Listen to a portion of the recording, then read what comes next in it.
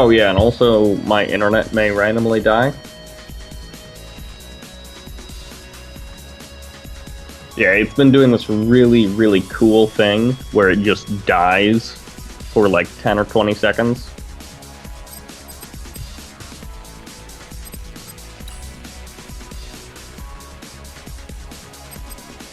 No, it's just random. I have no idea what causes it.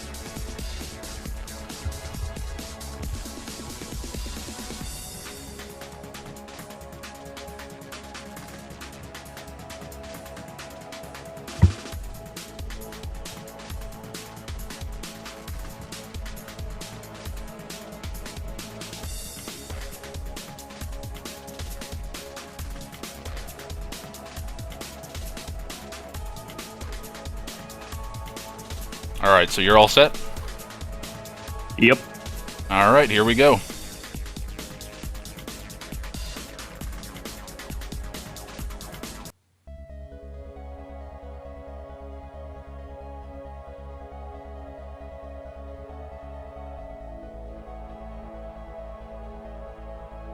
Alright, welcome everybody to the Kane's Wrath Duo or Die 2 vs 2 live cast. This is Spartacus, joined here by a legendary voice, somebody that you should all be familiar with.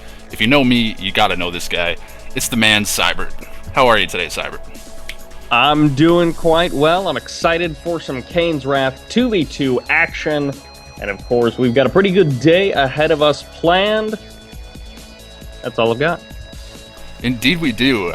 Looking at the brackets that we've had come up, I'm sorry, I'm going to renege on that. I haven't seen the brackets just yet, but the signups alone indicate that it's going to be a pretty good tournament, provided that everybody shows up. It looks like the brackets are actually up now. Yeah, brackets should be going up at least. I know. Look like they are up. Toxic Shock was just trying to confirm everybody. Let's see.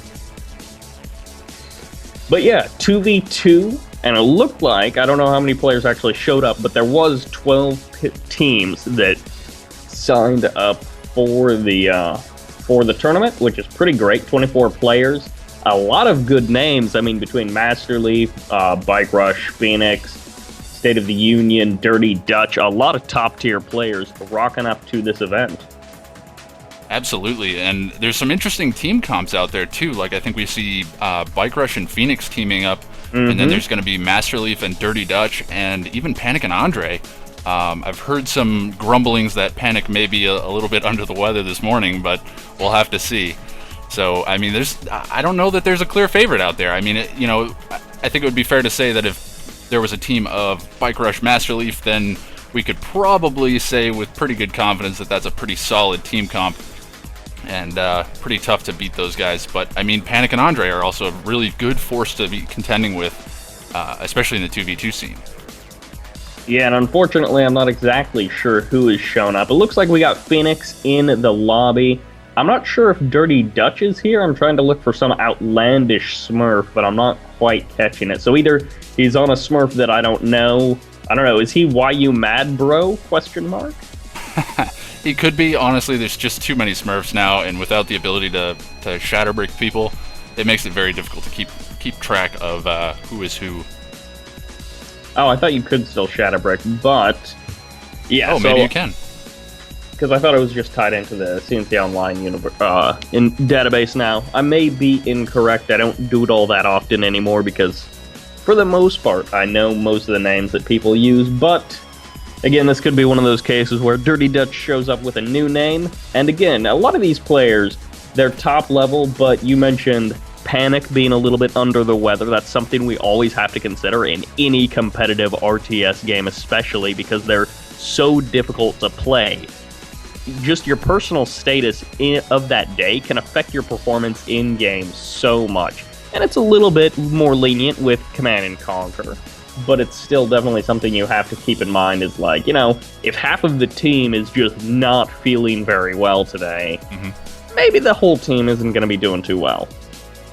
Yeah, and I mean, it's something that I think it's a little bit less pronounced perhaps in team games, just because if you may be having an off day, your teammate may be having a really on day, so they can make up for your inabilities in certain locations or mistakes. But yeah, I mean, the thing is with the high level competition is that's where we're going to really start seeing, okay, is everybody at the top of their game, and who's ready to really get in there and take this one? Yeah, it also depends on your opponents. I mean, are you getting stacked up against like a Bike Rush Phoenix team, a State of the Union, whoever he's with team, I'm not actually sure, or like a Master Leaf team where those guys can basically 1v2 anyways? Then it's like, well, does it even matter what kind of a day you're having? Because as long as they're having an alright day, you're just going to lose. Right, exactly. It's tricky. It's tricky, but I've just seen in the chat in Kane's Wrath that the brackets are live, and they do appear to be live at the moment. I'm just trying to find the post where the team names have the players included with them, because I'm not going to be able to keep track of that in my brain. Yep, we are on the same wavelength. I saw the same post, and I was like, oh, immediately jumping over to Binary Beast. Oh, it looks like, unfortunately, because of the way teams work, we've only got... Wow, have we only got 5 teams? No, we've got we've got 9. I was one round too many, but we've got 9 teams rocking up, so not quite the initial 12. But again, we've got, of course, the ridiculous names as we always have: Pigeons, Park Scanner, and Unknown, Alpha Dogs, Destroyers, Idyllic Daimba, Ninja Rasta Crew, Hitler, of course, Zadroch, Big Pro, which is, of course, State of the Unions, and the Destroyer of Pros. Oh, I don't know who that is. Who's Destroyer of Pros? That is Lidoon and F2222. I have no idea who either of those guys are. I have a feeling that we will know today after they destroy some pros. So get yourself ready. They had better. I am very distraught that I'm not seeing Team Shock and Awe. Because that's Master Leaf and Dirty Dutch, and it looks like Master Leaf didn't have anyone to team with. But we'll have to see. Well, that's honestly, it's pretty disappointing, I guess. I was really looking forward to seeing Master Leaf finally in a tournament here. Been quite some time since he was able to actually join one. So I'm not sure if he's still dealing with connection issues or just decided that today wasn't the day. I don't know. Yeah, I mean, he was in the lobby beforehand, so I don't know. I guess he didn't want to play so much without his partner that he had chosen. Now, we do, of course, have the new Kane's Wrath 2v2 maps. We do have a pretty good standing map pool where the first map of each round is specified. And it looks like we're going to be starting, I guess, in the round of 16. So Alpine Valleys will be our first map. And Alpine Valleys, that's actually a really interesting map, too. I've just had the recent opportunity to play that with another staff member, Plokite Wolf, and we had a lot of fun on it. I hadn't actually played the map myself. I'd seen some games on it, but it's definitely a unique map. There's just the starting blue fields, that you can go to that are fully grown, or at least 50% of the way grown, and I think they continue to grow outside from that. And it's a really different game as far as the build order goes, just because you have to really take into consideration the huge amount of blue Tiberium that's on the map right from the start. I don't think I've actually seen any games on that particular map just yet. I'm going to see if maybe we might be able to jump into, looks like State of the Union, Linden, and Tib Future. I'm not sure who the teammates are going to be. I didn't remember what it's a big pro game. It's currently locked. I'm going to see if I can get them to open. Oh yeah, I see that it is full.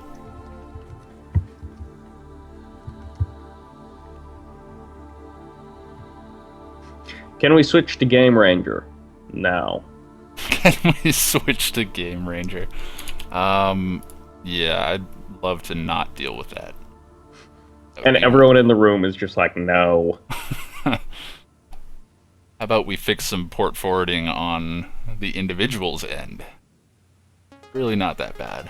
Okay, so it looks like this is just going to be a free win. The guy Lidon, or Lidoon, potentially, I'm not sure how to pronounce his name. He's just like, so you want a free win? He's like, F22's con is broken, so... We're off to a great start so far. So I'm going to go ahead and drop out of that one. Maybe we can jump into one of these other games.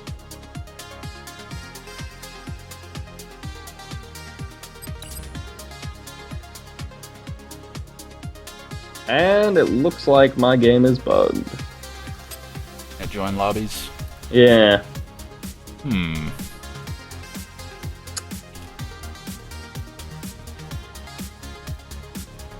So yeah, actually, since a lot of the teams are getting free wins and just meeting in the quarterfinals, it's going to be one series is going to be starting on Alpine Valleys, and then one series is, and then the remainder of the series are going to be starting on Battle Stadium. Yeah, I cannot join any games. Let me relog. May need to relog, yeah. Yep.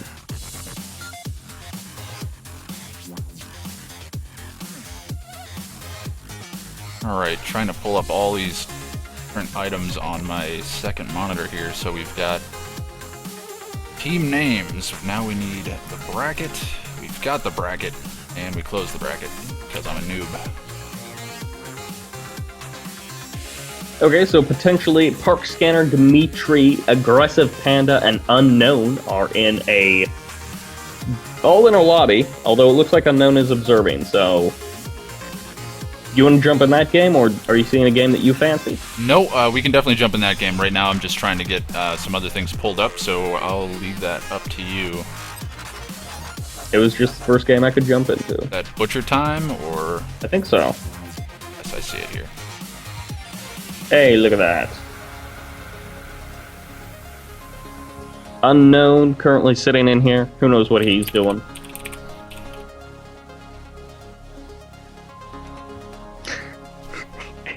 Oh, Dimitri.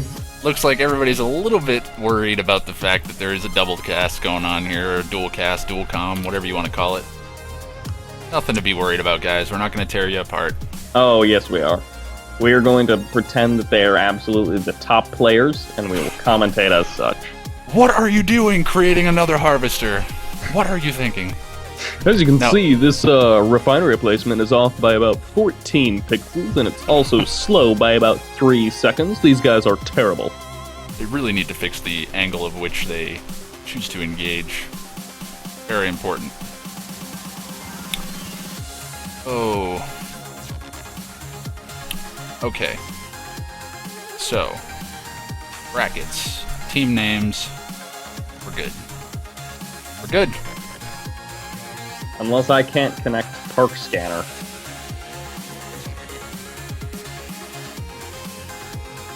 Okay, now I've got connection to Park Scanner. I do not have connection to you. Party! Party, please. Sparty, please. Maybe Unknown. I'm gonna relog. And, let's see. Your time. Cool, now I have no con to anybody. Oh, there we go. Oh my god. Starting to connect. Starting to connect. Oh.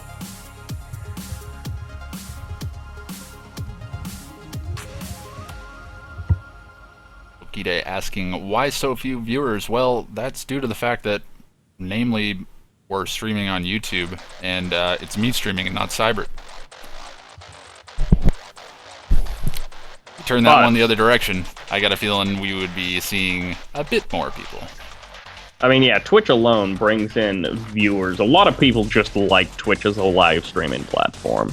Oh yeah, absolutely. And I mean, I don't have too many gripes with Twitch. I actually love Twitch because I have a decent connection. But for those that don't, it's, yeah, it can be a little bit daunting. Alright, so I have a failed connection to unknown. Oh, there we go. That worked. Come on, Cyber. Can we connect? Connect with me, Cyber. Oh, yes! Yes! Alright. Change over to Observer. I think we may actually be underway. Wait, is this actually a round of 16? Let's see. I think it's Park Scanner and Unknown. Yeah.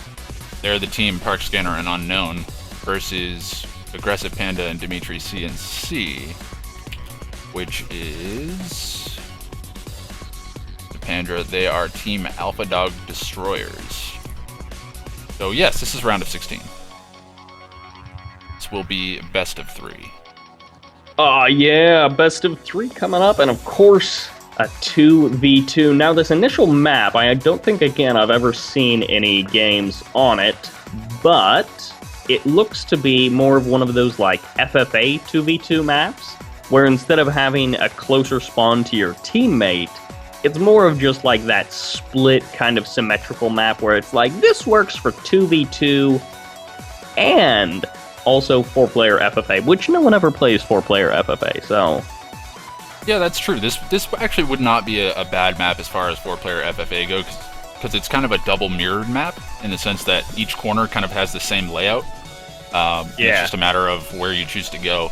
So I think we're going to be seeing most of these guys opening up, getting a refinery on that main green field, and then going straight into the middle. We'll have to see. Yep, our first map is going to be counting down, and hopefully this is a pretty good game. Also, hopefully we can actually keep track of all of these names. Oh my word. Yeah, this is going to be fun. Oh, these factions. Oh my. Oh, wow. Yeah. The factions. Oh man, when you play random, sometimes you get situations like this, and it's like, I don't know what the statistics of all of this are for, you know, 2 players to get this one main faction and then the 2 players to get the same other faction. I'm not sure if you're showing this, but we might just keep it a secret. I am actually showing it at the moment. I have the All thing pulled up because I figured we'll just jump straight in, but yeah, it's looking like we've got a little bit of a connection issue with Unknown. But hopefully this works out. Here we go.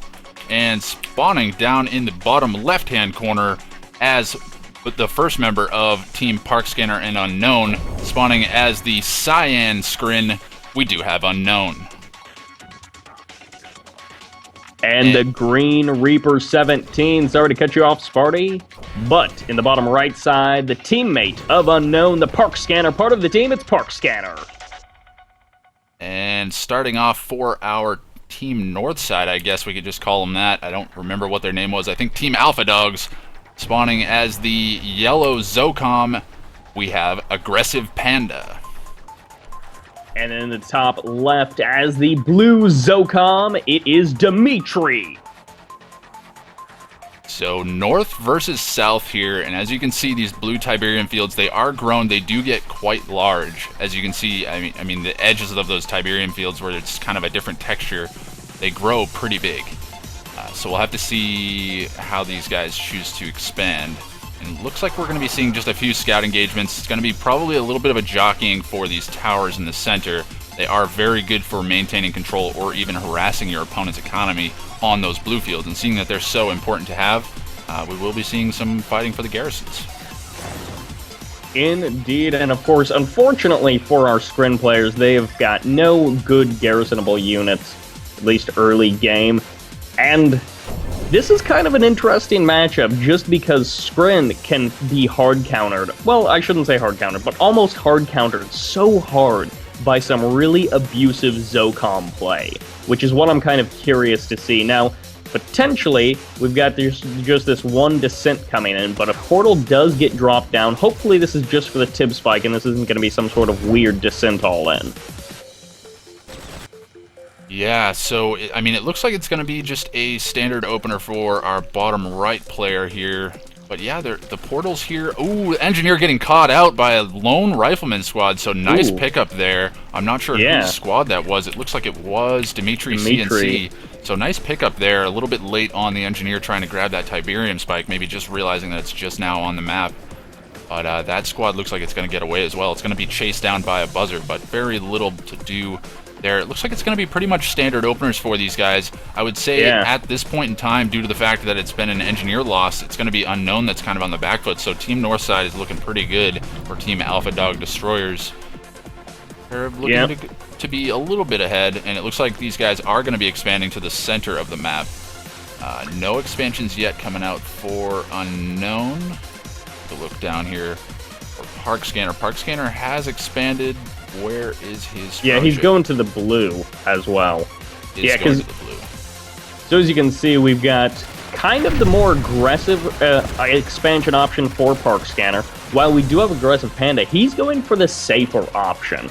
And it is blue, so it is still, very high eco, but he has gone for that option. While again, Dimitri CNC with the very late MCV deploy at the blue field is going to be going for more of the aggressive blue. Unfortunately for Unknown, he is just kind of parked in his base. His refinery, his second refinery that is super delayed in comparison to all the other players. Yeah, and this is actually a really interesting choice here coming out from our Northside team. And like you said, it's a choice of who's going to go for the aggressive expansion versus the safer expansion. And seeing that Unknown was behind, and they knew this because they killed the Engineer, it was a good decision to move our Dimitri CNC player over to the aggressive expansion because he's going to be able to put on more pressure, or at least withstand the pressure a lot easier. And a quick note here, it looks like even though Unknown is behind, he was actually shooting some of the blue tib at that Dimitri field to try to blow it up, which is really quite annoying. Yeah, so I don't know how he managed to grab that garrison with the, or rather the tower with the garrison there, because I was pretty sure the garrison was occupied prior to the tower being captured, so it may have just been some fancy footwork from Unknown. But it's looking like it's just going to be a refinery drop on that blue field for Dimitri CNC, Aggressive Panda going with the same thing. So it's really just eco play at this point. Yeah, eco play, we're starting to see a little bit more development of the builds. Dimitri, he's pushing out quite a few Predator tanks. He's now dropped down a barracks on the front line. I'm really going to be interested if we actually start to see an armory get dropped down for either one of our Zocom players. While on the other side of the map, we of course do have, or rather on the south side of the map, Park Scanner. He's dropping down that new Warp Sphere. He's of course Reaper 17, so he's going for a Shard Walker combo, and potentially we'll see him pull one of the Phoenix builds that we saw in the previous tournament, in the previous 1v1, where it was just a lot of Shard Walkers, Mechapedes, Tripods, a combo like that. Very, very true, and we did see actually an APC Engineer coming out from Aggressive Panda, but it looks like maybe that was caught. I'm not sure. Do you see the APC is up? No, it looks like he did pull that APC Engineer back, and I think he grabbed the northern tower. So good decision there to not sacrifice that Engineer for no gain, as he was coming up to the blue field of Park Scanner, and there are a lot of Shard Walkers there. And actually, Park Scanner out on the move with his MCV, maybe going to be looking to grab another blue expansion here. That would be pretty massive. Yeah. Kind of an interesting choice to go for another blue expansion. It would be forcing his ally to go for the blue expansion that's already been taken by Dimitri. And we do have the one base fast tech into Mechapedes for Unknown. So he was like, hey, you know what? I may have taken a little bit of damage early on, but Dev Tanks, Mechapedes, I'm going to try to even the score up for them. But there's a battle going on the right side. So we do have a stasis chamber coming in from Park Scanner. He's going to be locking down a good majority of those tanks, and he's going to be able to pick off the remainder of these with the charged up Devourer tanks. Very good move here. and we'll have to see if he's going to be able to lock down the remainder of those Predator tanks. I mean, if he's able to drop all of these Predator tanks, it's going to be extremely difficult for Aggressive Panda to really hold this off. And this is where Dimitri CNC either needs to be putting on some serious pressure and trading bases with Unknown over on the left-hand side, or he really needs to get over here and assist his teammate. And we do have the tanks coming back online. They're going to be taking a lot of damage, but it looks like Park Scanner is going to fall back. Yeah, Park Scanner getting pushed back on the left side of the map. We do have the Mechapedes getting shut down pretty hard by Dimitri's Predator tanks. And in the middle of the map, we've been seeing a pretty big a Grenadier switch, rather, with the EMP grenades. Hammerheads are also out on the field, so Dimitri, he's starting to build up one of those classic Zocom compositions. We'll have to see exactly how far he goes with it, because he's up against Skren, which between Storm Columns, Plasma Missile Batteries, and of course Reaper 17 Shard weapons, you can shred air pretty quickly. Oh, absolutely. Reaper 17 is supremely equipped to deal with aircraft. And the only issue that they're going to be facing against Zocom, and this would not be a terrible idea seeing that they're up against 2 Skrin players, go Firehawks. So good. Especially as Zocom, you're going to be able to withstand a lot more damage than your typical Firehawks would. But a large number of Grenadiers, and like you said, they do have the EMP upgrades. I don't know if that was necessary so early on. It seems like a bit of a knee-jerk reaction, thinking that they're up against Skrin, that it's going to be a fast-tech Hexapod. But I don't think we've actually seen a Hexapod facility here, or a Warp Chasm, rather, out on the field for anybody yet. No. Yeah, no, and it looks like, kind of interestingly, we've got the one base fast tech coming out from Unknown, and then Park Scanner on the other hand, he's just sitting on that tier 2, just now dropping down the tier 3 in possibly the most aggressive tier 3 position I've ever seen. On the left side, though, we do have Descents going to be getting cleaned up by those Hammerheads. And these Hammerheads are doing a great job, and now these Predator tanks are going to be a force to be reckoned with. And unfortunately, those Disintegrators are going to be coming in trying to defend against these Predator tanks. Actually, it looks like they may get some good shots off prior to the Hammerheads really reacting. The Hammerheads are coming down. They are harassing the Harvesters. They need to be protecting those Predator tanks. They are taking huge damage. Nice phase field coming off from Unknown or Park Scanner. Not sure who it was, to be honest, but going to be saving both of those Harvesters. And the nice thing is those Harvesters will be able to stay working the entire time. Tier 3 going to be going down for Unknown unless he's able to pull off some kind of a miraculous save here. Looks like it will be going down. In the top right of the game, there is indeed another battle going on between, of course, Park Scanner and Aggressive Panda. A lot of infantry just getting cleaned up by the Buzzer Swarm support power, which was called in. And again, that Stasis Chamber locking down so much of the vital attacking units of Aggressive Panda. Tanks, infantry, and also the Sonic Emitter all getting trapped in there, but there's still plenty of firepower left over. And as soon as these stuff comes back online, it may be lights out for Park Scanner, but how much damage can he do before then? Well, we do have, nice phased Reaper tripod. Yeah. Perfect timing, too, as that Sonic Emitter comes back online. He's going to be able to get some good crushes here, but we'll have to see if he's going to be able to finish this off. I don't think we have a base-killing force here for Park Scanner. He's definitely set Aggressive Panda behind, but I don't know if it's going to be enough. He needs to get that tripod out of there prior to the phase field wearing off, because that's going to go down straight away with that number of rocket squads. Yeah, that's the thing, is it wasn't like a game-ending amount of damage, but he did thin out the army. And of course, when you're trading army for army, you really have to consider, like, am I going to be able to stop the counterattack? Because if my opponent knows, the guy just threw away his entire army, now would be a good time to counterattack. Can you actually hold that up? Oh, those Grenadier squads on the left side of the map, it is just rank up day for a lot of these Buzzer squads, and that is very massive for our GDI players. So many Grenadiers and so many rocket squads. There was just a wall of rocket squads pushing forward, but they all got cleaned up by the Buzzers, but it's going to be an infantry and tank composition moving in on the right-hand side of the map. So our Zocom players are looking to put on some pressure here. Corruptors coming out for Park Scanner are going to be trying to defend against this. Also going to be the Buzzer Hive drops. Really needs to be using the build radius to his advantage. Put some buildings or a power plant in front of the Buzzer Hives. Drop the Buzzer Hive behind it, and it's going to be able to hold that off pretty nicely. But these Zone Shatter is just doing so much damage. Unfortunately, they are going to be picked off pretty quickly due to their low armor against these Reaper tripods, but not before they get some nice shots off. And one tripod does go down. Marv assembly complete. Wow, Aggressive Panda making a critical mistake of not packing along anything to quickly and efficiently kill off those buzzers. As you can see, Park Scanner has a fully heroic buzzer squad that just accounted for so many infantry deaths. Marv is now out on the field, which is great for our Zocalm player, Dimitri, and of course he's going to be mixing in a couple of those rocket squads, but as you mentioned earlier, his infantry force has been severely weakened. Absolutely, and we're going to be seeing an epic unit fight right on the front lines here between Unknown and Dimitri CNC. On the left-hand side of the map, it's going to be Hexapod v Marv, and it doesn't look like either of these guys have garrisons at the moment, both kind of struggling to keep their forces on the front lines. More Buzzer Hive drops on the front lines for Unknown. He's going to be able to kill a huge amount of these infantry, and they're really doing the majority of the damage. Unfortunately, this Marv just not garrisoned up enough to really be a huge threat at this point in the game. Yeah, he's getting pushed back there to Synth on this at the same time, just being mixed in, adding insult to injury. And it looks like the EMP is actually firing off, which is it's going to be Park Scanner's EMP. A great catch here, locking down the Marv, also a Harvester, and also the Marv Reclamator Hub, but that's not as big of a deal. And wow, that Marv just getting destroyed. Yeah, and it's going to be a matter of whether or not... No, I don't think Dimitri's going to be able to save that, and the Devastator Warship as well as the Hexapod going to be enough to bring that down. And a critical mistake being made by both teams right now, not taking advantage of these large green Tiberium fields in the south and in the north. Actually, there's 4 green Tiberium fields, which these players are really just leeching from. We actually had the GG coming in from Aggressive Panda. Maybe just throwing in the towel? I don't know that this one's necessarily decided, maybe thinking that the left side is lost.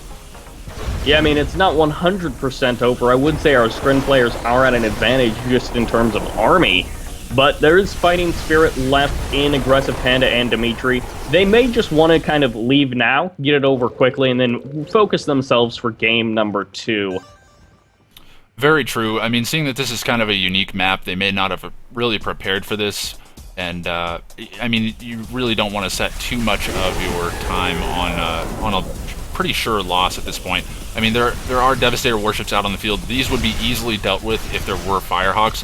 I think one of the critical mistakes that these guys made is they did not go for Firehawks early enough, and also not taking those green expansions. Honestly, those green expansions would have changed the way this game went entirely. Yeah, and it's like we saw Dimitri go for those EMP Grenadiers and do what with them? He rushed to them so early, but they haven't really been utilized throughout the majority of this game. And a lot of these battles with just EMP alone would have turned around, and some reasonable control would have completely ended up differently. So it's kind of a disappointing not to see necessarily all of the strats that they went for pan out as well as they would have liked, but we'll see what they can do. Yeah, that's actually a really good point, Cybert, because I mean, I was criticizing Dimitri for going for those EMP grenades really early, but I mean, he would have had them ready to go for this Hexapod, but unfortunately just had a really bad engagement where he sent all of his infantry forward. They were all killed before he was able to get any type of an EMP off. He could have perhaps camped it out and maybe waited for Unknown to push forward and then used that to his advantage. Ooh, grenades coming off. Yep. EMP grenades do go off. Nothing here to really damage, so maybe just a stall tactic. Yeah. It's like, okay, well, now that he actually has launched the EMPs, well, there's a big battle going on the right side. Again, that stasis chamber. Aggressive Panda is probably just hating Scrin one-clicks at this point, because this is just getting absurd, where every time half of his army just gets locked down and he can't actually fight. But again, no real anti-infantry mixed in with this army. He was mostly just bunkering up with a lot of missile squads. Only later did he finally start to add in those rifleman squads, and it wasn't nearly enough at this point.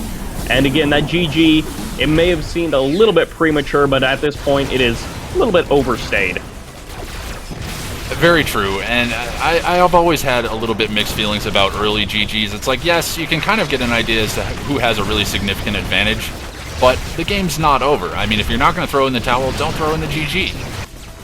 It's like you always want to hope for the comeback, and so even when it's like, okay, this team is probably going to win and they have a really good chance of winning, you still want to hope against hope that there will be that comeback. And I mean, at this point, the only chance for the comeback is, as you said, the green fields. Yeah, and I mean, it looks like Aggressive Panda has expanded down to the green fields. Not sure if he's just decided that he's going to try to hold out with just a single green field at this point, but he is spamming rocket squads. I don't know that that's really going to be what he needs at this point. That's likely all he can really produce with no tech. Yeah. But I don't know. I mean, they're going to be shut down really hard by Shardwalkers, and these guys are just going to be able to have free roam of the map with these tripods and hexapods out on the field.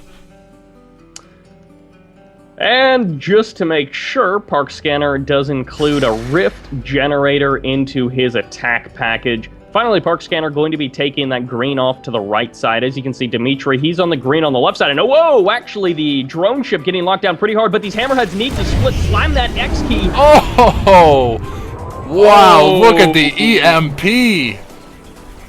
The EMP was so good right there. Took out so many of those hammerheads. But the drone ship does fall as well. And a well played coming out from Unknown. Not sure. I mean, that was well played by both. They managed to catch out the drone ship and the EMP coming off. That was just well played. Yeah, Dimitri should have just parked his hammerheads, if anything, directly over the drone ship. And then it's like, well, if the drone ship is in the air and you EMP it, I'm pretty sure it goes down. And then if it's on the ground, well, you just EMP'd your own drone ship, so... To be honest, in that situation, though, for the cost benefit, I would still EMP it and say, sorry, buddy, you're going to lose your drone ship, but I'm taking out, $30,000 worth of hammerheads. Yeah, so I think that's a fair trade. And Dimitri CNC has thrown in the towel, not actually giving over his money or his resources to Aggressive Panda. And it looks like Aggressive Panda is just going for a YOLO swag infantry push here, and not quite sure what he's going to be able to do. He's going to need to completely run around the entire map with his infantry force and shut everything down. So honestly, this game's really over. It's just a matter of time. Yeah, kind of going back to what I talked about a little bit earlier, is we haven't seen a lot of team play between the guys. And I didn't mention that specifically, but we saw, what did Dimitri have early on? The EMP. What did Aggressive Panda need in like 2 or 3 of those engagements, where in some cases Dimitri wasn't being attacked? Aggressive Panda needed his allies' support. He needed EMP to deal with those Skrin armies. And unfortunately, he just got outclassed by Park Scanner, and with no assistance from his ally. I mean, a lot of those battles were more devastating than they otherwise could have been, and now he's just getting pushed back, attacked from, like, quite a wide angle here, as even there's descents coming in from the back. Calling in the Icor Seed just to add insult to injury, or maybe to just feed these harvesters a bit. They look a bit hungry. And these forces are just all spreading out. It's just a straight-up Control X move here coming out from Aggressive Panda. And he's just saying, hey, I'm going to kill as much as I can in the amount of time. Tripods. Oh, just absolutely wrecking shop with the tripods. Charged up fully with the green beams. Very fancy animations. But, yeah, this is looking like it's going to be GG. Yep, the GG coming out much, much earlier from Aggressive Panda, but it's counting right now as the MCV. Oh my gosh, he's not selling off at all. He's actually going to make him kill this MCV. And power plant coming down at the last second as well. Maybe that Rifleman squad could have turned the tide of that battle, not sure. But we will not be able to see as the game is over. So it's going to be Park Scanner and Unknown taking a surprising victory. Honestly, I was going to be giving the edge to Dimitri CNC and Aggressive Panda just due to the early game advances that they had. But, man, well played. Indeed. Now, of course, the next game coming up, this is a best of 3, so it's not over just yet. If you're enjoying these guys play, you can, of course, check them out in the next game, which we hopefully will be jumping into. And then, of course, after that, we get round of 8 matches, round of 4, and this tournament is going to be progressing on pretty quickly. Absolutely, and we'll just get these replays saved here. Because, let's be honest, the players aren't going to do it. Nope. So we had Alpha Dogs versus Park Scanner and Unknown.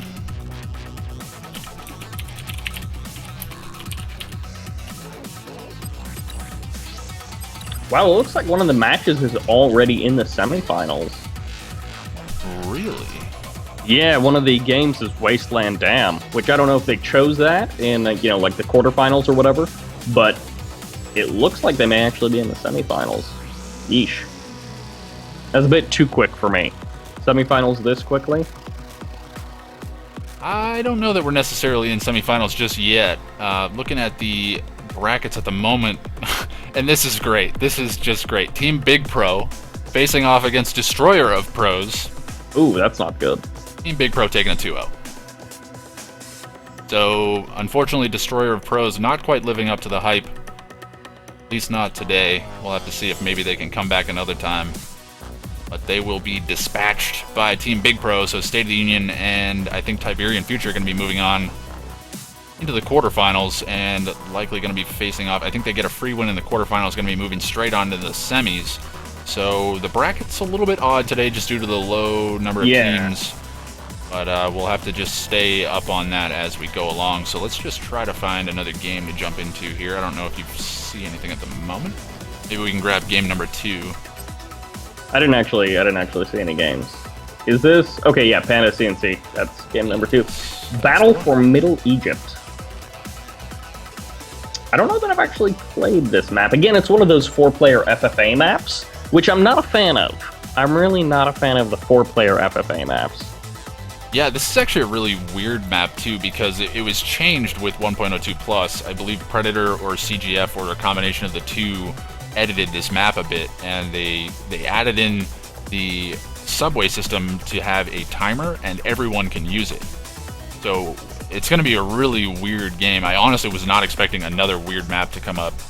But, oh, actually, it's going to be... okay, Forgotten Forest. Here we go. It's a little bit more standard. And the host has left the game. I was going to say, was that just me, or... Okay, so Dimitri probably going to be hosting. And, yeah, game number 2 going to be coming up. And I still have faith in Aggressive Panda and Dimitri that they can bring it back, take us to an ace match against Park Scanner and Unknown. But Park Scanner and Unknown, they've shown that they've got what it takes. Absolutely, they do, and they held off those attacks pretty nicely. And honestly, I'm a little bit surprised that everybody's still choosing to go random. It's very interesting considering how the last team comps went. I don't think either team really was hoping to get those. Maybe favoring Park Scanner and Unknown a bit, but honestly, I would expect to see maybe some Black Hand and Traveler at some point here. Yeah, I mean, really, you expect to see those factions just get chosen pretty darn quickly and just stuck to, as a lot of people want to go with their staples, especially in a team game where factions can make all the difference. And I mean, sometimes in 1v1, if both players are going random, it's like maybe the other guy got a faction he doesn't like, but in 2v2, it's like one of the people has to get a faction they like, right? And of course, that's not 100% true, because that's not how statistics work, but it's more likely to be like, well, do I want to take the chance to get a really bad faction and let my teammate down? That's exactly it too, and that's why I'm always really hesitant when I'm playing online. Anytime that I'm in a 2v2, you know, when you're doing a 1v1, it's like, all right, you know, if I choose random and I get a bad faction, then that's my fault. But in a 2v2 situation, if you get a faction that you're not really terribly comfortable with or feel really good about playing, especially in a tournament atmosphere, I mean, you're really putting yourself at an unneeded disadvantage. Yep, and maybe it'll turn out well for these teams, but we'll have to see. And it's gonna be an interesting second game, I hope. Now, the first game, we saw some little bits of things being interesting, but then they just kind of turned into more standard play, and unfortunately, we didn't get to really see development of some of these players and just having interesting and unique play styles come forth. But there's always potential for that in this second game, and it looks like Unknown finally is jumping in, and yeah, everyone's sticking with random. Yeah, the random choices, well, I mean, this one should be very interesting, though, because we're going to a really, really hot map at the moment, Forgotten Forest, and that's going to be looking like it's going to be a pretty good game. Honestly, I would expect to see a lot more pressure coming out from Aggressive Panda and Dimitri CNC this game. I know these guys play a lot of 2v2, and honestly, this map is the most played 2v2 map at the moment. Yeah, Dimitri currently wanting to be on his own team, which is a little bit of a bad thing. Now, the interesting thing is we see, okay, it's actually GDI Black Hand for Dimitri CNC and Aggressive Panda, and Dimitri has chosen the back position, which may mean he's the fast expand player, as on this map, a lot of times you do see the bottom player just fast expand with their MCV to the bottom. and then of course both players can lay down refineries from that. So potentially we'll see that, and I don't know if Dimitri wants to team up, but... Yeah, that's actually kind of interesting. I would think with GDI and Black Hand, since you have the ability to expand so quickly, and GDI really having the really expensive units, or the cost effectiveness, you would think that the Black Hand player would be the one to expand. Yeah, I would kind of think that the GDI player would be leading the charge, but we'll see.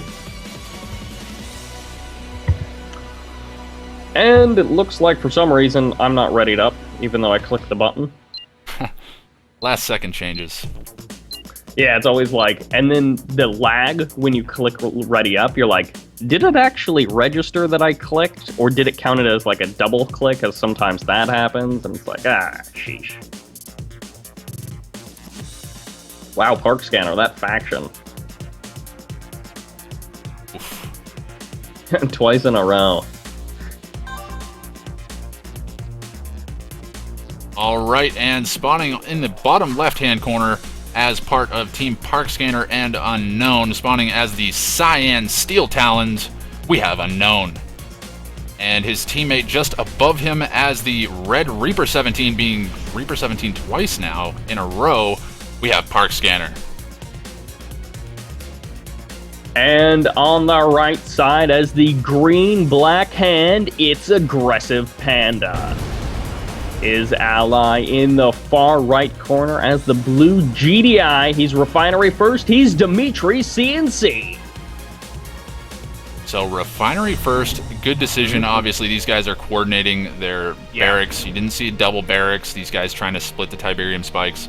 And likewise, we're going to be seeing the same thing coming out from our left side team. So it looks like it's going to be both of the northern players grabbing the Tiberium spikes. Pretty common. That's usually the way it ends up going. But Reaper 17 and Steel Talons versus Black Hand and GDI, I don't really know how this one will go, to be honest. I don't know that I have a clear victor in mind. No, and that's kind of a really excellent point in favor of 1.02 Plus, because you look at this matchup in 1.02, just original, and you think, this is a joke. This is hilariously funny.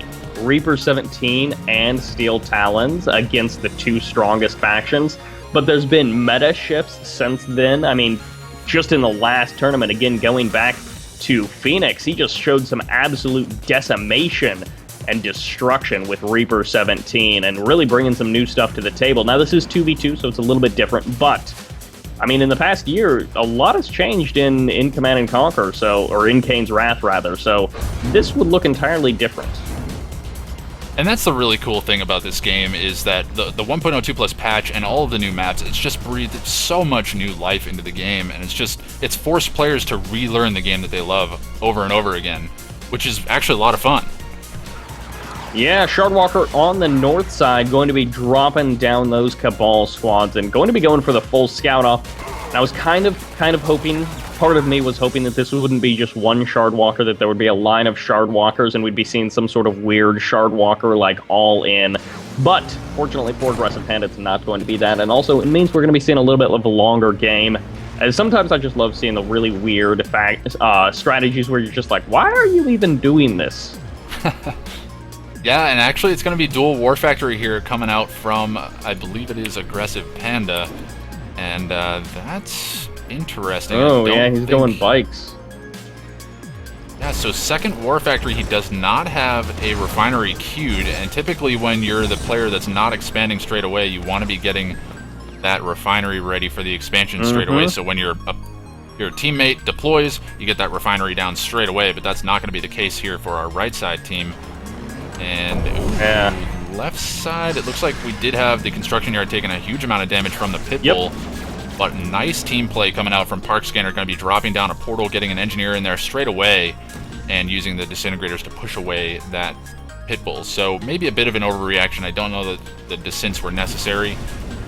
Yeah, he's also off the portal straight away as well, so he's not keeping the portal around. Actually, another portal being redeployed up top, so maybe just trying to fake out the fact that he was selling off that portal. But it is going to be more disintegrators coming out for the north, so interesting moves here coming out from Park Scanner. And, I mean, because of that, he's severely delayed his refiner. Park Scanner could have had a much, much earlier ref if he wanted to push harder into eco. Yeah, this is really weird, actually. Neither side has done the typical move where your teammate expands down to the south and then you drop a refinery on that expansion the second they deploy.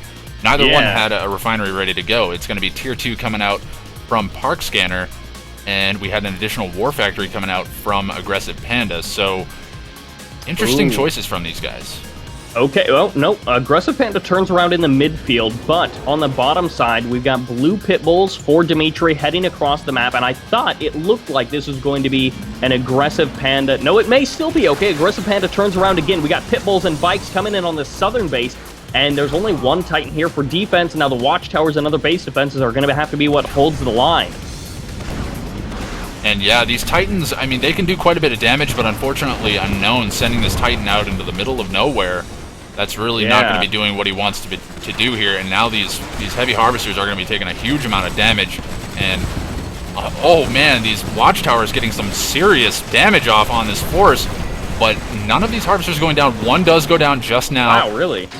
And likely going to be seeing another coming down. But man, the watchtower drops, doing a decent bit of damage. Maybe just some miss micro from our right side team. But that one Titan likely going to be enough to force the remainder of these forces to fall back. Ooh, could be seeing some serious crushes. No.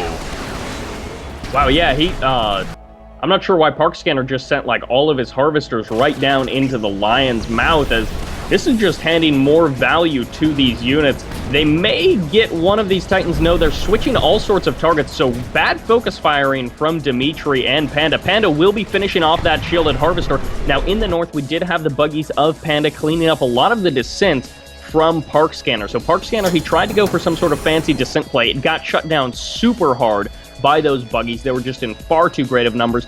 And actually, Aggressive Panda escapes out with, it looks like, 5 bikes. So that's pretty good value for him. Yeah, and he's continuing to reinforce that with the double War Factory pressure here. So I think he's just now dropped a refinery on his expansion down in the south. So these guys are looking pretty good. They had a nice, really good engagement early on, and we'll have to see if they're able to keep up the pressure. It looks like Aggressive Panda is going to be taking advantage of the fact that he has pretty good map control with that dual War Factory bike buggy, and he's going to be moving out to secure that center green Tiberium field in the north. Honestly, could potentially just expand down to the south. The one in the south is going to be really much more contested due to the fact that they have close proximity to that blue Tiberium field. And surprisingly enough, none of these guys are actually going to be grabbing any of that blue Tiberium, but it's going to be bike buggy coming in the north, looking to do some damage. Yeah, now there is a fair number of descents, and the Sim City is actually going to be working pretty hard against this bike buggy. And I mean, a lot of the pathing issues with Kane's Wrath will really come out when you try to navigate between Sim City like that. So it's going to be difficult for Aggressive Panda to move in. He does have overwhelming numbers, and if he gets a good angle, able to catch out a lot of the forces from Park Scanner in the open, he can crush through. Now in the south, Pitbull's coming in for Dimitri CNC. Yeah, so Pitbull's coming into the south. These have not been seen, but there's a decent number of Titans here to defend against this. They will definitely be enough to hold this off. And it's just going to be a matter of these guys making sure to keep their harvesters around the Titans and around the War Factory. If they stray too far away or try to escape up to the north, they're going to be killed pretty quickly. Oh, where are these Titans going? The sweet spot. One harvester down, and can Dimitri claim another? It looks like he's got these guys just on hold ground position, which is excellent because all of these base defenses, they're wasted. Also, quick note, Mar Reclamator Hub down on the greenfield in the north. Very, very interesting coming out from these guys. So it's going to be Dimitri CNC throwing down that Reclamator Hub on the front lines. And these guys are just putting on so much pressure here. So we have Aggressive Panda just doing the bike buggy in the north, just continuing to poke away and do damage, just trying to keep Park Scanner contained and force his attention up there. But down in the south, we did have the Pitbulls harassing a ton of harvesters, and they've done such a nice job of just harassing that economy that it does look like they've been finally cleaned up by the remaining Titans here from Unknown. So the remaining battle is going to be taking place up top. But Unknown, he sold off his War Factory. He's got a building queue. I can only imagine with his Tier 3 down, it's a Mar Reclamator Hub. There it goes down. Okay, so this is kind of interesting because we've got so much infrastructure up in the north for Park Scanner, but almost none up in the north for Unknown. And Unknown, he's established himself in the south. So this could lead to be some very awkward engagements where if Aggressive Panda and Unknown and Dimitri are hitting up north, that's really going to be hurting our screen player, but not so much going to be hurting Unknown. Very true, and it looks like Aggressive Panda is going to be using this map control to kind of put some pressure. I thought he was going to take out the Tiberium Spike, but actually a good choice here to go for the Reclamator Hub. There's really not enough to defend against this, but we could be seeing a Barracks drop here trying to get an Engineer out to save this. They really need to save this Reclamator Hub. This would be devastating if this goes down, and I don't think the Titans are going to have enough DPS, even if the Focus Fire is good enough. Oh, they are going to be enough to save it. Unbelievable save here. Maybe a bit of a throw from Aggressive Panda. He should have just stayed and sacrificed. I mean, he already lost a huge number of units to not take out that Reclamator Hub. That just made that entire attack worthless. Yeah, because now not only is it you lost all of those units, but you lost all of those units, and the only thing that happened was your opponent dropped an Engineer, and that's 500 credits. Not a big deal at all. Now, Firehawk's going to be coming out for Dimitri. He's got a couple of them scorching across the map. We'll have to see if he's able to make any successful bombing runs. But can he actually do anything? And I'm actually having a hard time finding the Firehawks. Here we go. They are down in the south here, going to be looking to just kind of jockey around. I'm not sure if there's other ones kind of floating around here. It looks like there's dual airfield at this point. Very interesting. Yeah, he's just got the 2-4 now. Now, Bike Buggy in the north, it's a little bit too close to that Scrin base. Park Scan are going to be getting some free shots off. And actually, this Bike Buggy, they do not want to run into this many descents unless the buggies are in front and focused fired properly. And it looks like Aggressive Panda, he's going to be doing just that. He pulls all of his bikes back. The buggies are in front, going to be tanking a bit of damage and meeting up with the Marv as well. So this is more of a coordinated attack, what we were hoping to see in the last game from these two players. Very true, and seeing that Park Scanner's been kind of contained into his base, he made the good decision here to go for his Tier 3 and go up to his Warp Chasm, but now, I mean, the Firehawks have an opportunity to really shut that down. If these Firehawks from Dimitri, which are actually on the move here down in the bottom right-hand corner, they're going to be moving out. If he can get a snipe on that Tier 3, that's going to be pretty much lights out for Park Scanner, because that's going to stop the Hexpod from coming out. It's going to deny any additional Tier 3 units coming out, and it's just going to be able to put so much pressure onto the northern portion of the map that Unknown's going to really have to react up here as well.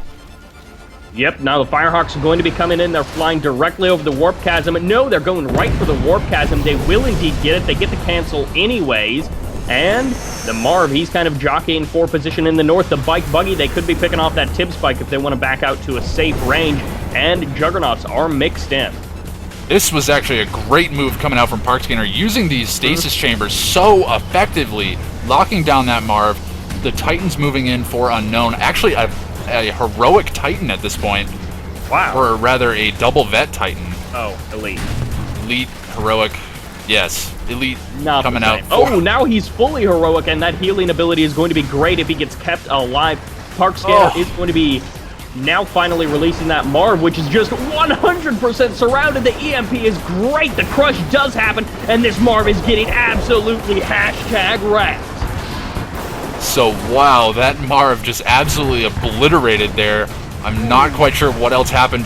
But the Shockwave artillery killing so much of that infantry. Park Scanner and Unknown holding this off so well. The positioning is just so real right now.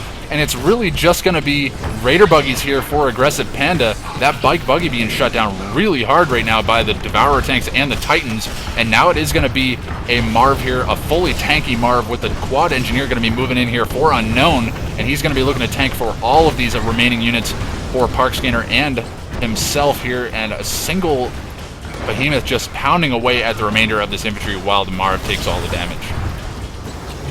Wow. And that last battle deciding so much of this game. One thing that I really would have loved to see that I don't know why we haven't seen is Tier 3 and EMP coils. Because again, EMP allows you to be so cost effective if you utilize it correctly.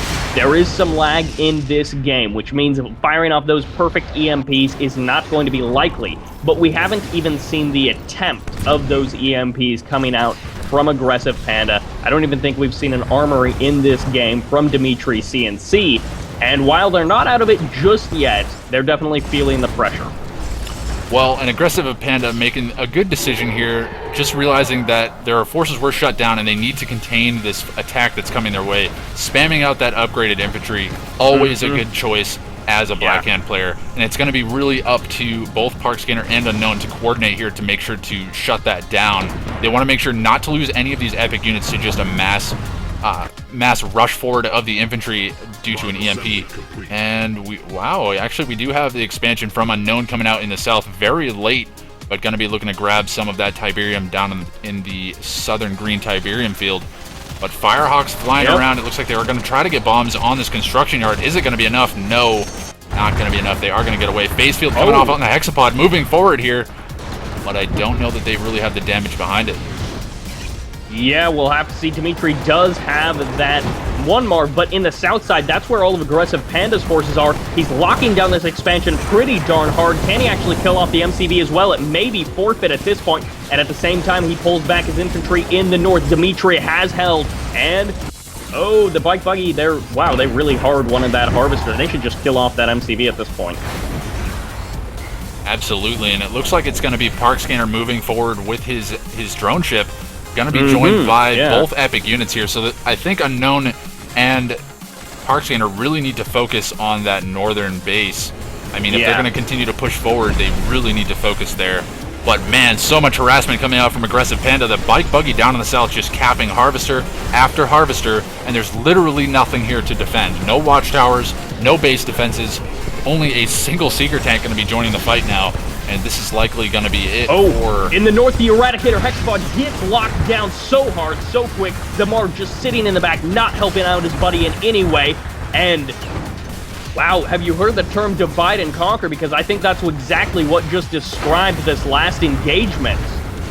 Yeah, this was really a strange move here coming out from Unknown and Park Scanner.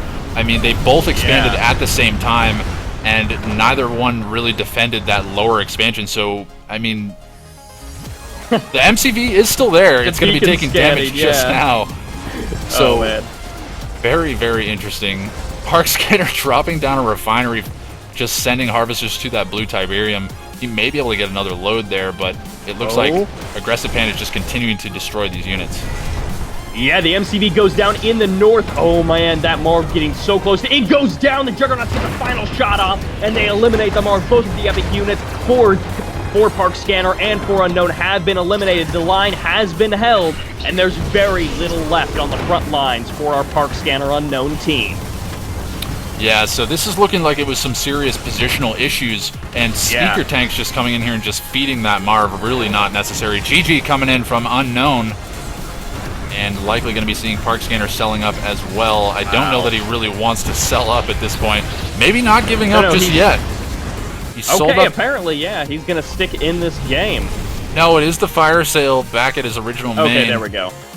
Not sure what he's up to. Honestly, he's trying to sell completely out of this game with two or three bases. It's going to take a little while. But the fire sale, indeed. Or he wants a lot of infantry. There's like one power plant left. No, there's a power plant and a command post. This is probably that moment where it's like, okay, I'm trying to sell up out of this game. There's just stuff all over the place. Where are my remaining buildings so I can just be done with it? Yeah, and you've got the vision. You've got the visions of like those top level players that just sell off 8 buildings like all at once, and you're like, oh man, they left that game, but they left it with style. I'm gonna do the exact same thing, and then you're like, sell. Dang it, where are these last buildings? Yep, but it is gonna be Aggressive Panda and Dimitri CNC evening up this best of 3 series to a 1-1 score. So very well played to Aggressive Panda and Dimitri CNC.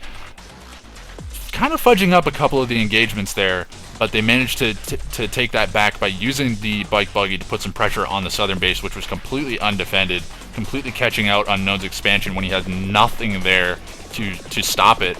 And it was really just poor choice from Unknown to really move to that expansion when Park Scanner was moving out in the north. Yeah, that was really poor coordination from both of those players in the north. Now, there was poor coordination throughout, but that one last engagement where it was just like, oh, Park Scanner attacked and Unknown did nothing. And it's like, oh, well, hey, I was talking about efficiency a little bit earlier. They got handed a high efficiency ratio in that battle, and that is just not a good position to be in. Absolutely, but taking advantage of your opponent's mistakes, that's the name of the game, and these guys managed to pull it back here, so we will be seeing an ace match between these guys, and yeah, I'm actually liking the way this one's turning out. Yeah, it's been a fun match throughout. Definitely, as you mentioned, there have been some mistakes. It's not absolutely crisp, fresh, just power punches all the way through, but this is like the only round of 16 match, so, you know, it's still early on in the tournament, but one of these teams is going to be going home. Very, very true, and it looks like the lobby is just now being hosted. So we are going to be seeing a game number 3. I'm curious what we'll see. Park Scanner and Unknown, do you think they'll go random again and try to test their luck with that? I think they shouldn't, but I think they will. I really hope that they don't. Unknown, no, it looks like Unknown is going to go Blackhand. Very good decision. Honestly, the random really has not worked out to their advantage. Yeah, it's just like, again, it's taking that risk. Park Scanner may be sticking with random at this point, but again, maybe he doesn't care what faction he gets, and he really is like, I don't have a main, because some people just do not really have a main faction. But it seems like so much of a better idea. Yeah, well, and random, the nice thing about random is that you can potentially get the counter matchup to your opponents without them knowing. Yeah. But you have the ability to know, so that gives you some really early game map pressure if you can go for some opening rushes saying, okay, I got Blackhand, I know that my opponent is Scrin, so I know that I can flame rush and feel pretty comfortable with it. Yep. But where is Aggressive Panda? He's the last member that we're waiting for. Jump into this. So yeah, game number 3 coming up, and of course map choice going to Park Scanner and Unknown. We'll have to see what those guys end up choosing. So honestly, I wouldn't be surprised to see maybe a bit of a wonky map like Battle for Middle Egypt, just because it looks like these guys are maybe a little bit quicker on their feet as far as knowing where and when to move.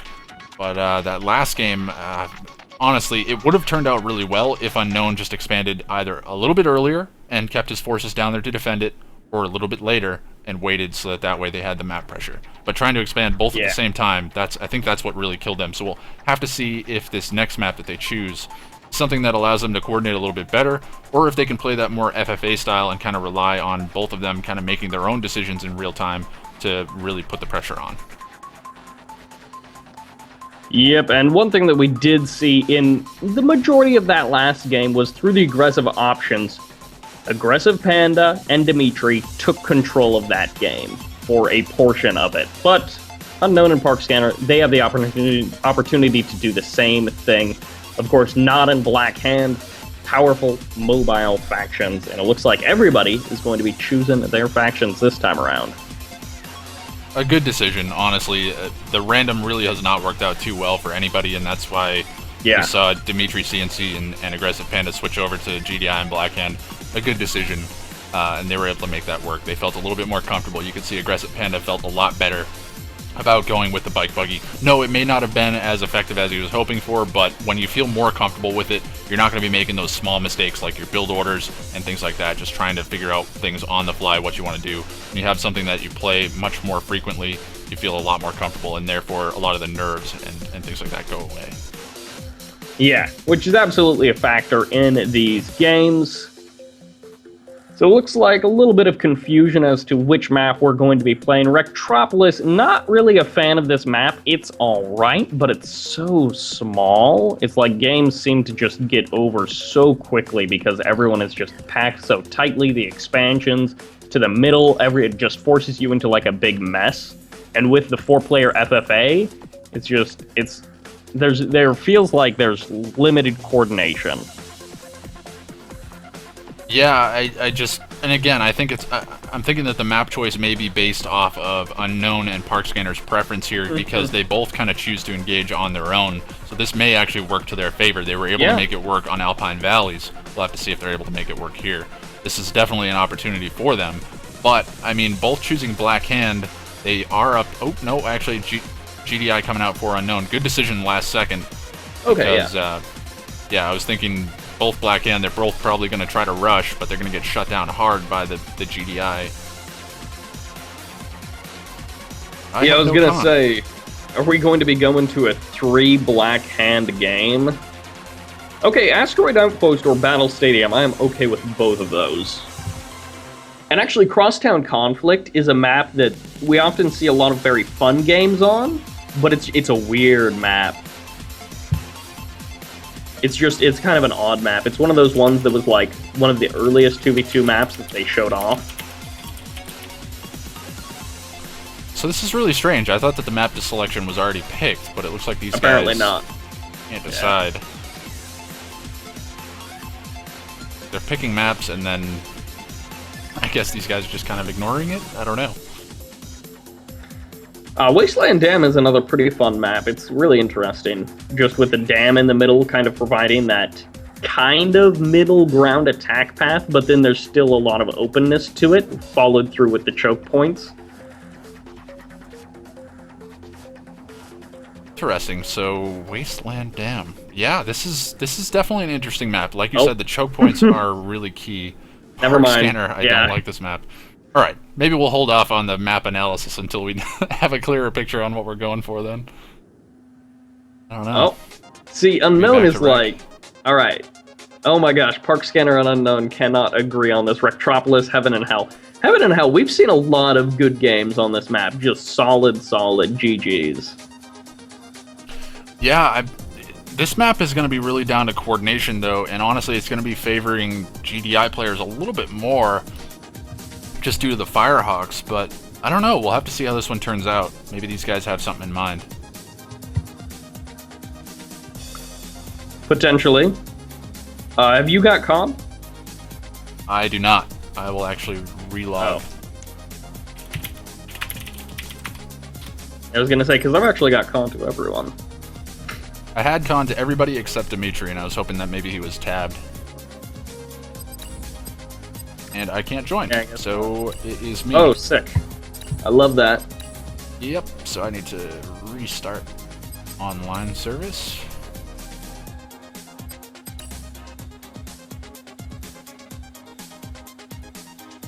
But for those of you that may be just joining us now, we are in the Kane's Wrath Duo or Die 2 vs 2 tournament. I am joined here by Cybert, and we've seen 2 games already between Park Scanner and Unknown and Aggressive Panda and Dimitri CNC. We are going into the ace match. This is going to be game number 3.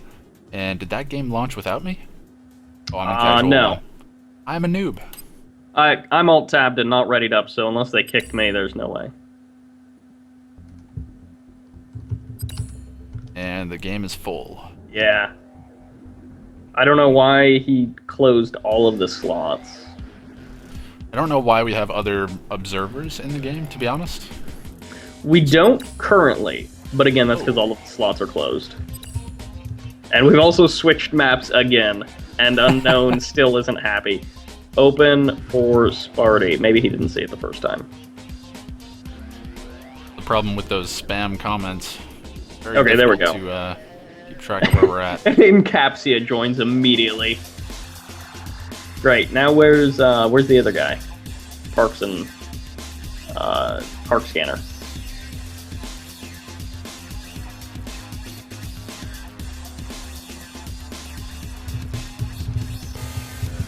All right, I think we have players getting kicked. I don't really know. He did kick him. Oh, on accident. And now, oh man, if he doesn't know it's on accident, he's probably like, man, why kick me?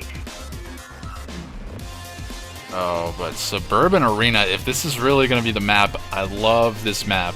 I'm an Arena player, I love Arena, and this map is just so much fun. It's wide open, it's flat, there's no terrain advantages for anybody.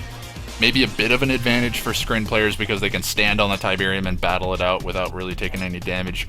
Or if you go Nod, you can go with those, the upgrade that allows you to not take any damage from Tiberium, which I'm spacing on right now. I think it's Tiberium Infusion. Yeah, buddy. Actually, I guess GDI has it as well, through, or rather Zocom through the Tiberium field suits. Yep.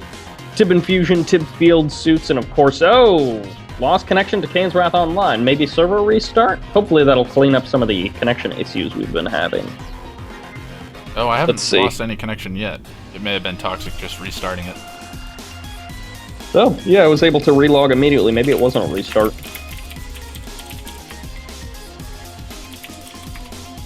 Huh, that did...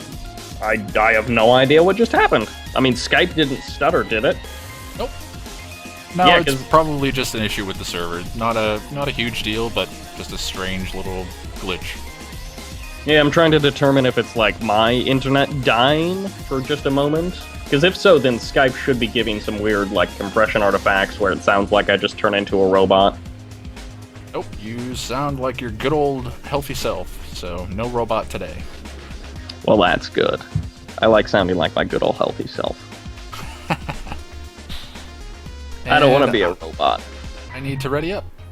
You do indeed. Alright, Suburban Arena. Of course, the 4-player version of Tournament Arena, now that we actually know what map we're going to get. Oh my gosh. And are we going to have a bit of a fail here? It says connecting... Host the host has left the game. game. So I think that was a bit of a glitch there. I'm going to relog anyways. Just in case. Yeah, I'm actually going to restart my whole game just to be really safe. It's going to be so safe. So safe, bro. So safe. Hashtag do you even safe? I don't even say. Alright.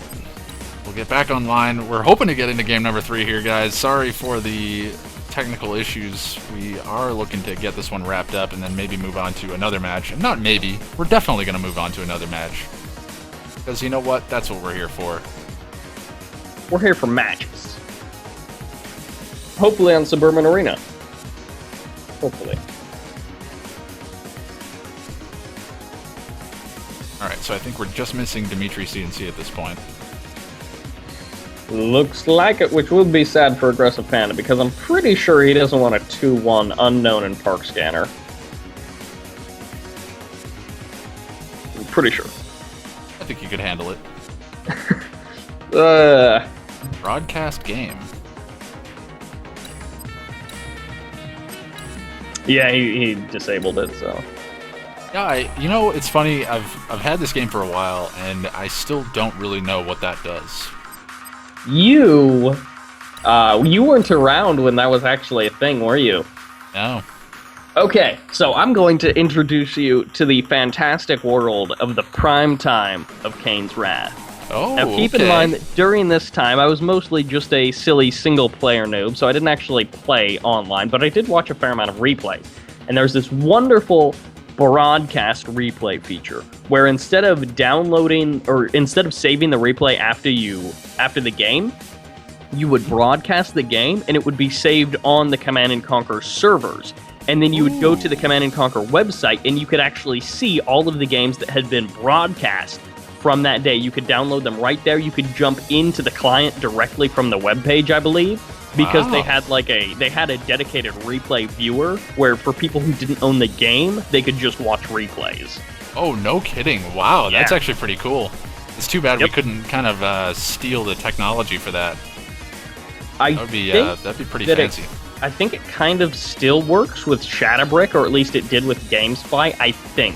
Because Shadowbrick still had like the replay search feature, where you could like see the replays from a specific account, and I don't know how they would know that other than if that feature was still enabled. Absolutely, but it looks like we are going to be getting in here, so finally getting underway with game number 3. Yes, indeed. Hopefully we don't get the first game jitters where the games run a little bit slower, since we did have some people restarting. Absolutely, but spawning down in the bottom right-hand corner of Suburban Arena as the Cyan GDI, we have Unknown. And his teammate just to the north spawning as the Red Blackhand, we have Park Scanner. And to make sure that things are interesting, as the blue GDI on the top right side, it's Dimitri CNC, while on the bottom right side, as the green black hand, it's Aggressive Panda. So, map choice coming to Unknown and Park Scanner. Liking this Suburban Arena map. Let's not get too ahead of ourselves. They might change the map again. It's definitely a possibility. There's nothing set in stone yet. But, ooh, gonna be a bit of a battle here for this bunker, but it looks like it is gonna be Dimitri CNC. No, he's not grabbing the bunker. What are you doing? Oh, come on, mate. There we go. There we go, yeah. And of course, we do have GDI Black Hand teams. Park Scanner going to be sticking with that red color just to help us out. But 4 tib spikes on this map in interesting positions. Like, this is on big newbie custom maps, spike positions, where it's like the infinite money maps. And it's just, you've got tib spikes in the back of your base, and there's like 8 of them in a corner so that you don't ever have to worry about defending them. Like, that's what that reminds me of. It's very true. But it does keep them a lot safer, so that way these guys can really focus on the battles, and I like that a lot. It doesn't really give a huge advantage to somebody that opens with a flame rush. They go and kill the Tiberium spike, and then it's GG, you know, because you're behind by so much. But interesting choice from our right side team. Aggressive Panda and Dimitri CNC both deploying on the front lines as opposed to on the safe side. So going to be looking to mine away this Tiberium, and honestly, I like this move a lot. It allows them to grab that really dangerous Tiberium early on in the game, so that way when the inevitable base pushes come, they can really defend and have their harvesters mining away in the back very easily. Yeah, and it's one of those very interesting things about this map, because, yeah, it is kind of set up like a 4-player FFA map, but it's so much tighter when you expand that it's not really. Like, this is one of those maps that if you just look at the map itself, you're like, is this a 4-player FFA map? But no, it's not, because it would be an absolute mess. It would only be one base play as really viable for half of the players. So it's one of those maps that, yeah, again, as you mentioned, you can expand immediately to the middle, and that brings the teams together. They're able to assist each other, they're able to coordinate attacks a little bit easier, and use that kind of, those 2 center fields as their focal point. Yeah, absolutely, and that's what I really like about the choices coming out from Predator. He took a map that could have been really more FFA-style play, and he made it into a team-style game by forcing these guys to expand together, so that way they're really fighting together as well. And when you attack, you have to attack together, because there's no way that you're going to be able to crack both bases at the same time. But I am going to comment a little bit on a newbie mistake that I just made. Sorry for leaving that scene up where I had the between games. Just for a couple seconds there, so it is back up with full screen now. Sorry about that, guys. But we're just going to be seeing just a single pit bull here coming out from Dimitri CNC, just kind of continuing to poke away and do damage to these harvesters. Looks like he is just on a defensive move order, though, so he's not actually looking to pressure those harvesters. Now, Aggressive Panda, as we saw him go in the last game, dual War Factory after 2 refineries. This is, of course, no way a dual War Factory MCV cell all-in. Nothing silly like that. But he is pumping out a lot of bikes, and we're seeing the same sort of opening that we saw in the last game. Again, pretty darn flat open map. How do you think this is going to work out for him? Well, he's going bike buggy, and Unknown, he's going to be able to bring out these Predator tanks right out on the front lines. So the bike buggy, honestly, I think this could be shut down pretty hard by... Actually, no, it's going to be pit bulls here for Unknown. I don't know about that decision. You got to hand it to Aggressive Panda. Not often do you actually see players take the time to pull away individual bikes. Is it like the most difficult thing in the world? No, not at all. But he took the time to do that, and now he escaped with literally every single unit. Which is more valuable than, you know, not killing a harvester and losing a bunch of units. Absolutely, but it is going to be Aggressive Panda moving back in once again, looking to do some damage, and he's picking off some pit bulls that have strayed out from the force here, not losing any bikes just yet. Really good positioning here. I mean, we saw a little bit of a rusty bike buggy move out from Aggressive Panda in the last game. Did a really great job of harassing in the late game, but he wasn't doing a whole lot in the early game. But now he's doing a good job, taking a bit of damage, going to be losing a couple of bikes there, so maybe eating my words a little bit as he makes a bit of a mistake. But we are going to be seeing Tier 2 down for Park Scanner in the north. This is really strange. So we've got dual War Factory, Tier 2, no upgrades coming out, so you'd think Flame, but a Hand of Nod as well. Beam Cannons. I did not see that. Okay, wow. This is something that's actually so powerful from players. A little bit less powerful because it's black-handed and there's no venoms, but it still can be incredibly powerful once you charge up. And I mean, we've seen some players in the past really abuse as Nod, Beam Cannon, and Venom combinations. But again, unfortunately for Park Scanner, he can't do that. But we've also seen players just do so much damage with this.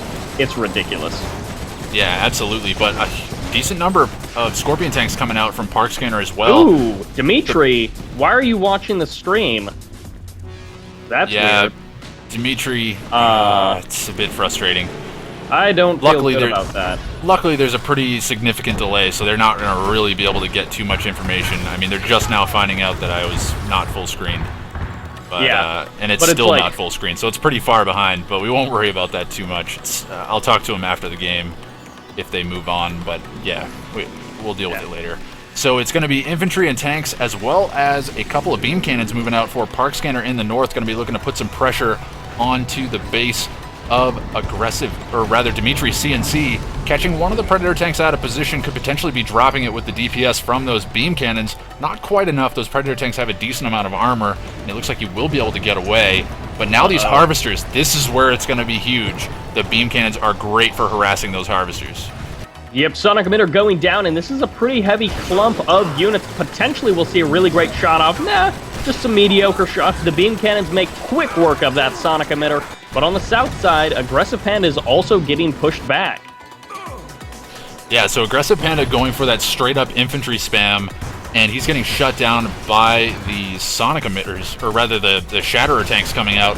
4 upgraded watchtowers here from Unknown. Maybe a bit of an overreaction. I don't know that he necessarily needs all that on the front lines right now. But we're going to be seeing the forces of Park Scanner just continuing to push forward.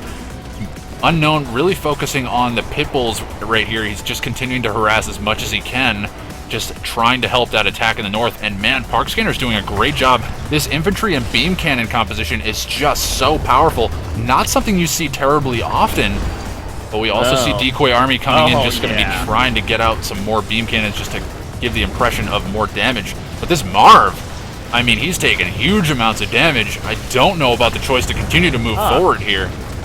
Yeah, Zone Troopers come out immediately. I mean, when the Marv is this heavily damaged, do you want to put that extra money into it? And it goes down. That was an interesting choice there from Dimitri. I don't know why he did that.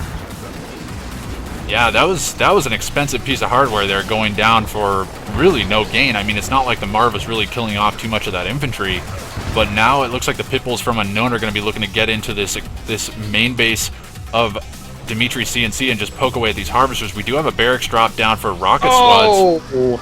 Yeah, those orcas. And orcas on the field. I did miss it. Not quite No, sure the orca strike coming down on top of Aggressive Panda's infantry just clobbered a bunch of them. Oh, yes. The orca strikes are extremely powerful against that. Yeah. And it's kind of surprising because typical orcas don't do all that much damage. But we are going to be seeing, it looks like Aggressive Panda is going to be trying to hold off the forces of Unknown. Just a single Juggernaut moving out, maybe just trying to bait this in. But now these Juggernauts, they really need to fall back here. They have the knowledge that this force is coming. They really don't want to be standing here. Temple not coming down. Really good move from Park Scanner, going to be saving both of those Juggernauts. Yeah, just delaying that infantry army a little bit there. They stop and fire at it. Now, unfortunately, Aggressive Panda does lose his only harvester on his backfield, which is a bit harsh there. Now, Beam Cannon's also going to be getting pulled back, but on the front lines, a big battle going on. Yeah, so Aggressive Panda moving forward with this huge infantry composition, and he should really just focus down the Juggernauts. There's no reason that he needs to focus down the Marv. It's not like it's doing a whole lot of damage, whereas the Juggernaut's picking off and putting these guys in a really suppressed state and allowing Unknown to continue to spam watchtowers, as well as it's going to be the Shredder turret defense coming out from Park Scanner. So it looks like this attack is going to be held off, maybe not doing as much damage as he was really hoping to do. The beam cannons, on the other hand, doing more damage than I'm sure Park Scanner hoped that they would do as they force the sell-off of Dimitri's tech center. They've been taking so much damage from the forces that what little forces Dimitri has left. And they caused like more due harassment than they actually should have. When you look at beam cannons, you're like, sneaking behind enemy lines and doing that much damage? No. But they did it. Absolutely, and we're going to be starting to see a lot more pressure coming out. Triple airfield Firehawks coming out from Unknown. That is huge. Huge amount of damage. And maybe going to be looking to go for an MCV snipe, honestly. That would not be a terrible idea. It looks like the MCV is on the move for Unknown. And again, nothing here to defend it. Unknown, don't make the same mistake here, man. Don't send that MCV out without any protection. I mean, at this point, it's like, does he even know about that triple airfield Firehawk? Because that's not something you see very often. Okay, now he should have seen it, but Aggressive Panda, he has pretty much no recourse against this. There's not a whole lot he can do. Now, Firehawks... Whoa! Hack up of the MCV, and he uses 10 Firehawks to take out 2 power plants. Wow. Oh, man. On the front lines, though, Unknown, his MCB is getting clobbered. Unknown making the same mistake. Man. I cannot believe it.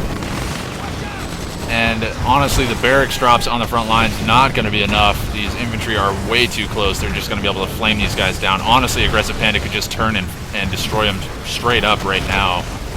But it looks like in the north we're going to be seeing a little bit more of an engagement here. We're going to be seeing infantry facing off against infantry, and this is definitely going to be favoring our friend Park Scanner, and GG coming out from Dimitri. Well played, and saying good luck. So I think it may actually just be coming down to Aggressive Panda and Park Scanner. We'll have to see how much damage these APCs are actually able to put out, because this Marv by itself won't be enough to stop this force in Park Scanner. He's not turning to help his ally. Yeah, honestly, they're going for a bit of a base trade situation here. Dimitri CNC sells up. Honestly, should not have done that. Oh, yeah. No. I mean, Aggressive Panda is definitely pushing forward. There's really not a whole lot here from Unknown to defend against this. He has no watchtower drops. He has no MCV. And Marv is going to be going down here momentarily. Going to be taking a decent bit of damage from the crushing moves. MCV coming out on the front lines. Unknown, what are you doing? What are you thinking? Instantly vaporized. Unknown, what?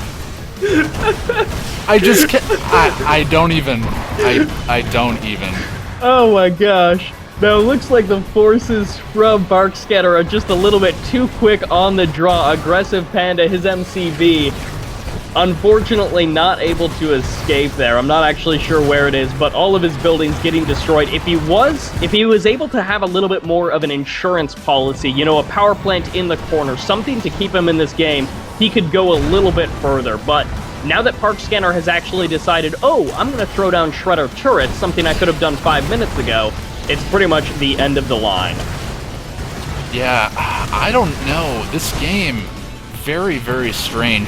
Dimitri CNC selling up prematurely, not giving his base at least over to Aggressive Panda by just backing out of the game. Yeah. I don't know about this. I mean, Aggressive Panda, he had a huge force here. It's been stopped, and now Aggressive Panda has been defeated. So it's going to be Park Scanner and Unknown taking an unlikely victory, but a victory nonetheless, and going to be moving on in this tournament. Dimitri needs to spend less time typing in game, more time playing the game. Absolutely. So, yeah, very, very strange. But the double MCV lost from Unknown. Oh, if we see another game from him and I see another MCV going out undefended, I'm just going to uninstall the game. I'm done. I'm just like, nope, this is it. I can't take this anymore. There's just like, no more to be done here.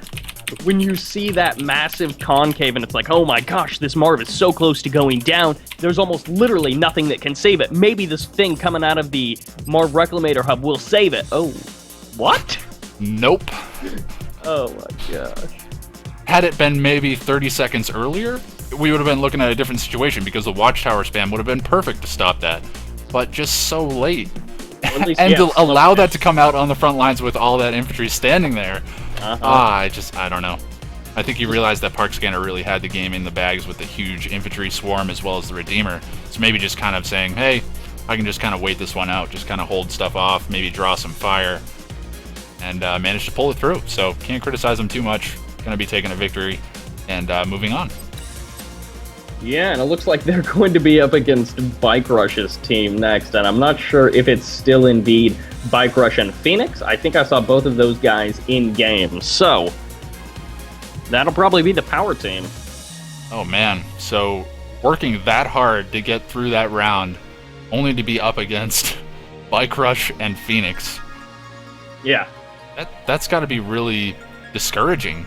It was like, oh, well, we made it through round 1, then round 2. Oh. Well, we had a good run. But I mean, hey, maybe they can make something happen. Bike Rush and Phoenix, the clear favorite, if we end up casting that series. But there's always hope. There's always hope. Indeed there is. Maybe we'll see something crazy, who knows? Maybe they'll throw something a little odd and do one of those FFA-style maps and pull off some kind of crazy victory, but I would think even in an FFA-style situation, Bike Rush and Phoenix will probably do pretty well. Yeah, it's like, in that sort of situation, you're kind of like, best case scenario is you're going to be 1v1ing Bike Rush anyways. Yeah. So he just plays it like a 1v1, and unless you coordinate with your ally really well, there ain't no chance. Yeah, I mean, they could potentially win if they were to, like, double rush, Bike Rush or double rush Phoenix and just take one of them out of the game straight away. But even then, they're both going to be at an economy disadvantage in comparison to whoever remains, because I mean they didn't go for a rush, so I don't know. Yeah. We'll have to see. Yeah, again, it introduces a lot of mind games, and I think in that scenario, the worst thing that you can do is play it out exactly like a 1v1, because that's where Bike Rush will be king anyways, and he'll just power ahead. If you play it out like a 2v2, you work with your ally, you've got a much better chance. Absolutely. Absolutely. So, I'm not quite sure what game we're going to be able to jump into next, as I don't see any in the lobby here. I don't know who's actually in game. Take a quick look at the brackets here. Actually, may be able to take this time to give a quick bracket update. Let everybody know where we stand. Yeah, let's go ahead and do that. So we have Team Pigeons getting a free victory out of the round of 16. They're going to be facing off against Park Scanner and Unknown. We just watched them coming out of a 2-1 victory, a hard-fought 2-1 victory coming into the quarterfinals. So they will be facing off in a round of 8 and going to be a best-of-3 series. Idyllic Dabima, I believe that's both of their names, going to be facing off against Ninja Rasta Crew here in the quarterfinals as well. Both of those teams getting a free win out of the round of 16. And it looks like Ninja Rasta Crew took a 2-0 victory, and they are going to be moving on. Not quite sure who Ninja Rasta Crew is. Let's take a quick look and find out. It looks like that is Inca Paisa and S2 Enzio.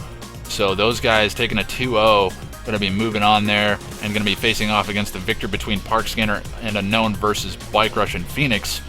So that should be an interesting game. But Team Hitler versus Team Zadroch facing off in the quarterfinals. Team Zadroch taking a 2-0 victory there, and Team Hitler being the team of Warstorm and Wookiebert versus Oh my gosh. Zadroch being I Love MILFs and Supernova.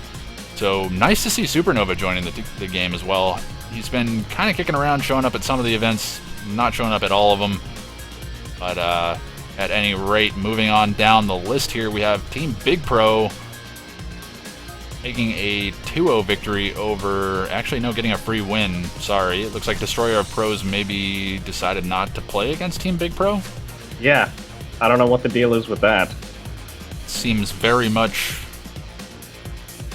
a very ironic situation that Destroyer of Pros would not want to play Team Big Pro. You'd think, Yeah. hey, that's a clear victory for us. Yeah, we destroy pros. They're big pros. I mean, that's a lot of destruction going to be happening. So Team Big Pro, though, Hyperion Future and State of the Union would not be terribly shocked to see them moving on into the finals. So I don't want to say it too early, but it's looking like it could be Team Big Pro versus Team Pigeons. final game, but I don't know. Maybe Ninja Rasta Crew can take Team Pigeons down, and also Supernova and YT Chassis 600 full, also a force to be contested with. Really? He's coming over from Tib Wars. I believe he is I Love MILFs. I'm not 100% sure though. Oh, okay. Yeah, I was actually looking for his ridiculous name, and I wasn't seeing it, but yeah, I don't know what that name is, to be honest. I don't even know if it's a combination name. Oh. Like where he basically took all of his other Smurfs. He talked about it one time. He took like a bunch of his Smurfs and he just slammed them all together, and that's what he got. Like some people try to make something that makes sense, like make another word out of it, or at least something pronounceable. But yeah, it's just like just throw some words together. Yeah, I just combined letters. I don't know. Oh, it looks like if you want to jump in Butcher Time on Suburban Arena, we're going to be jumping into the quarterfinals, which is going to be Bike Rush owns, and I'm assuming Phoenix, but I don't know where he is.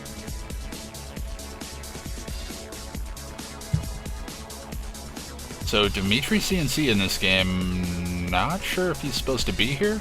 I don't know if maybe Unknown gave him slot. There we go. There's Unknown. This is making a little bit more sense. Yeah, Dimitri is like, I don't know what he's doing. Okay, yeah, he says he's not playing, so he should be dropping out. Yeah, I mean, he's clearly in the stream. There's no reason for these guys to be in here, and I know Bike Rush is streaming as well, so, I mean, there's definitely live stream coverage of this, guys. There's just really no reason to be in here. Yep.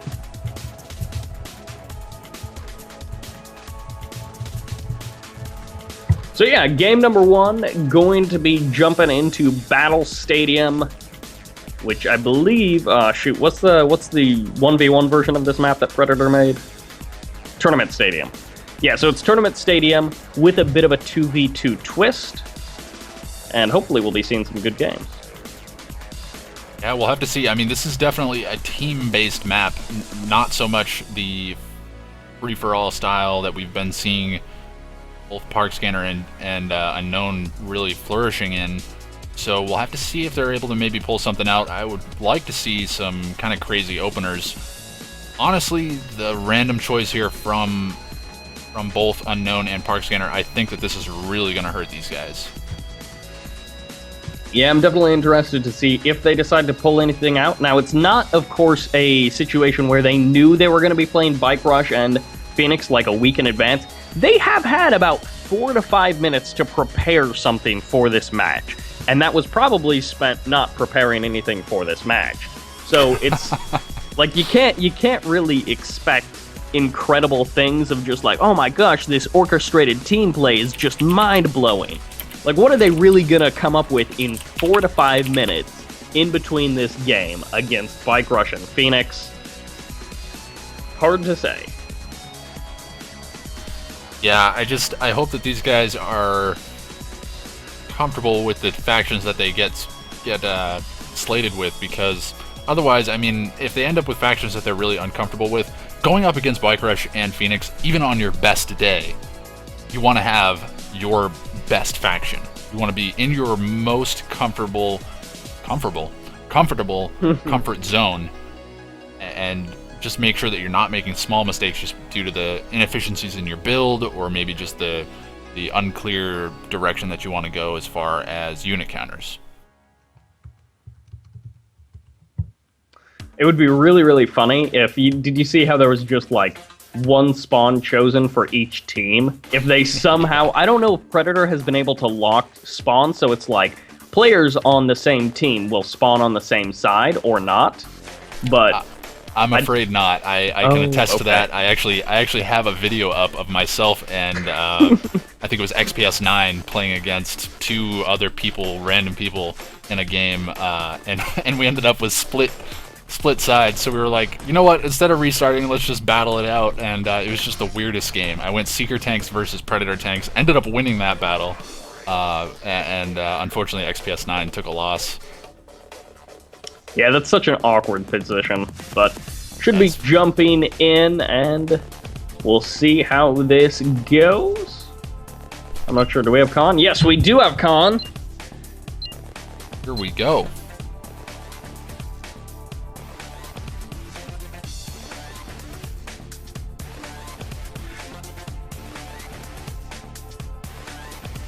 Oh.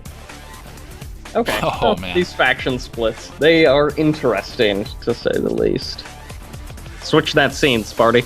Switch Oh, that. yes. I'm all over it right now, my friend.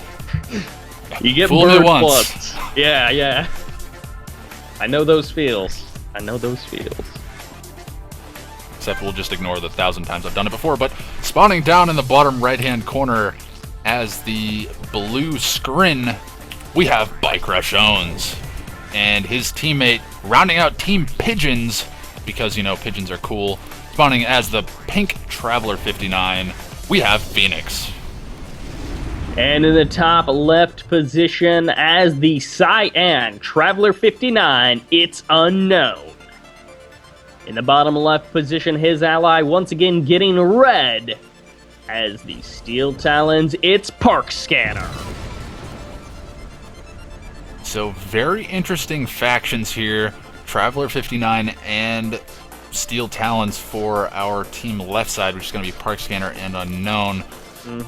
Team Pigeons getting Traveler 59 and Scrin. So, don't know, do we have a Descent Rush coming out from anybody? Yep. Top left position, Unknown. He's got Descents on the way. He's got the Stasis Chamber dropped down. Advanced Articulators is researching, but can he do the damage? Of course, with these factions, with a 2v2, you know that no matter what you do, you may be facing two buzzer hives getting dropped down at the same time instead of just the one.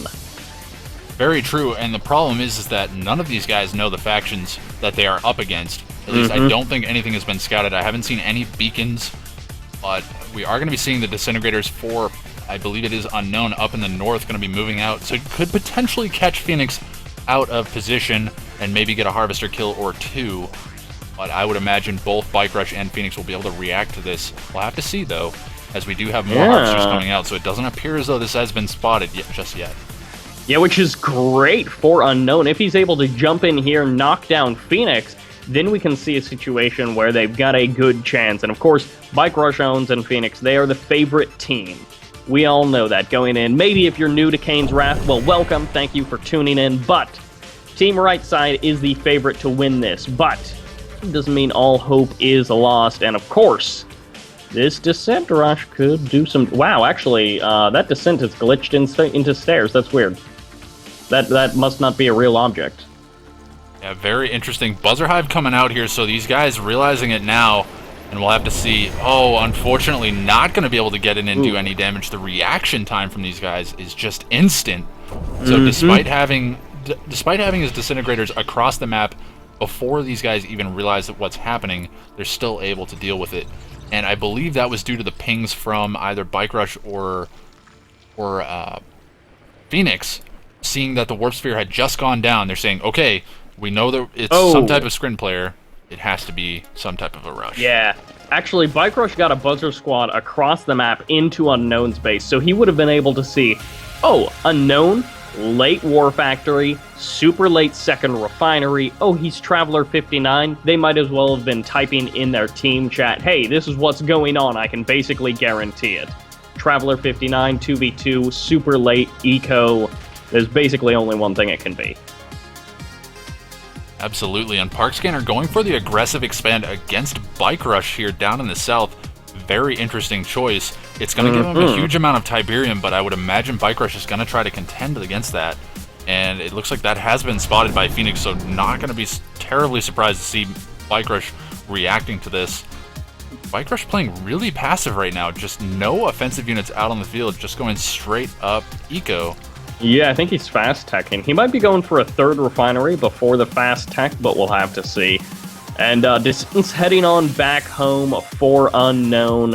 Can he actually do anything with them? And yeah, it's going to be fast tech. Immediately queues up 16 Mechapeds, which is to be expected. He is indeed playing as that Scrin faction. Yeah, so Unknown, I mean, he went for that Disintegrator Rush. He didn't lose any of his Descents. That's really good. But he's at a disadvantage now. I mean, he's got the Disintegrators already out on the field, so he can move around, he can see what's going on. He's got good scouting opportunities. But he's done nothing with those Disintegrators to really shut down or harass his opponent's economy. He didn't get any of the Harvesters pulled off the line, so this is really fallen through for Unknown. I would say the only saving grace is the fact that he hasn't lost any of those squads. Yeah, he did get the Tib spike, but this early on, is it a huge deal? Is it a game-winning deal in a 2v2? No. Maybe over the course of the game, it's like, oh, maybe if I would have had that extra credits, but Tib spikes, they're not the biggest deal. They're so nice to have, but they're not the biggest deal. I mean, you get the 500 credits cash back for the engineer. It's not a huge investment. Ooh, double lightning spike drop coming out from both Bike Rush and Phoenix. Going to be doing a huge amount of damage to these harvesters, but that harvester is going to get away, and these two titans rather, and the watchtower are going to be enough to destroy those guys. He's not going to be taking any losses, so a bit of an annoyance for Unknown, or rather Park Scanner, and he's going to be able to deal with that, no problem. But Disintegrator's moving out down in the south, so it looks like it's going to be Unknown trying to get in here and do some damage. Could potentially catch a harvester out of position, but there is the phase field up for Bike Rush, so he can defend these harvesters. Wouldn't be terribly shocked to see that popping off. Are we going to see it, or will that harvester go down? Phase field goes off. Bike Rush all over it. Yep, but now there's more harvesters which are going to be free. Oh, and Unknown, he's not paying attention. He does split at the last possible second, but he's not properly focusing down these buzzers. And when they're that close to your descent, it's so hard to actually get the focus fire proper. Now, Bike Rush, he did clean up one harvester from Unknown with his Mechapede, but the Mechapede gets picked off as it's trying to cross back across the map. Yeah, so really cost-ineffective trades for both of these guys. I mean, Bike Rush losing a Mechapede with only getting one harvester kill is definitely not going to be worth it, and Unknown losing all of those disintegrators for just a single harvester. I mean, granted, he did force out the phase field, so maybe a bit of a victory for Unknown in that situation, but it's going to be Titans and Rocket Squads moving out for Park Scanner down in the south, and it looks like he's just continuing to jockey around, just trying to keep position here, and really strange refinery placement here coming out from Park Scanner. No, that refinery placement is pro. It makes it so that your harvesters face the opponent, and they can see the fire coming in. All right, so we've got the descents coming out for Phoenix as well. He's going to be able to defend against these secret tanks. Absolutely no problem. Oh, we have dual airfield Storm Riders coming out for Phoenix. Going to be doing so much economy harassment. Yeah, and he held them behind until he had 6, which is, he had 7 actually, which is a good number. You can hold until you've got 8 to really put on the pressure, but 7, 6, 8, somewhere in there is where you want to be moving out. If you reveal them earlier than that, they don't do enough damage, your opponents have plenty of time to react, and it's just not nearly as effective. Now, Bike Rush owns, he's moving out, he's got his high-tech army, of course, Annihilator, Tripods, Devastator, Warships, and whatever else he can muster, but it's not that scary of a force just yet. Yeah, and Park Scanner is looking to capitalize on this. He's going to be moving forward, but taking a huge amount of damage from these tripods while they are moving backwards. Shields come online for these guys as well. Going to be able to do huge amounts of damage. Oh, Park Scanner, he apparently did not realize that, yes, indeed, rocket squads are very bad versus buzzers. Loses basically all of his anti-air. Yeah, and I mean, that's really the only way to contend against that Devastator warship. And we do have Unknown going to be responding to this with Shock Troopers. Actually, not a bad decision because they're really good against the tripods as well. And not a unit that you see terribly often, more so in 2v2s because they're just so effective at moving around the map. And actually, this is a really good move from Unknown. He's going to be able to stop these Storm Riders, and he can put on some serious economy harassment. As we see, he blinks over, manages to catch a harvester coming out from the blue Tiberium. Great moves from Unknown so far. Yeah, and unfortunately for Unknown, and again for our Steel Talons player, all of those buzzer swarms just spawning right on top of everything. Bike Rush pulling engineers onto the front line so that he's got those instant repairs, and this attack, it's been quelled a little bit here. We'll have to see if the cultists are actually able to do any damage, nearly getting sniped by those buzzers. But no, it looks like Unknown is keeping them alive. He trades out that wonderful tripod, and then almost immediately after loses that cultist squad. So these Titans, they're doing a nice job of tanking the damage, but I don't know that they're necessarily doing the damage that they really need to be at this point. Yeah. He's losing them pretty substantially, and a Hexapod coming out on the field right now as well. That's going to be able to sponge a lot of damage from these guys, and it's going to be able to dish out a huge amount to these Titans. But actually, the mass number of Shock Troopers going to be enough to force that Hexapod to fall back. And the blink ability that they have is just so great. Yeah, I'm not actually sure what happened to the MCV of Park Scanner, but he did indeed lose it sometime a little bit earlier in that battle, which means there is not going to be any Tier 3 coming out. There is not going to be any hope of railguns, which would make these Titans so much more powerful. So unfortunately for him, he's kind of in a bad situation. Yeah, I don't know what these guys are going to be able to do. There's really no defenses here at all in the north, or rather on the left-hand side, and we're going to be seeing Unknown taking quite a bit of damage. Going to be losing nice fancy footwork coming out from that Mastermind, but going to be losing that straight away, or rather the Prodigy. And Phase Field coming out from Unknown, going to be able to save one of the Harvesters. I don't know that that was necessarily worth it, because he's not going to be able to defend against it.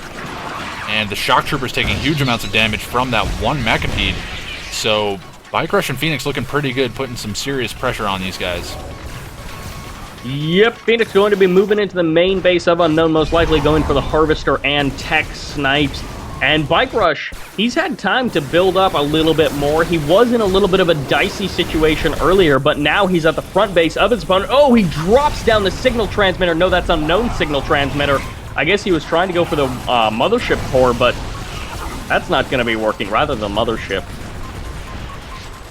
Yeah, very interesting, but the Hexapod as well as the tripods here coming out from Bike Rush are going to be enough to destroy these forces. The Titans are doing a nice job of staying behind the buildings, sponging as much damage as possible, but GG coming in from Park Scanner, realizing that he just cannot hold off this attack, and Unknown in no position to be able to support his ally. It's looking like it's going to be a rough game for these guys.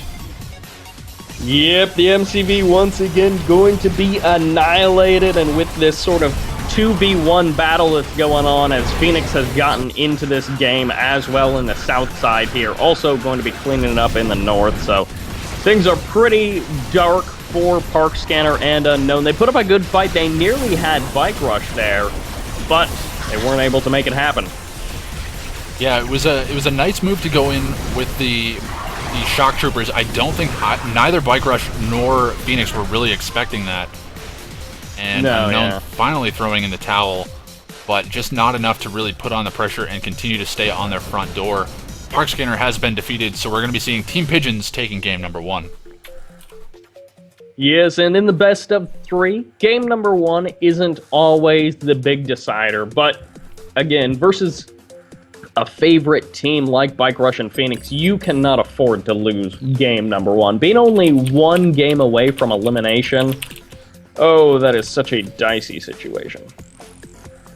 Indeed it is, and I mean, just all of the pressure that's going to be on Park Scanner and Unknown at this point, realizing that not only are they up against Phoenix and Bike Rush, but now they're down to the final game, potentially, if they lose. So they have to win both of their remaining games in order to stay in, and that's going to be a difficult journey for these guys versus two very well-known players. Yep. And, I mean, anytime you're facing off against top-level players, you're like, I have to win 2 games in a row? I can't make mistakes? Yeesh. Yeah, so, I mean, in this situation, I would not be shocked to see these guys starting to choose factions. Honestly, that would really benefit them. They need to get into their comfort zone, just take away some of those jitters, get the faction choices that they want. They've got their map choice. If they've had any time to work out a strategy where they go with, like, some kind of crazy thing like Black Hand GDI, where they go, you know, all in crazy Hammerhead Flame Rush, I don't know. It'd be interesting to see. But if they're going to do something, it's definitely the time to do it right now. Yeah, this is the time to break out the stops to make sure that you advance on to the next round. But, of course, map choice will be going to them. So we've been talking quite a bit about map choices a little throughout this day, and we've really only seen the one series, so we haven't had a huge amount to talk about. But this next map choice may be a little bit telling. Yeah, so I'm kind of curious to see how this one turns out. I know these guys have been picking a little bit more spread out maps, a little bit more open maps. So, I mean, this last game on Battle Stadium, the 2v2 really close together positioning, it hasn't really worked out for them too much. So I would be a little bit shocked to see something like Hurricane lands, but we'll have to see. Maybe we'll see something crazy like Battle for Middle Egypt. I don't know how I'd feel about that. I'd But love we'll to see. see it just once because, I mean, what are the chances that we're going to see it again? Nobody wants to play 2v2s on that map, so, I mean, if you want to just throw a wrench into the engine that is Phoenix and Bike Rush, that's probably the way to do it. Yeah, and it's that question of, do I try to throw a wrench into their engine? But what if I'm not super comfortable on that map? Then I'm kind of messing myself up against Bike Rush and Phoenix. So all sorts of things for these players to consider. Not that they're necessarily thinking that, but they may be thinking about those things. And we'll see what the map choice goes to. Maybe we'll just go back to the tournament arenas 2v2. I hope not. It would be nice to see some different maps, but I do love that map. I mean, it's just such a good map. I mean, yes, it ends up being base pushy, but it's very good. Whoa. This would be Okay, unfortunate if this is the map choice. Classic, and I love this 2v2 map. Mostly because when I played 2v2s, this was like the best map.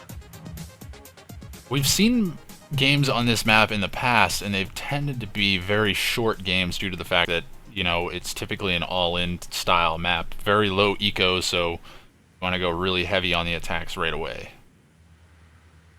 That hasn't really been my experience, but again, it was quite a while ago. So we'll see where things go. Yeah, and I mean, I'm not going to talk as an expert on the map. I've seen it, I think, maybe twice in total, but it is definitely going to be downtown Dust Bowl. Wow. Yeah, so definitely a classic map. We've got no tib spikes in their normal positions on the 1v1 version of this map. And then, of course, we've got the EMP control center in the middle. And the tips fields work out a little bit differently as well in comparison to the 1v1 version of this map. But things could be interesting with these factions. So, spawning in the top as the red marked of Kane, we do have Park Scanner. And rounding out his team as the cyan scrin on the right-hand side, we have Unknown.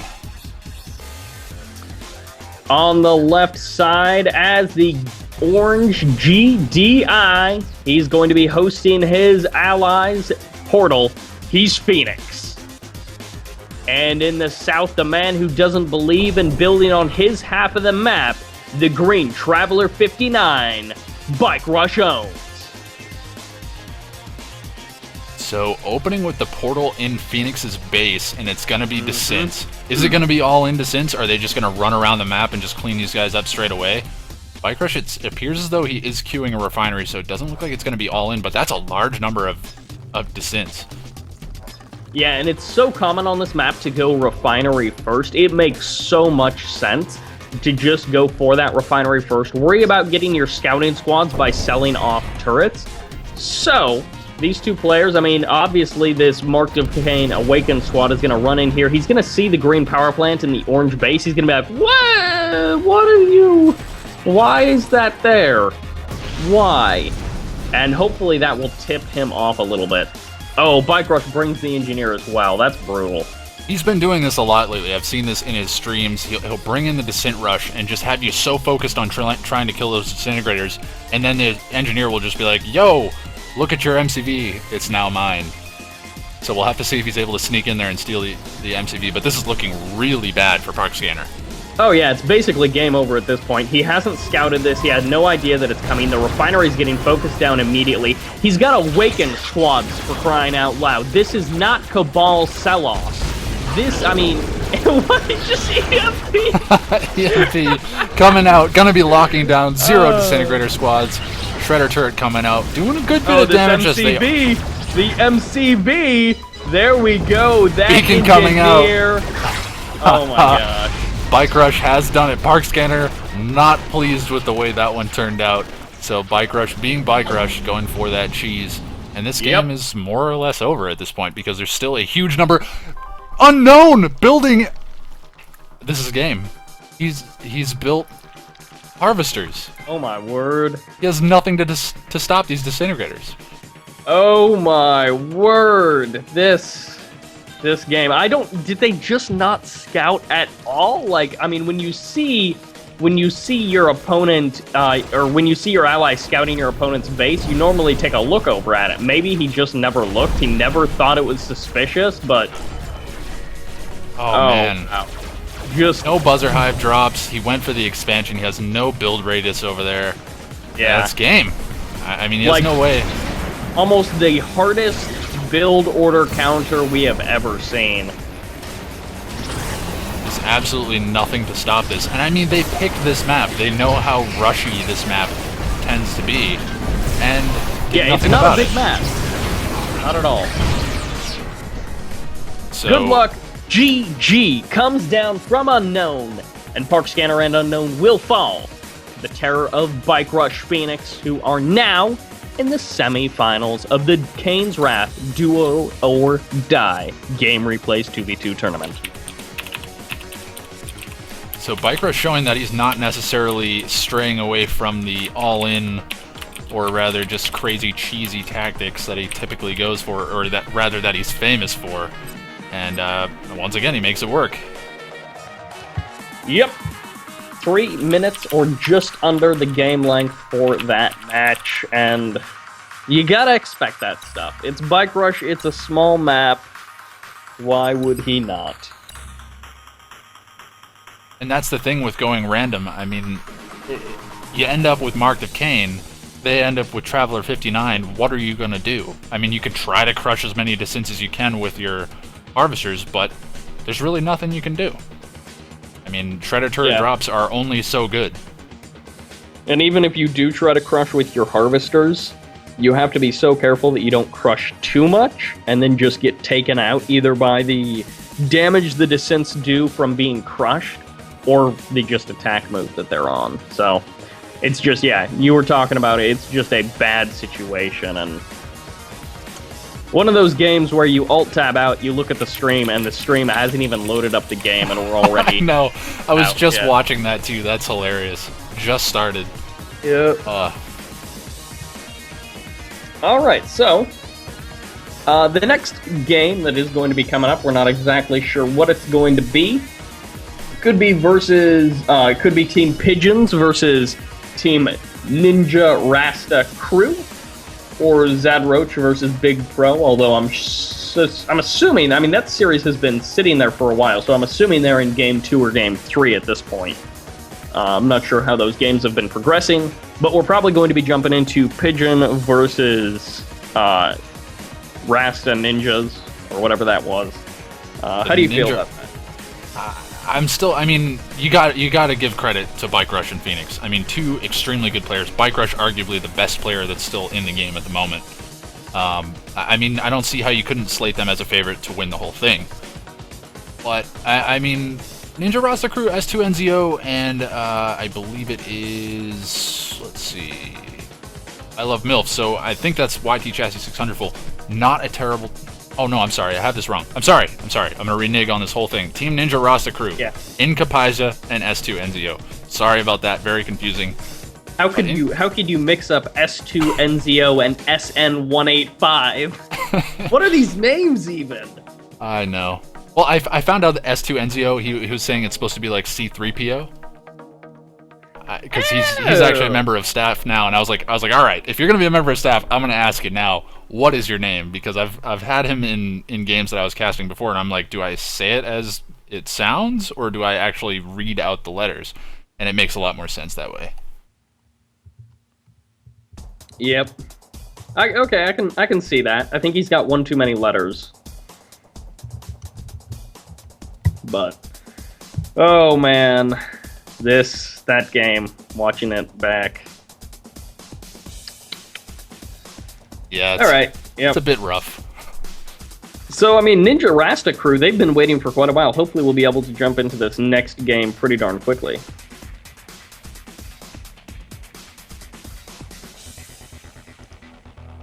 Looks like Phoenix is in here, not sure where a Bike Rush is. And Ninja Rasta Crew, they should be ready to go.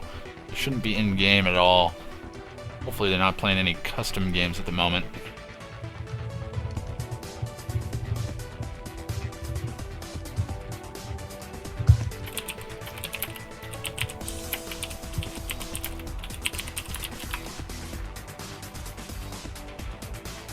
Okay, there we go. We got half of Ninja Rasta crew.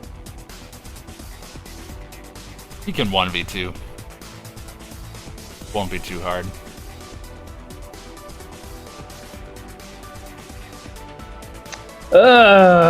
Spartacus, what have you started?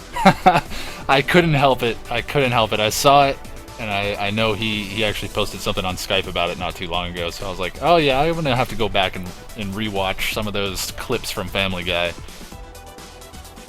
Bird is the word, my friend. Has to be the word. What else could be the word? Something that's far less annoying. That's my opinion. It killed me when I found out that that was actually from a real song. I couldn't believe it. What is it from, like the 60s, I think? It's old. Not sure exactly what it's from. Alright, so I think we're just waiting on I Love... No, I'm not going to mix this up. It's not. Incapaiza. Let's see,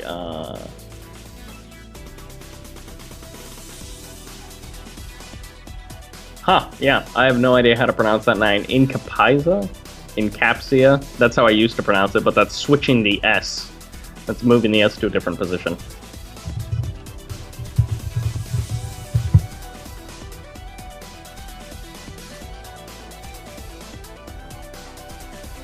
Not sure where he's at right now. We are just waiting on the remaining member of Team Ninja Rasta crew at this point. We're about to start the best of 5 semifinals? We're Yep. semifinals now, right? Yeah. Semifinals action coming up. Yeah, it looks like it's from 1963. Oh yeah? Yep. It's a little while ago. It's been a while. Yeah, it certainly has been. Mainstream. Hot new tracks. That's the references we're making. Billboard top tracks. Yep. But yeah, best of 5, it's semifinals. We're guaranteed 3 games. Now maybe, because this is Bike Rush, and let's all be honest, we've seen Bike Rush take best of 7s and make them last like 3 minutes long. I mean, the entire best of 7 wrapping in 20 minutes is just ridiculous. So a best of 5, this could be over pretty quickly. Just because it's a 2v2 does not mean it's going to be long games. But we'll see. We're all hoping and cheering in our hearts for longer games to see some excellent play. Very true. And honestly, this game, I wouldn't be terribly surprised to see just pretty standard builds out of these guys. Not really a map that's going to be favoring like all-in rushes or anything like that. And I mean, Bike Rush and Phoenix have to be giving a bit of credit to these guys, as they're definitely not brand new players. I mean, both Incapaiza and S2NZO know how to play the game. So if they throw something really easy for these guys to stop, they'll be able to shut it down. So probably pretty standard play coming out from Bike Rush and Phoenix, whereas S2NZO and Incapaiza, wouldn't be shocked to see them do something a little bit crazy. And it's almost like they're going to have to do something crazy, but they can't do something so crazy that they're just fumbling around.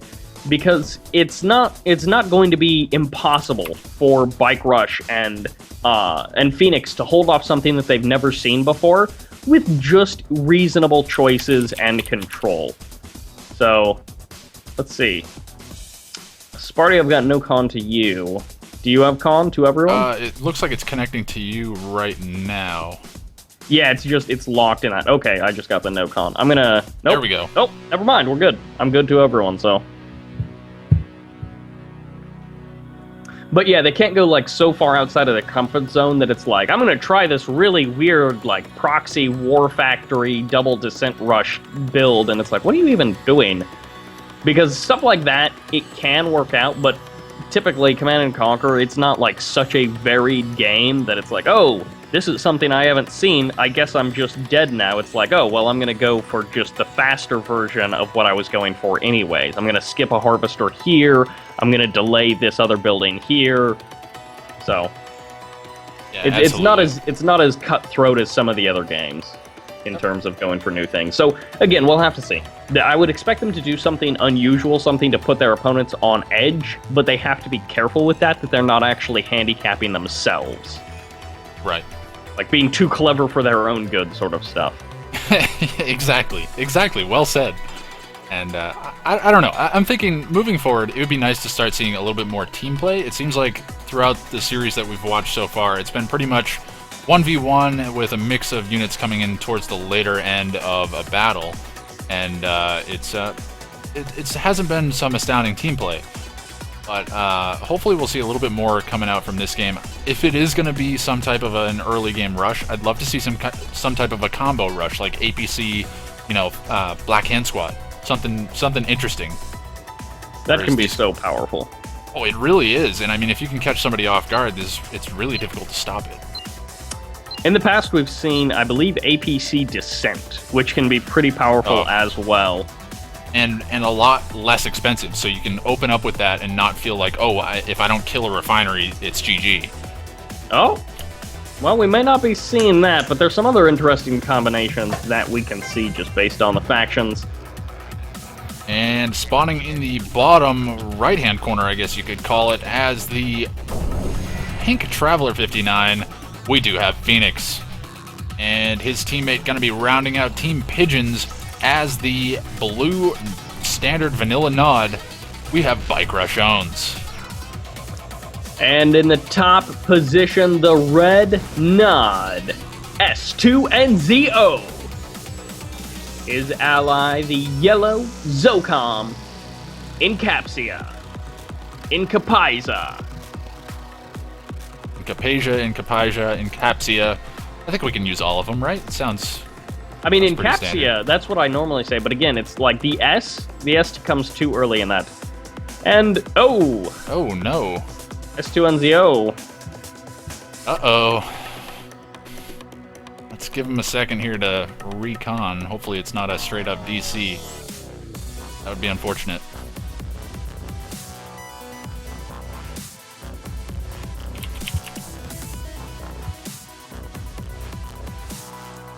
Alright, so this will be interesting because in this case, this is basically a free win for Phoenix and Bike Rush. Yeah, I really hope that's not the case. Huh. So yeah, it seems like his Kane's Wrath maybe just crashed. Now this is, of course, very early on in the game, but with everyone choosing random, it makes it a little bit more awkward. Because then it's like, do you re-queue up as random? Because then maybe you don't get the same draws that you did last time. And I can't imagine that Incapaiza is actually going to stay in this game. He's going to maybe try it. Says he lost Khan. Man, it would be... You'd have to be a miracle man to be able to run 2 bases. Okay, there we go. Just going to sell up. Not a bad idea. Yeah, this is kind of the awkward situation of, because everyone chose random, it's not as simple as just re-queuing, because now everything has changed if you re-queue as random, and everything has changed if you re-queue as the factions that you got dealt.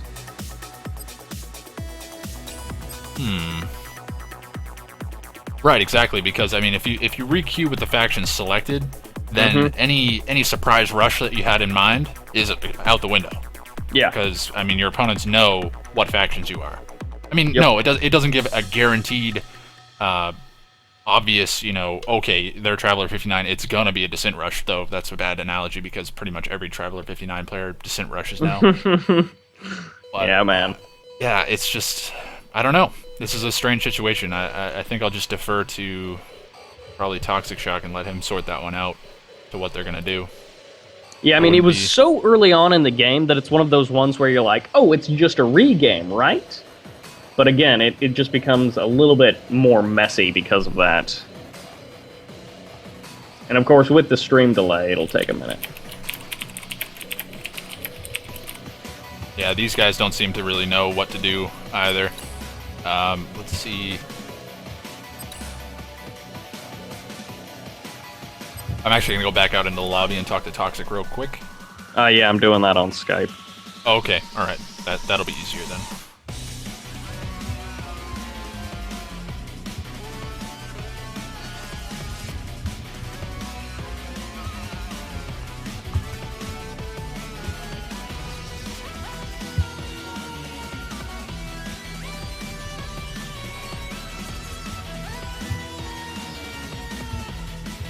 But in the meantime, if you guys are just now joining us or have joined us for a little while and don't really know what the heck we're doing here, this is the Kane's Wrath Do or Die 2 vs. 2 tournament, hosted proudly by GameReplays.org. We are in the semi-finals right now, looking to get into game number 1 of a best-of-5 series between Team Pigeons and Team Ninja Rasta Crew. Now, both of these teams are pretty strong, but if we had to give the edge, it would probably be to Team Pigeons due to the fact that we have Bike Rush Owens, which is disputably the best player, currently still playing Kane's Wrath, or one of the best, and Phoenix also a very well-known and very strong player as well. But at any rate, we should be seeing these guys playing very soon. We did just have a lost connection from one of the players on Team Ninja Rasta Crew, so we're just trying to sort out what is going on there, whether we're going to replay that game or if that is just going to be a free win to Team Pigeons. But at any rate, we will be underway very shortly, and first of all, I'd like to say thank you. We have 61 people currently watching at the time of me saying this, and that's pretty fantastic considering we're streaming on YouTube. So thank you everybody for stopping by. Also, obviously, since streaming on YouTube is a pretty new thing for both this channel and for me in general, let me know what you guys think. Is this working out better than Twitch? Do you like it? From what I've seen so far, everybody seems to be pretty pleased with it. So be sure, if you have any feedback, please leave that in the comments, and I'd love to hear back.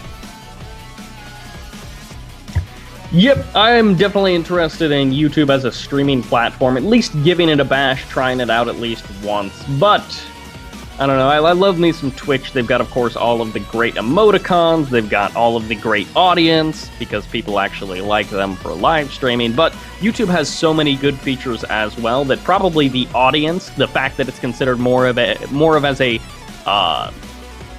video on demand service rather than a live streaming service. Yeah, more people are looking for the VODs, less people are looking for the streams. That's probably its biggest flaw.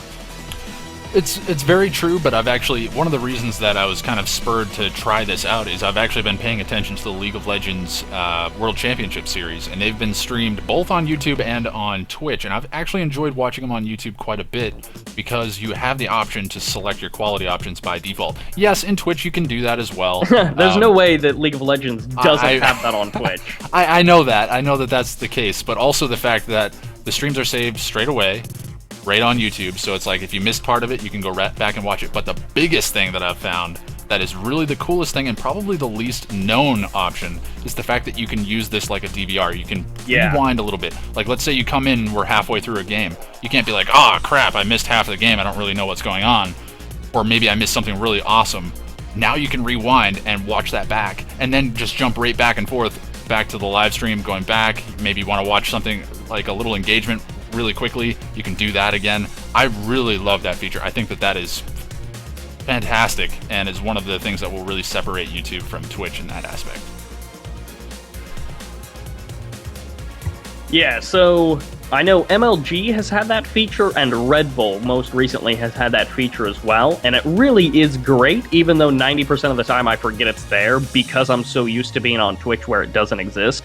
Right. But yeah, the Twitch VOD system is so dreadful, and everybody knows it. Even Twitch themselves, they're like, look, we understand our VOD system is pretty bad.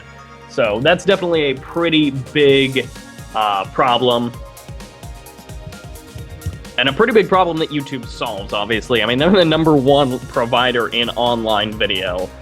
They've got it down. And as flawed as YouTube is, they do pretty well. Yeah, I mean, YouTube, by no stretch of the imagination, is perfect. But I think for these types of events, it actually works pretty good because, you know, you get into situations where you don't necessarily want to be watching it live the entire time. Maybe you want to go back and watch, okay, there was a series I missed that was earlier in the day. Let's go and watch that. I also like the fact that you can actually schedule the events. So it's like you can put together the event, say I'm going to host this on this day at this time, and then there's a countdown timer on your channel that you can see. So it's like you don't have to jump on Twitch and be like, are they streaming? Maybe they are, or wait for that email.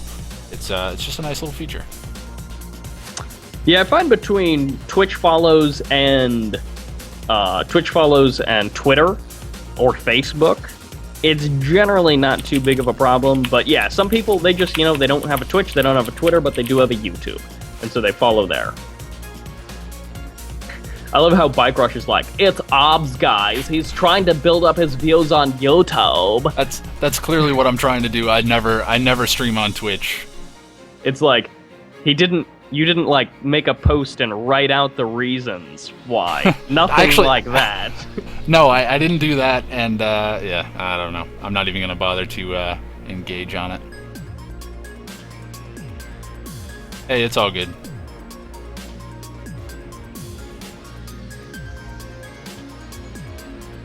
Guess we're just gonna sit here and wait for Incapaiza to ready up. Oh, there we go.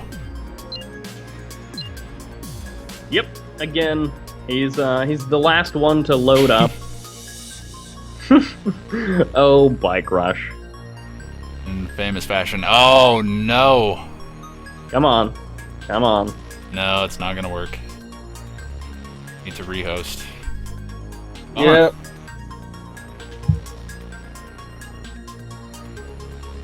Yeah, I'm kind of waiting for like the host has left the game. Yeah, it should happen soon.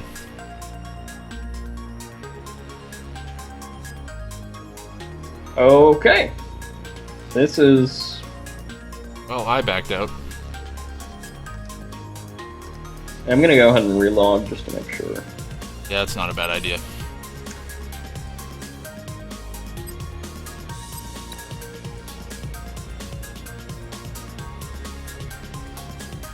Uh-oh. Okay, there we go. Yeah, I logged in. I guess since we got a second, for those of you that may be wondering, hey, why the heck are we streaming on YouTube versus Twitch? No, it's not a obvious grab for attention on my YouTube channel. It's actually trying to cater more to the audience that we have. There was a lot of complaints that, due to the fact that I don't have quality options enabled on Twitch, that there were some people that weren't able to view the stream due to the high bitrate, and then if I lower the bitrate, then the quality goes down so substantially that it's not worth putting back on YouTube for the ability to be rewatched. So it was kind of a double-edged sword, so it seemed like on doing this through YouTube, it made a lot more sense. I could kill two birds with one stone, not only just upload straight to YouTube from there, and now I cannot connect to backend server, but going back into what I'm talking about, there's also automatic encoding options, so that way you can select the level of resolution. So if you've got a lower connection con, you can set your resolution, I think, all the way down to like 144p. It might be 240p, I'm not sure, but it goes pretty low, and that will let you watch it without so much lag. And it also uploads straight to YouTube right away. It's not like I have to cut and paste a whole bunch of stuff, do some kind of crazy highlight thing on Twitch, and then send it over to YouTube in really terrible quality. It's just here in 1080p. So that's my reasoning for it. I'm not looking for any crazy subscribing benefits or anything like that. I'm not screaming to you guys to join the channel, though if you do, it'd be pretty cool. It's a lot of fun, but at any rate, that's the reasoning behind it. And hopefully they add some cool emoticons. I think that would fix it. That's what YouTube needs. Oh man. I don't know how I feel about that, but... So I cannot connect to online at all right now. Wow. Are you on? Yeah, I mean, we're all in lobby waiting for you. Very strange. I don't know what's going on. Click login and it just sits here. Yeah. That is weird.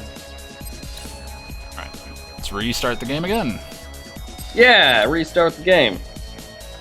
Yeah, Twitch's highlight service is so clunky anyways. Like, the just interface to highlight videos is just so clunky. I basically never use it. Because now when I live stream anyways, I'm pretty much always recording to the local disk. So I'll just use that file instead of highlighting and then exporting to YouTube. I don't trust Twitch's encoding anyways. Well, yeah, and that's the other thing is I've rewatched VODs that I've done. Ooh, I finally have got connection on Twitch, and and I've tried to rewatch them, and even I lag, and I've got like 100 megabytes per second download speed, and I lag watching my own stream back, so it doesn't make a whole lot of sense. Yeah. All right. Here we go. Now to see whether or not I can connect to everybody. Yeah, I've got yellow cons across the board except to you. It looks like mine are in progress at the moment. Yep. Hopefully your restart fixed some things. Hopefully. No con to Bike Rush. Awesome. Bike Rush can just leave. There we go. Alright, it's slowly moving through. One by one, all of the boxes There's are Siren. getting Come checked. on, Phoenix. Yeah. Alright. We're good. Now we'll see if Incapaiza can ready up in under 14 minutes. Here we go. Come on, man. You can do it. I can only imagine Bike Rush. He's probably just ready to jump out a window right now. That guy, he gets so high-strung waiting for games to start. He just, like, spams the ready key so much. I can imagine for him it's frustrating, though, because it's got to be difficult to get games against players, you know, that are of equal skill level on a regular basis. I mean, unless you're scheduling something with somebody. Yeah. You can't just hop online and be like, oh, I'm just going to play anybody in the lobby. Alright, and spawning in the southern portion of the top of the map as the yellow GDI, we have Incapaiza. And spawning as the pink nod pink nod in the top of the map, we have Ninja Rasta Man, which I believe I Love MILFs, or... No, S2NZO. I have no idea who this is. S2NZO. Sorry. And on the far left of the map, returning as his red color playing GDI, it's Bike Rush Owns. His ally also playing GDI, the purple player, it's Phoenix. So double GDI versus GDI and Nod. This should be interesting. Potential for a lot of big mech armies, lots of tank units just rolling everywhere, trashing everything. But we'll see. It doesn't have to be that way. We could be seeing just Pitbull Spam versus Pitbull Spam, which is a little bit more traditional GDI versus GDI, but there's lots of options.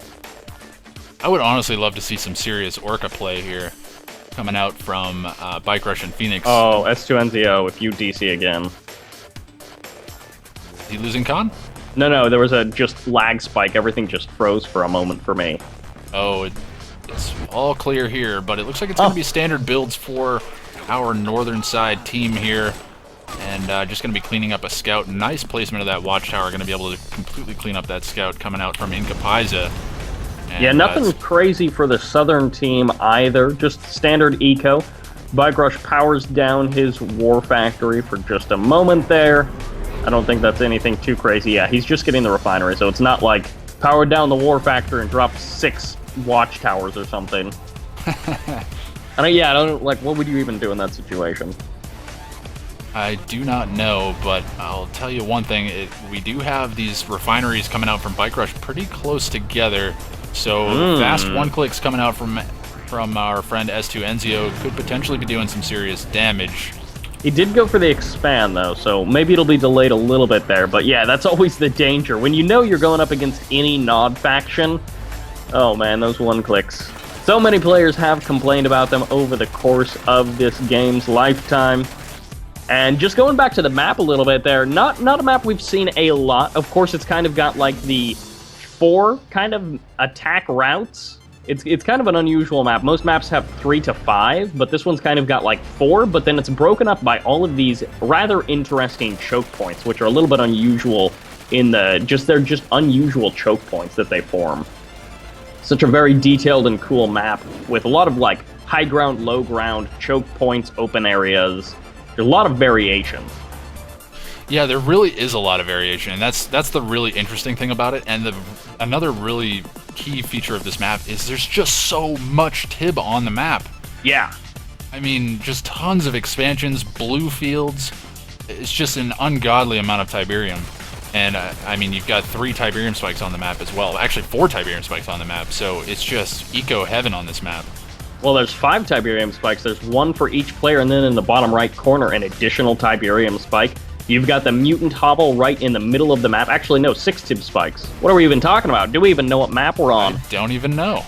But yeah, there's 2 tib fields, like basically dedicated for each player. So you've got that guaranteed natural expansion, contested third fields, which are big enough for both of the players to eat off of for quite a while. And then, yeah, that blue field, which will most likely be leached by Bike Rush pretty early on. Yeah, this map's eco is unbelievable, honestly. I'm starting to think that maybe it should be like a 3-player map. But at any rate, we're just seeing standard eco builds coming out from everybody. Nothing crazy going on. We do see Phoenix. He has expanded down to the southern expansion, going for some pushing here with some Predator tanks on the front lines. They are going to be forced away by the Predator tanks of, I believe, Incapaiza. And he's going to be cleaning up one Pitbull that's kind of straight out of position. Yeah, S2NZO, which is also the pink nod Ninja Rastaman as his current Smurf, he's going pretty fast airfield. I mean, it's not fast airfield in the sense of, like, he rushed to it, but he delayed his tier 3 tech to go for that airfield. So we'll have to see exactly what he goes for that. I mean, maybe, I don't want to, you know, hope against hope here, but maybe we're going to be seeing some Beam Cannon Venom play. In the south side, though, Phoenix, he's starting to put on that pressure, and he's got actually a nice force of Predator tanks. Going to be pressuring our yellow GDI player. Yeah, Phoenix is putting a lot of pressure on. I would imagine that the air tower coming out from S2NZO is actually going to be for the mine drops. Really not going to be too good as far as aircraft go early on, unless he's looking to contend with aircraft coming out from Bike Rush and Phoenix. But huge force coming in here from Phoenix, just continuing to roll forward with more Pred rockets. And he's doing a lot of damage here, and there's really no response coming out from S2NZO. It's just strictly Incapaiza trying to weather the storm here, and he's just not going to be able to. Phoenix is going to be focusing down that war factory on the front lines, and this is looking like it's going to be a really bad time for Incapaiza here. And let's take a look up in the north. We do have Scorpion tanks here holding the line for S2NZO against the forces of Bike Rush, and once again moving in with these Predator tanks. We do have a radar scan coming down, going to be revealing the harvesters. Could potentially be sniping one harvester, yes, but we'll be losing some Predator tanks here to the obelisk drop, so taking quite a bit of damage in return. Yeah, the Venom's now going to be coming out, but again, as you mentioned, Venom's not actually going to be that useful just by themselves. I'm really curious as to what exactly S2NZO is going to be doing. Scorpion tanks and the Obelisk, they're starting to hold the line, the Avatar marching in as well, but again, it's a 2v2. You have to worry about your roomie, the guy you're playing with, and S2NZO, he cares not at all. Yeah, and another feature of this map, just the changing of the ambiance here. It's going to be getting a lot darker. So we go into the first night, I guess. Can you survive your first night? And it's going to be... Ooh, we do have a couple of Fanatics coming in here looking to do some damage to that Harvester, but nice control. Ooh, not quite nice enough, but Bike Rush doing a nice job of keeping that Harvester alive. Going to be able to kill off all those Fanatics. And now he's going to be able to hold the line against these Scorpion tanks. They are definitely out of position. Going to be taking a huge amount of damage. That mine drop, no, actually it was a mine drop Vindicator, no, not Vindicator, Vertigo Bomber strike combo that you were talking about a little while ago. I mean, you talk about that mine drop, but wow, yeah, hitting 2 of Bike Rush's Harvesters, it killed them, severely damaged the refinery as well. At the same time, Phoenix, he's starting to be pushed back, but he's gained himself so much space. He's taken that 3rd base location. That's a big green field. Bike Rush has the one in the north. They're playing the eco game exactly how they like it, and wow, these barracks from Bike Rush in the north, what is even going on? Just showing that he has that incredible ability to just put buildings down so fast. He's able to overlap those structures, and these infantry are like coming out of one barracks, even though it's double barracks production here. Triple barracks coming out from Bike Rush, so very heavy on the infantry, going for likely that composite armor upgrade. So he's going to be looking to put some serious pressure on this force of S2NZO, and S2NZO has nothing to stop the infantry. Absolutely nothing. He's going to be able to shut down these Predator tanks very easily, but man, those infantry are just going to be able to wreak havoc. Yeah, Vertigo's coming in again, dropping another Harvester of Bike Rush, but he does lose one of the Vertigos. That's a bit unfortunate for S2NZO. Incapaiza going to be taking damage from the Orcas of Phoenix. One Harvester will barely survive. I'm not sure if he's taken too much more damage, but of course Phoenix, he can go for 2 or even 3 more airfields if he really wants to. Rage Gen fires off and EMP grenades. They were not researched just yet, but they would be fantastic. Oh man, Vertigo Bombers, a great choice in this battle. I mean, doing huge splash damage to both the Predator tanks as well as the infantry. The infantry are going to be able to weather the storm quite well, though, with the composite armor upgrades, and likely going to be seeing EMP grenades upgraded very soon. They come online right now. We'll have to see if Bike Rush manages to get the EMP off. EMP comes off, locking down the Redeemer as well as 3 of the avatars. That last avatar, whoa, what the? 4th avatar being locked down just kind of randomly. I'm not sure if there's another. Wow, look at the range on those EMP grenades. Yeah, they're actually pretty sick. Tib Vapor Bomb drops on top of the army, but it's basically a whiff. And we've got some good ideas coming out from S2Nzio, but he doesn't have the forces to actually make them work. He's trying to get the splash damage on the army with the Spectres, the Vertigos, but he cannot contend with the infantry. At the same time, the base push is kind of coming out. I mean, the MCV is in an aggressive position. This is a second MCV from Phoenix, by the way. It's not just one MCV from him. So he's going to most likely be dropping down those sonic emitters. He's even base creeping with command posts. Yeah, so this is looking like GG, and yeah, that's going to be it. Both of these guys have been defeated. Bike Rush and Phoenix for Team Pigeon's going to be taking game number 1. Yep, Team Pigeons powering on through. And, I mean, S2Nzio and Incapsia, they get map choice. But dropping game number 1, they really need to get focused, get serious, and make sure that they are in control for games number 2, 3, and 4. Absolutely. And, I mean, it looked like S2Nzio had the right idea with the airfields. He played that really well, but just unfortunately wasn't able to pull it out. I mean, Bike Rush managed to expand to the center, and just he wasn't able to put enough pressure on where he could get Bike Rush off of that field and then expand there on his own. That's really what you need to be doing in that situation, but Bike Rush played that really well. He kept the pressure up so high that there was just no way that, you know, he was forcing the engagements in S2Nzio's base as opposed to in his own. And that's what allowed him to just continue to reinforce his front lines and just continue to roll forward. Yep, hopefully we're going to be jumping into this next map. Okay, there we go. Just making sure to save the replays here, and I will be right in. Always good, making sure that if there's any epic games, we get those. Oh, wow. Well, it looks like even though you're not streaming to Twitch, you still got lots of spam going on in the chat. Oh boy, yeah, let's fix that right now.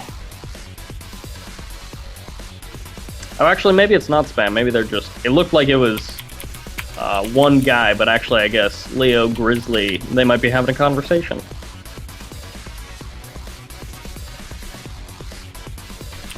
Looks like Called is typing like more than half.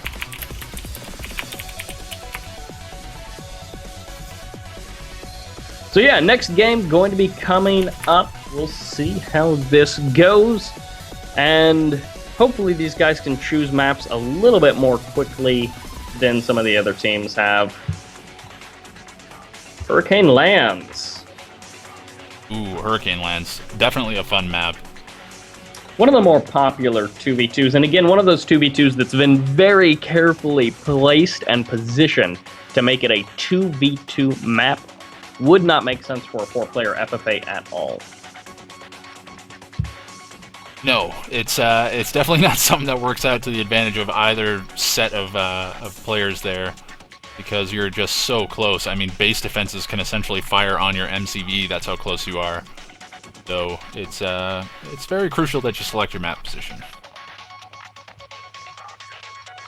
Yep, and again, unfortunately, there's no like set map spawns to specify teams. But we'll again have to see exactly what's going to be going on with this game.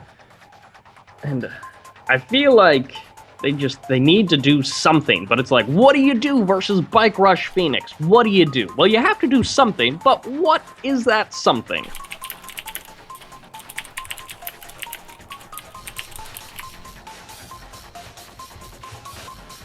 Yeah, I'm not quite sure what that something's going to be. I mean, this map, you have some opportunities to do some sneaky tactics where you can move some disintegrators around, get around the edge of the map, But again, I mean, we're going random v random, and I don't know that that's necessarily what Incapaiza and S2 Enzio really want to be doing in this situation. I mean, Bike Rush and Phoenix, they can feel pretty comfortable on pretty much any faction. But I don't know about the choice. Yep, we'll have to see. I mean, Ninja Rastaman, he was like, I'm not liking Nod so much, but we will see. He's chosen that GDI, and part of me wants to see with the map spawns that have been chosen, the opposite teams somehow get dealt. It's like, so, you know, number 4 is Ninja Rastaman, and he gets paired up against, like, Bike Rush, because Bike Rush hasn't set a spawn position. And then Incapaiza gets paired up against Phoenix, just, like, right with those spawning positions. That would be so awful. It would be so awful, but I kind of want to see it. I have a feeling that if it happens that Bike Rush and Phoenix... I mean, they might try to play it out, but I got a feeling they'd just sell up out of it and restart. Yeah, but I mean, that's not even like... They would have to just take a loss in that case. I don't know that the rules necessarily define that. I think we can all agree that that's, I mean, clearly not the intent of the game. It's very easy to just set your spawn position, so... That's true, that's true, that's true. I don't know, we'll see. I mean, that's like choosing random and then claiming, oh, I got a bad faction. That's true as well, yeah. There's very close parallels. Alright, I'm down. Let's see it. 2 1v1s, who comes out on top? I feel like, yeah, Phoenix and Bike Rush would be feeling pretty good in that situation. Or what you could do, and this is something that I thought of when I was engaged in a situation like this, is do you just essentially go all in on your other opponent? Like, essentially, you realize that you spawned in somewhere, and it's like, all right, I've got Traveler 59, and my teammate's got GDI. So they're not going to be able to do a huge amount of damage really early. They can defend really well, but they can't put the pressure on. So it's like, okay, you drop portals in your allies' base and just all-in rush your opponent, knock them out of the game. Yeah, it leaves your base really wide open and likely going to be killed. But hey, it gives a 1v1 situation, and honestly, that should be with your teammate coming out on top. And kind of going to that, what you just said, it's like, if both players, or if both teams decided to just dump everything into one set of spawns, that would be so crazy. Because, that would actually be really cool. The key in that situation is, like, if you're the guy who's going to be building in your allies' base, to, you know, oh, actually, Zadroch beat Big Pro 3-2, so Zadroch is in the finals. Wow, I didn't see that one coming. So yeah, your kind of goal is to drop down the crane and then sell off your MCV, right? So that you're just in that part of the map.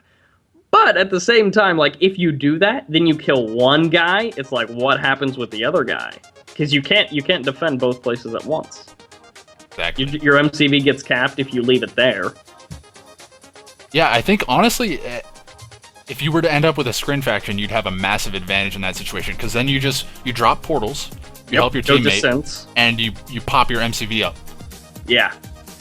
And it's like, GG. There's nothing they can do. I mean, because your enemy's teammate has to come and help defend, so it's not like they can be harassing you. Or if they choose to harass you, then you're going to landslide win the other side. So, interesting. Unfortunately, I do not have any con to you, Sparty. Do you have con to everyone? I have con to everybody except you and Phoenix. Phoenix is connecting right now. Which doesn't make any sense, because we are so close to each other physically. Yeah, we're both in the States, and yet we can connect to these people who are thousands of miles away. Like Phoenix, I think he's in the States as well, but I believe he's further away. And then it's like, Bike Rush, he's in the UK, so he's pretty far away from me. You are the closest person to me.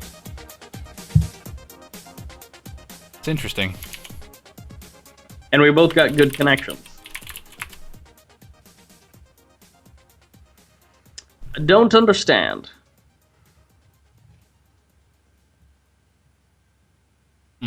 Yeah, I have no connection to Phoenix.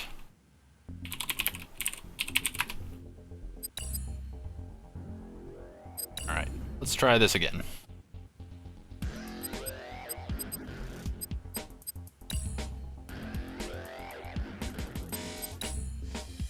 The server's being a little temperamental today. Nothing too crazy, though. I mean, we haven't, like, all been DC'd. It's been random issues of connections.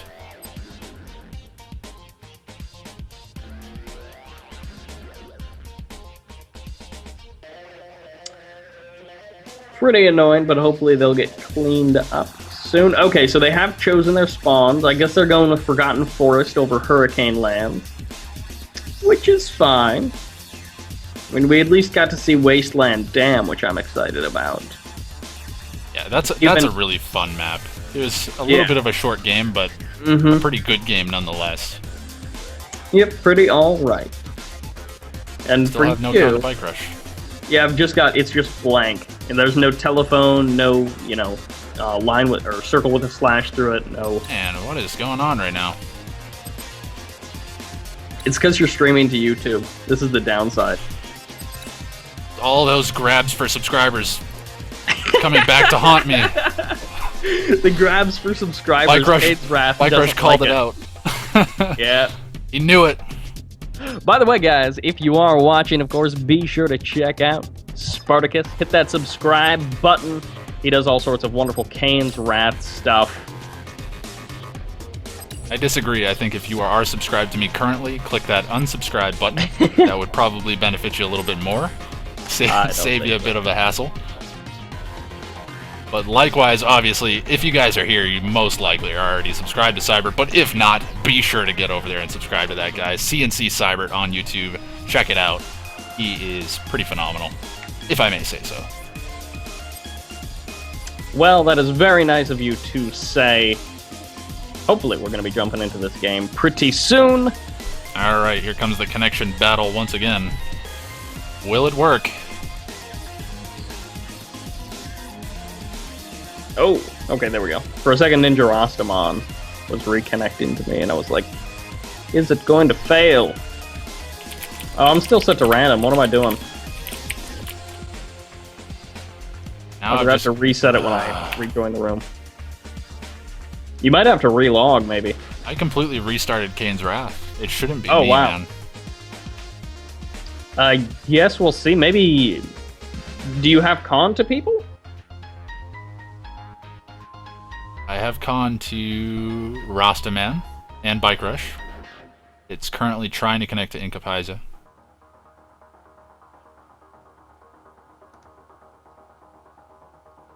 Alright, everybody seems to be getting worked up in the chat over the English versus other languages. The only reason that I ask that you guys type in English is because everybody understands it for the most part. I mean, if you're typing in English asking why you can't type in another language, that's why.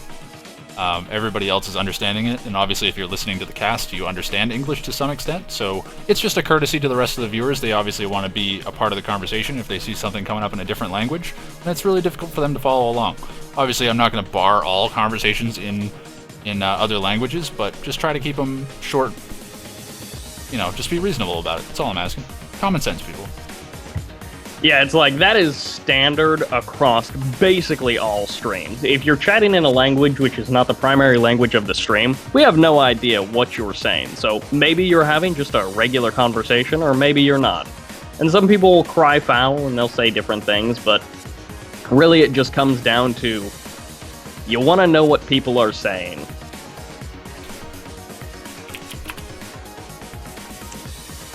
Wow, so right Incapsia actually, Incapaiza actually readying up in like under 12 minutes. So right now, the only person I don't have con to is you, and it looks like, ooh, it might be reconnecting. Oh! Can we do it? Can we do it?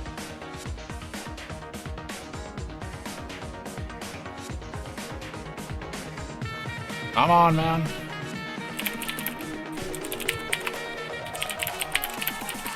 Oh my word. It keeps giving me the telephone. Come on, trying baby. to reconnect. I'm guessing Bike Rush is just hitting like the reconnect button. Oh, I'm sure. If I was him, I'd be spamming it. Honestly, it might be better to just have somebody else host. It may be. I'm going to try once more, leaving, joining, which unfortunately will make Incapaiza unreadied, which will take 12 more minutes. Each time we have to tag on that extra 15 minutes. Yeah. Okay, here comes the connection. Come on, baby. You can X up, though. That's good. Yeah, exactly. Just, ready. Everybody Ready. can X up, then let's go. Oh. Oh. Ah! Oh, yes. Yes. Oh, here we go. We are good. As long as Incapiza readies up. There we go. All right, we're finally going to get to see some action here. Some more action as it's game 2. This best of 5.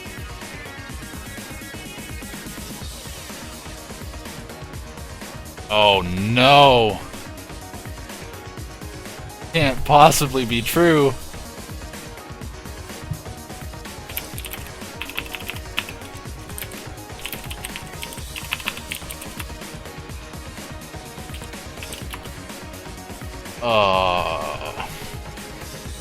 Okay. So, connections are an issue today.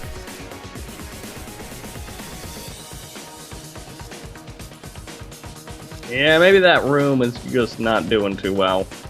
And with all of these relogs, the server is not going to be happy. With this constant relogging, it's not helping the problem. Yeah, I wouldn't be shocked to see A restart a sometime. restart. Yeah, exactly.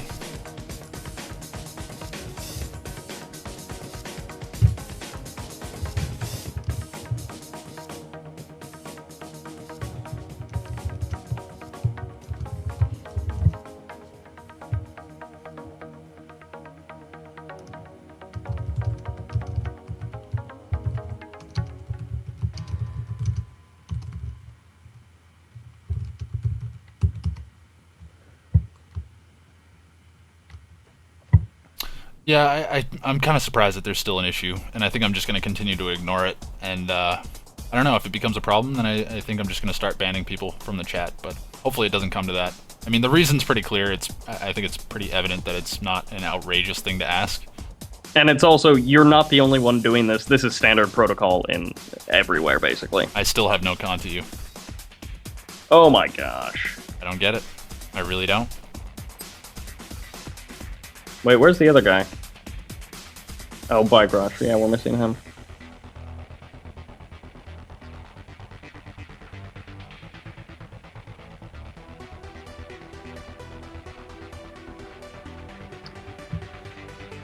Yep, this whole connection thing is unsettling. Hopefully we can continue watching these games, continue casting them once Bike Rush gets in here. Yep.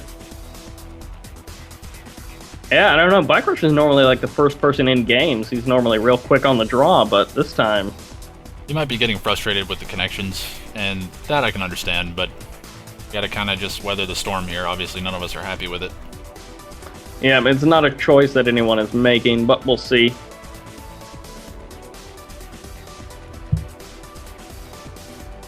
I think I'm starting to understand why the Team Pigeon's name was chosen. And no, let's not add another level of lag into this, please.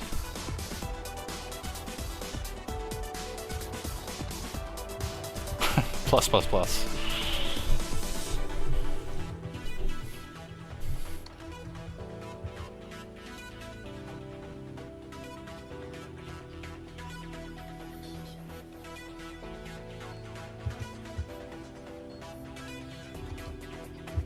And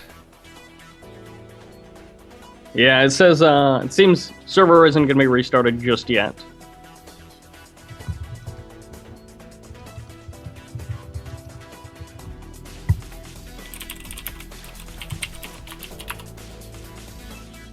Maybe we'll get a server restart at some point, but still no Bike Rush. Somebody else showing up. He said he can't connect. Wow, like at all? I guess. That would make sense. Oh yeah, I guess Phoenix just said that. DQ, I hope. It's a bit wishful thinking. I think we're quite prepared to DQ the probably #1 expected team at this point. Yeah, exactly. I mean, maybe if it's like 15 minutes from now and he can't connect and it's only him, then yeah, but I mean, it hasn't been nearly long enough for that.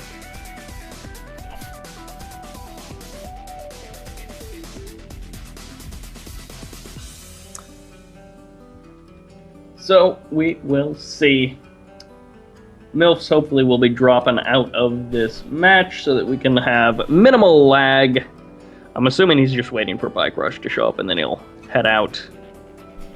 Yeah, it's nice though that he's going to be talking in caps in the chat. I was curious whether or not we'd get yelled at today. And what is it without getting yelled at? Here, this will help. Oh, my typing's bad. Typing is for noobs. It only makes it worse, Cybert. I've tried in other streams. Trust me, nothing is to be gained here. Yelling boys.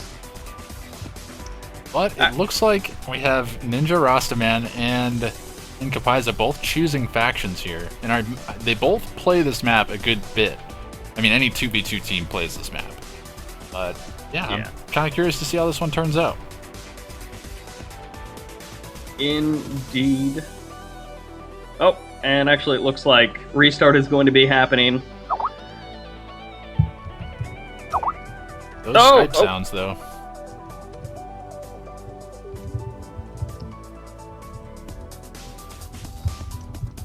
Okay, apparently we're restarting the server. Yep, there we go. I was trying to warn the guys in chat so that they would know what's coming, but it doesn't matter. They should be able to figure it out. Hopefully. So, since we have a few minutes, Red Alert 3, what is going on over there? Seems like you guys have some type of a tournament coming up. We do indeed. Of course, we've got the upcoming Red Alert 3 charity tournament. It's going to be on the way. It's coming up next weekend, actually, 25th and 26th.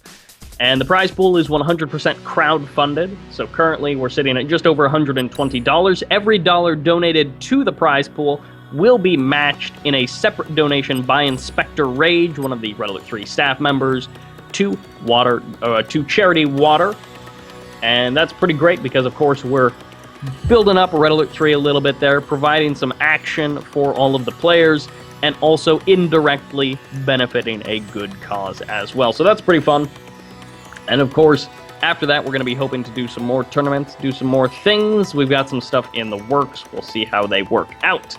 And of course, Kane's Wrath challenges have been pretty fun, and then the Tib Wars King of the Hill season is rolling quite nicely, so glad to see all of that working out. Yeah, there's a good bit of action going on kind of all over the place, but I know I'm looking forward to seeing that charity tournament that you guys got going on over at Red Alert 3. I haven't been too keen on Red Alert 3. I've watched a lot of VODs, but I'm not terribly familiar with the game, so it kind of puts me at a little bit of a trying to think of the word for it, disadvantage when watching the videos. I'm not terribly, up to speed on what build orders should be, unit placements, different things like that. But it's an interesting game. It seems like it's more micro intensive versus the macro that you see in some of these other games. Not so much spending so much time managing the economy, but rather dealing with the engagements. Yep. Yeah, it is a bit of a different game, and because of the aesthetic of it, because of the look, a lot of people get turned off by that. So if you can get past that, it's a great game, and hopefully Incapaiza will be joining up soon. We will see. Oh no, I still don't have con to you. Will it We're gonna work? get con, I'm telling you. If it doesn't work now, then I have no idea. There we go.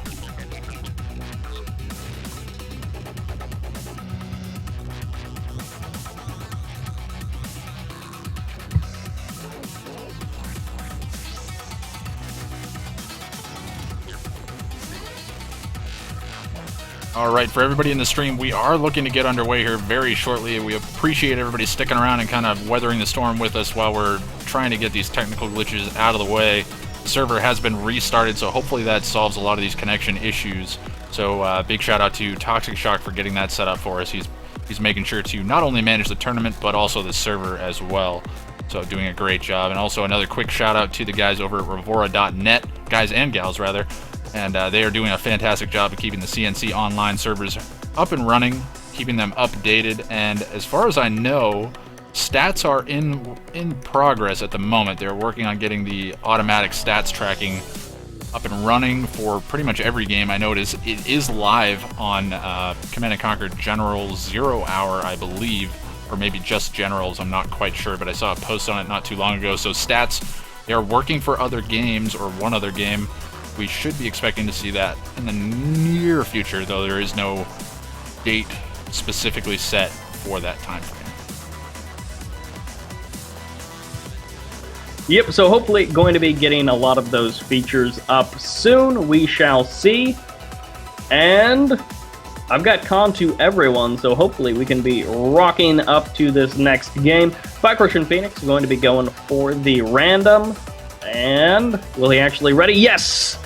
Everyone is ready. It looks like everyone has got con in game 2. It's coming up. Much awaited game 2. Hopefully it lives up to the hype. I am so ready for this. Alright, interesting.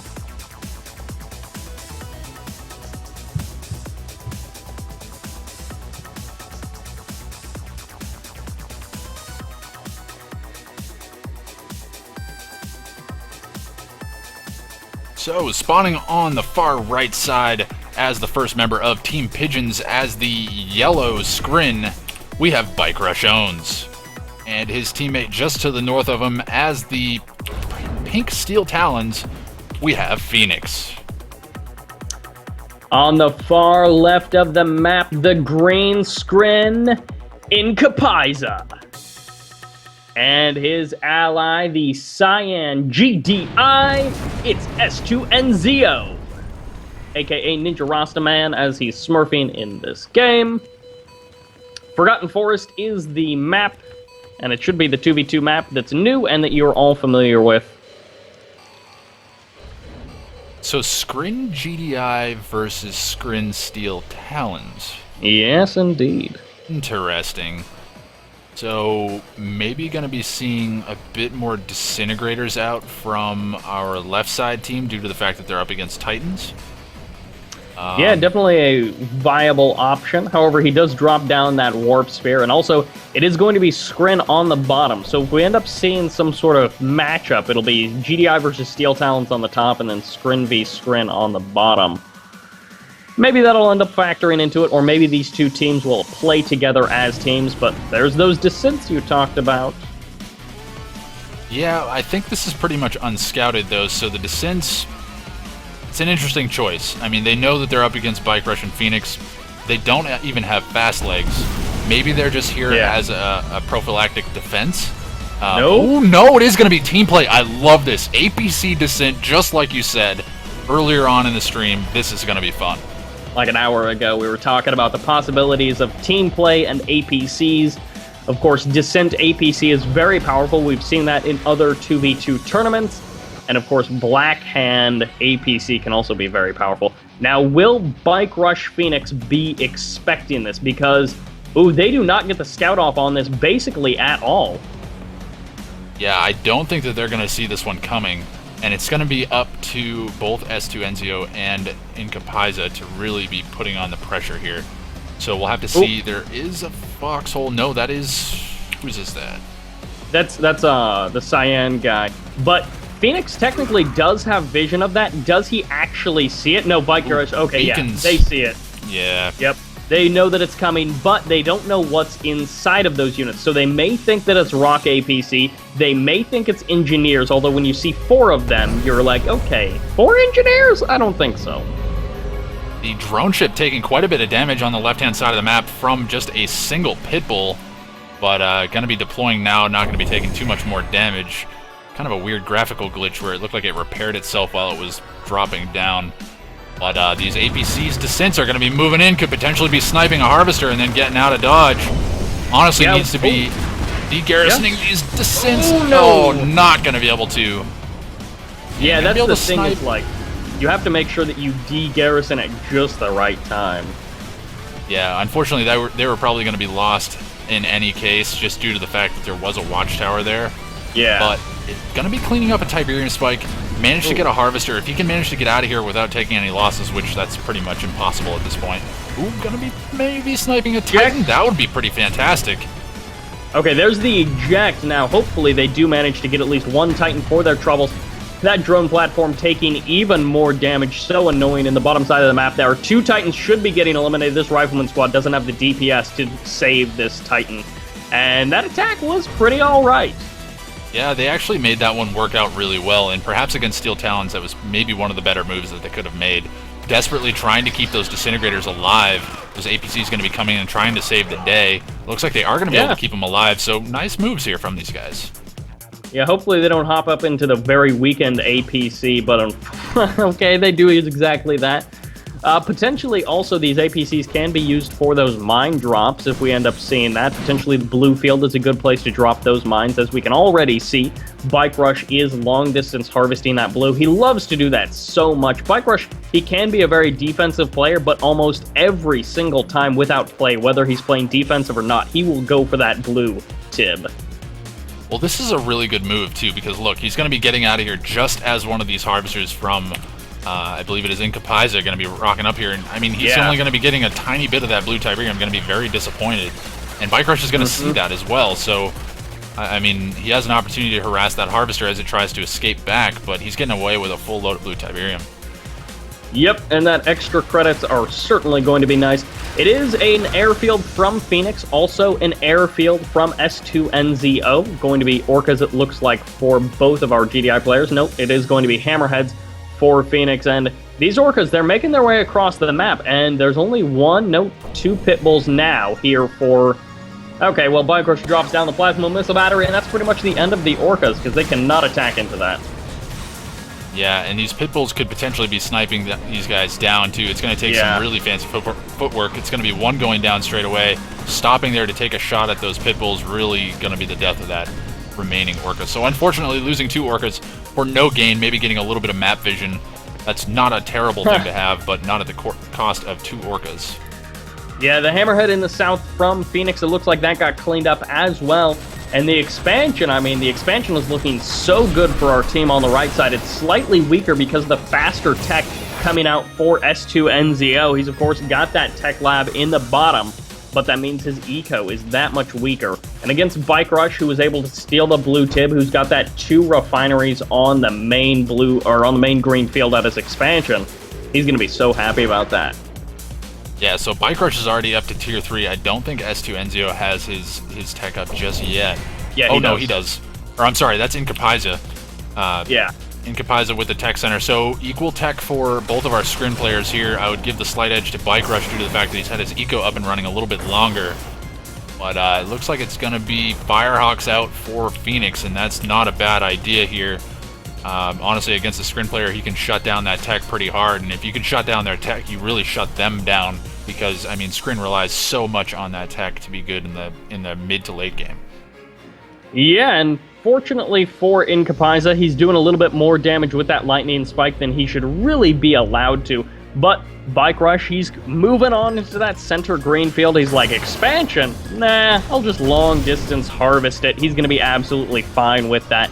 At the same time, we potentially will end up seeing our Cyan GDI S2NZO head to the green field in the north. That wouldn't be a bad idea. It's basically completely uncontested, and he can follow up his Predator tank aggression with that expansion. Yeah, so it's looking like Bike Rush is content with going a little bit more of a campy style play here. He's actually dropped down a Rift Generator, so going to be potentially seeing that tearing up some forces here, and those Rift Generators just so powerful because they instantly do damage as opposed to having to wait for the actual animation to finish. But we do see the Steel Talons Mammoth Tanks upgraded with that adaptive armor being able to sponge so much damage. I mean, look at how much damage is coming out. But, Predator tanks with the railgun upgrades coming online just as this fight is taking place. Going to be sniping down one of those Mammoth tanks, sniping down a second one. Huge power spike there in those Predator tanks once those railguns come online. So really nice move there from S2NZO. Now on the left side of the map, Phoenix, he's got 4 Firehawks. They're closing in, and Bike Rush just dropped down a beacon. He's trying to tell his ally what to drop bombs on. It was on the airfield. He's got enough to take it down even with the laser fencing, which is unfortunate for S2NZO, but he did get his Firehawks off of the deck just in time. Bike Rush owns, he's moving out with a huge force, though, and he's looking to target the main base of the team on the left. Yeah, so nice move there from Phoenix to take out that airfield. Very smart decision, because if he can deny these Firehawks from being able to be rearmed, he's going to just allow Bike Rush to continue to put on more pressure with these Devastator warships. And that's exactly what you need to be doing. So foregoing the opportunity to snipe the tech for the ability to keep your ally on the front lines. But it is going to be the plasma missile batteries with the shard launcher upgrades just going to be tearing away at these Devastator warships. And I don't know that there's going to be enough DPS. It is going to be enough to take out the MCV. So MCV going down for S2NZO. That is unfortunate. And we'll have to see what is there here to defend against this. And it looks like actually a decent number of Annihilator tripods coming out from Inkapaiza. And he's doing a nice amount of damage, taking out all of the Gunwalker supports there, and Bike Rush is forced to fall back. Yeah, now Phoenix on the north side, we do have more Firehawks going to be coming in, and can he actually find the sweet target? He's searching around trying to find the tech. He will most likely be going for that tier 3 tech, and yep, he drops all the bombs. Strato Fighter's out of there, and that tech is gone. No more Annihilator tripods for Inkapaiza. Hopefully, he can go ahead and rebuild that pretty much as soon as he can, but for now, the tier 3 tech is pretty much just up to S2NZO. Yeah, and we've got Railgun Mammoth Tanks coming out for Phoenix, and he has the adaptive armor upgrade. So against Railgun Mammoth Tanks from Inkapaiza, he's going to be absolutely annihilating them just due to the fact that he has that extra armor. So we'll have to see. It's going to take some nice micro from Phoenix to make sure that he uses the adaptive armor properly, but a radar scan coming down as well. This Devastator warship never got cleaned up. There was 2 Devastator warships basically in the main base from Bike Rush owns in the main base of S2NZO, but he never actually cleaned up the second one, so its force fields have regened, or at least they were never taken out, and now he's got an excellent building-killing machine, basically, to just end parts of this base. Took out the airfield, potentially going to be going for even more, the war factory. Yeah, and this is really where you can start seeing the difference between Bike Rush and the remaining players. Bike Rush, he's gone for this heavy aggression, but he expanded behind it. He used that map pressure to his advantage, and he said, okay, I've got you kind of tucked away in your base. I've got extra money. Let's move out to the center and grab up this green Tiberium field. He's got 2 refineries on this expansion, and already has half of the field pretty much eaten up. So, I mean, he's got a huge force here now. Phoenix is reinforcing that with these upgraded Mammoth Tanks, and there's really nothing that these guys on the left-hand side can really do against that. They can try to force an engagement, but they're going to take severely heavy losses. Yeah, that is one nut that is tough to crack. On top of that, the Mastermind is out on the field, which means there will be mind control shenanigans to be had, and this force in the middle on the south side is just so formidable from Phoenix and Bike Rush owns. Yeah, and they seem to be content with just kind of holding the line at this point, and that's not a terrible idea because Phoenix is just playing so well with those... Oh no, I'm actually going to cut myself off. An outpost going down. It looked like it was Inkapaiza trying to expand to the top of the map and lost that outpost by a lightning spike drop coming out from Bike Rush owns, so very well placed, and is going to be denying that expansion, so very, very smart move. It looks like 3 out of 4 of the Firehawks ended up going down, but... Oh, and actually all 4 of them go down, so Phoenix loses all of his Firehawks in one fell swoop. The Sonic Air Blast did take out 3 of them. The anti-air turret takes out the other one. And looks like there's the big move, and can they actually break this base? Yeah, it's going to be a pretty big engagement here, but Stasis Chamber coming down. Stasis Chamber has been so important in these games today, and coming out from both players, so countering that with his own very smart move here coming out from Inkapaiza. He's going to be able to lock that down, and we'll have to see if these Railgun Mammoth Tanks from Phoenix are going to be enough to continue to destroy these units. There are a decent number of Zone Troopers, but they all get cleaned up by a clutch Buzzard Swarm support power. Bike Rush owns, just doing so much damage. And look at this battle, just lasers all over the place. Not too clear as to who's coming out on top, but it looks like it is going to be Bike Rush owns. Yeah. And Phoenix taking a pretty decisive victory here now that I get a little bit clearer picture on what's going on. Yeah, just absolutely cutting their opponents to ribbons. Incapaisa and S2NZO outclassed in that battle, absolutely.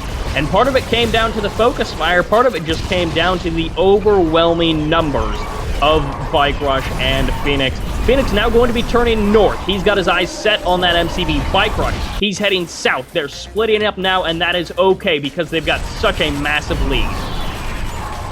Absolutely, and honestly, it wouldn't be a terrible idea for Bike Rush to just suicide kill this drone platform, because I don't think... Oh, there is a gravity stabilizer out on the field, but it is in very precarious position.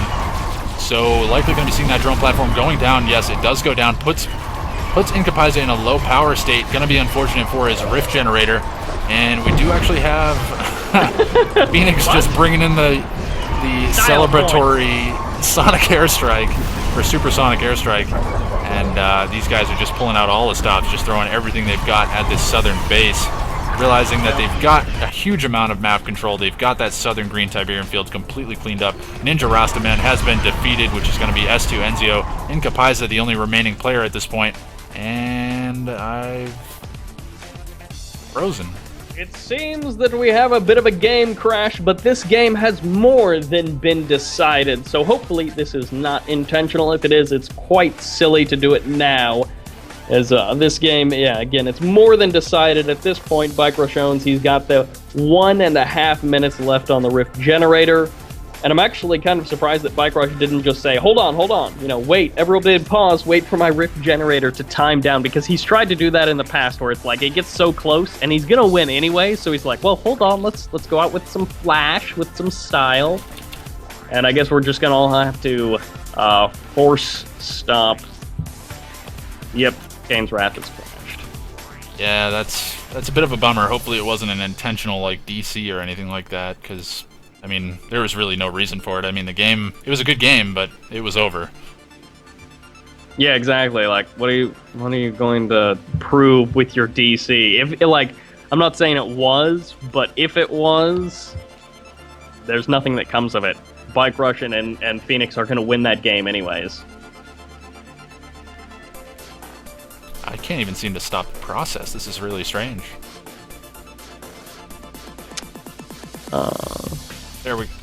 There we go. That works. Yeah, it's taken a minute for me as well. Very strange. But we should be jumping back into game number 3 pretty darn soon. So Bike Rush and Phoenix up 2-0 so far in this series, looking pretty good to take potentially a 3-0 victory and move on into the quarterfinals? Semifinals? No, finals. Oh, this is finals coming up. Yeah, this is it. If they It's take gone this quick. game, it's a 3-0, and they will be in the finals to face off against Team Doroch. Roach, D-Roch, I honestly don't even know what that's all about. I've been seeing it spammed a lot. I don't know Yes. what the joke is. It's not very funny just to the layman's eyes, but hey, all the same.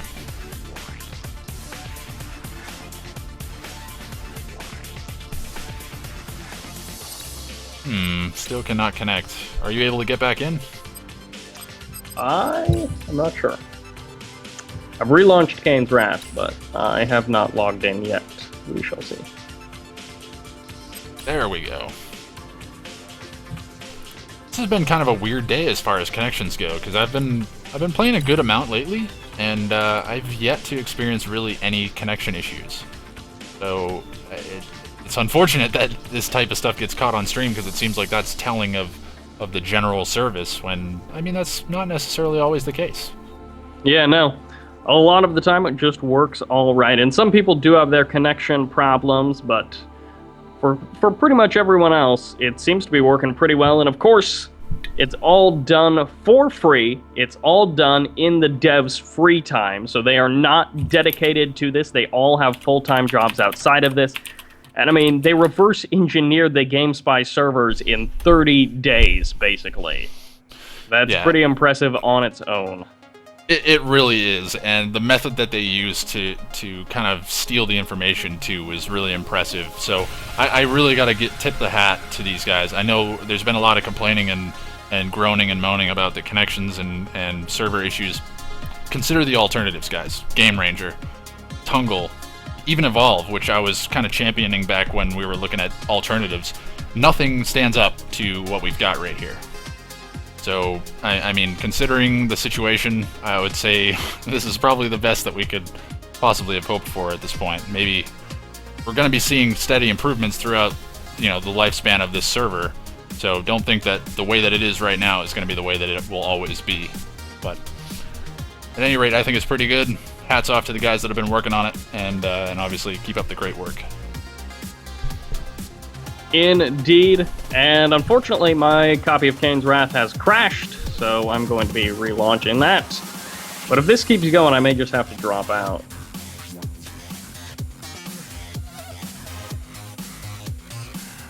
Alright, I'm actually going to take a second here to step away. I'll be right back.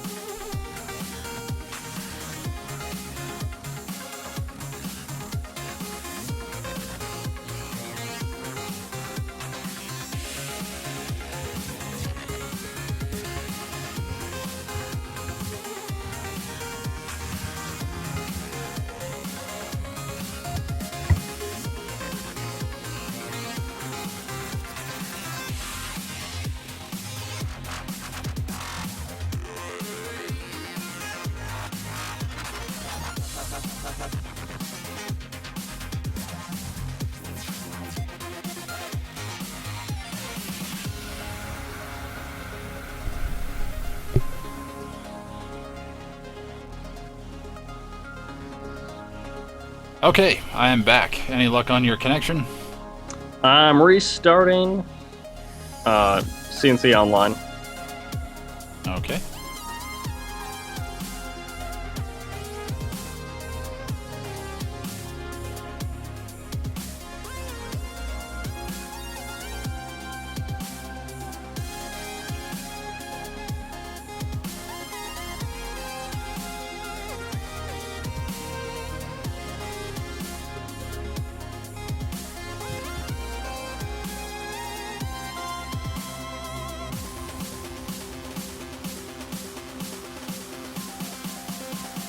Okay, finally have been able to log in. Let's see if we can get back into this game. All right. Heading into game number 3, potentially the last game of this series. Potentially. And then going to be moving on to the finals. Should be quite interesting. And we did have Team D-Roch taking a victory over Team Big Pro. So it will be... It's I Love MILFs and Supernova? I'm not sure. I did not check beforehand, and now I'm kind of worried about alt-tabbing. Oh, I'm with you on that. Let's try to keep the connections as clean as possible.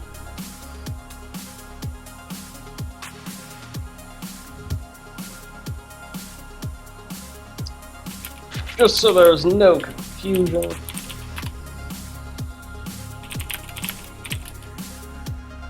And yeah, I've got comms to everyone, so hopefully we will be readying up rather soon and jumping into this match. Steel Talons and Black Hand have been chosen for S2NZO and Incapisa. Still random for Bike Rush Phoenix, which I can totally understand for them.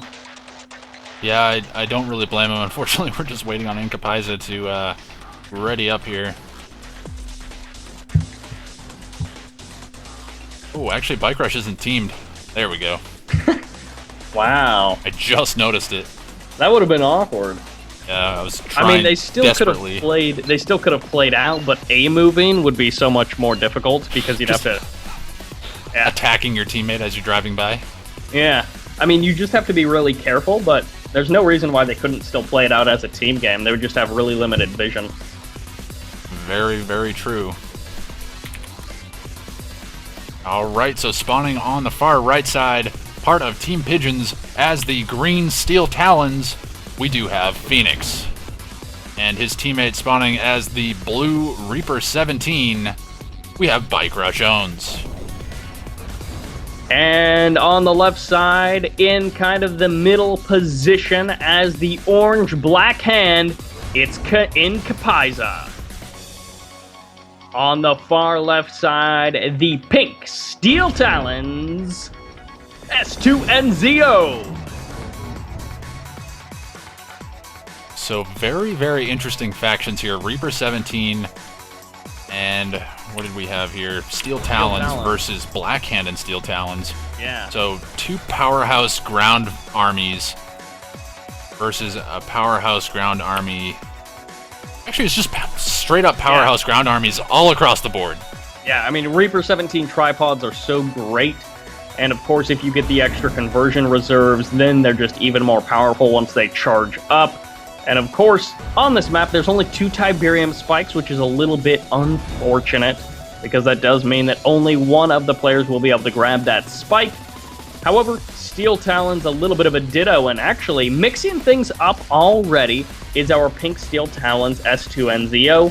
He's got his first Orca on the deck. And oh, that's a second airfield. Dual airfield, could it be an all-in? It has to be. Is there a dual airfield opener that isn't all in? He's going for the expansion, I guess. I don't know how he's going to possibly fund this. Maybe he's just trying to get the 4 Orcas out really fast. Then maybe going to sell off. Yeah. You can no. Oh no, there's the cell. But here's the thing: is I don't think that MCV cell. No, it is outside of the range. I see what he was doing. He's using the MCV engineer to grab that Tiberium spike. Good move, actually, delaying that eco a little bit, but. Mutant Hovel captured. Oh my gosh, they're actually building from it. By Bike Rush. So Bike Rush maybe just trolling a bit. Oh no, he's definitely trolling. Mutants have reasonable DPS from what I remember. I don't know if they've been nerfed or buffed in 1.02 plus. I'm not 100% sure. But I'm assuming Bike Rush is just going to be going... No, he's actually teching up, so he's going tier 2. He's delaying that second refinery, so he's not going super hard into the mutants. Oh my god, it's double all-in. Incapaiza, double all-in, double War Factory bikes, and all-in Orcas. What are these guys going to be able to do? We have S2NZO. He is completely all-in. He has absolutely no hope of recovering at this point. If these Orcas don't work, he's done. Yep. Whereas, he can, of course, go hammerheads, which will give him a little bit more utility. Okay, so he's dropping a lot of rockets onto that drone platform. He won't be able to get the kill, so this is kind of a curious choice. But he will be able to do a fair amount of damage. Almost gets the kill. Maybe if he would have been able to launch all of the rockets and not lose any Orcas, with the Orca strike, he would have been able to get the kill. But even so, it's still going to be close. Maybe it would have been better to keep the bikes around instead of sending in the bikes first. But yeah, that engineer cap for Phoenix, he's going to be healing it right up for Bike Rush Owns. And now the mutants are here to completely shut down the airfields. They have the ability to shoot at aircraft. So the mutants were the perfect counter to this, too, because they can shoot aircraft both on the ground and in the air. So we are actually going to see them turn on the hammerhead. Unfortunately, don't have the DPS. But I didn't actually know that they could shoot stuff in the air. Because, I think I've built them in just like a skirmish versus AI maybe once, just to kind of, see what they do. But other than, that was years ago. Yeah, it's very interesting, but honestly, this is maybe just a ditch effort from these guys, because it's looking like this did not go to plan. No. They're really hoping to kill off that drone platform. But Incapaiza just saying, well, good luck in the finals. And going to be potentially seeing these guys selling up here pretty soon. Incapaiza is pretty much out of this game. He's only got an airfield at this point. Nothing really queued out of it. He does have 2 Orcas, I believe, out on the field somewhere. And they're going to be obliterated right now. Yep. And, you got to hand it to Incapaiza and S2NZO, 2 guys that I'm not too familiar with, but they did make it to the semifinals, which means they had to make it through at least one best of 3 before getting here. And, hey, they kind of put some pressure on Bike Rush and Phoenix. They didn't get totally stomped, but they did get totally destroyed. So it wasn't, they did their fair share of damage, but they didn't, of course, win any games. Very, very true. And they certainly made it interesting, that final game with the double all-in. They just weren't able to coordinate with one another to attack the same position. I don't think they would have been in a terrible spot if they had managed to drop that drone ship, because that puts Bike Rush with just a single war factory. And he has no ability to rebuild any additional eco. He has no tech, so I mean, he's just straight up gunwalkers. Yep, and the finals best of 7 is going to be coming up. This is, of course, going to be the longest series of the day, hopefully the most exciting series of the day, as we've got the Bike Rush Phoenix team versus the other team who I'm still not sure who it is. Yeah, I'm honestly not sure either. Because the teams have changed so much for some of them. It might be I Love MILFs and SN185, but it might be someone else.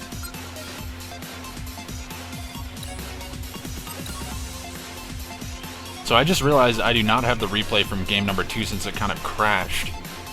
Not sure if that's going to be an issue. I don't worry about that later, I guess. I don't know if the replay. Oh, I guess you can fix replays. Even if you did save like the last replay autosave file. Yeah, I didn't, should have. Yeah, I didn't either. But even if you did, it would still be a broken file, I believe. Really? Yeah, I'm pretty sure the file would be broken. I believe you can fix it with a hex editor, if it is broken. Oh, possibly, yeah. Just add in like an ending sequence, I guess. Yeah, whatever the file closing is. Okay, well, let's take a look at the bracket, get you guys some specific information on who is remaining in this tournament.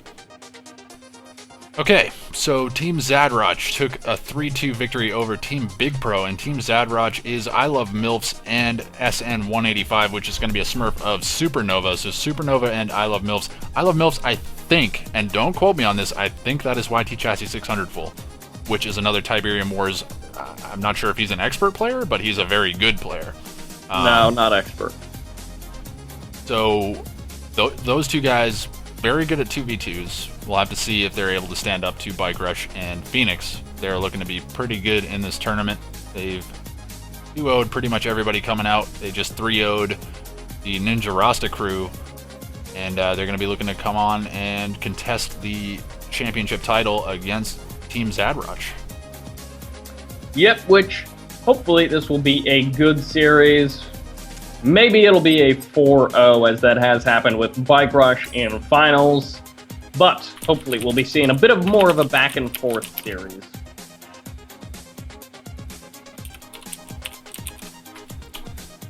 Okay, I think I'm actually going to host this one just to get things underway.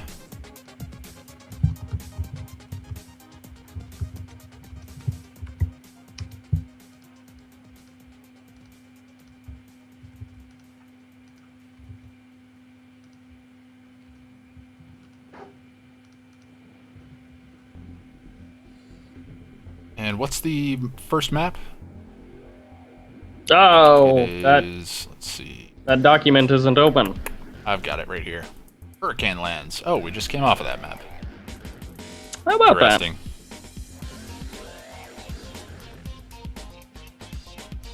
Okay. So, Hurricane Lands. Should be interesting to see. We're obviously not going to see any mutant marauders this game. At least I would imagine not. Unfortunately. I hope we do. Maybe some more. Who knows?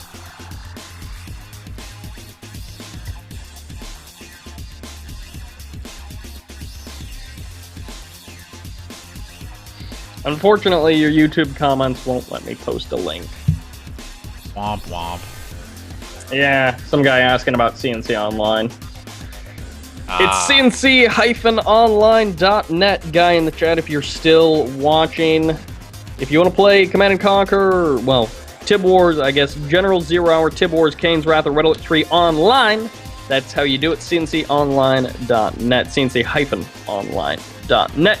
If you want to play the older games, like, say, Renegade or Red Alert 2, any of the older games, you can, of course, check out xwis.net or CNCNet, which I believe is cncnet.org.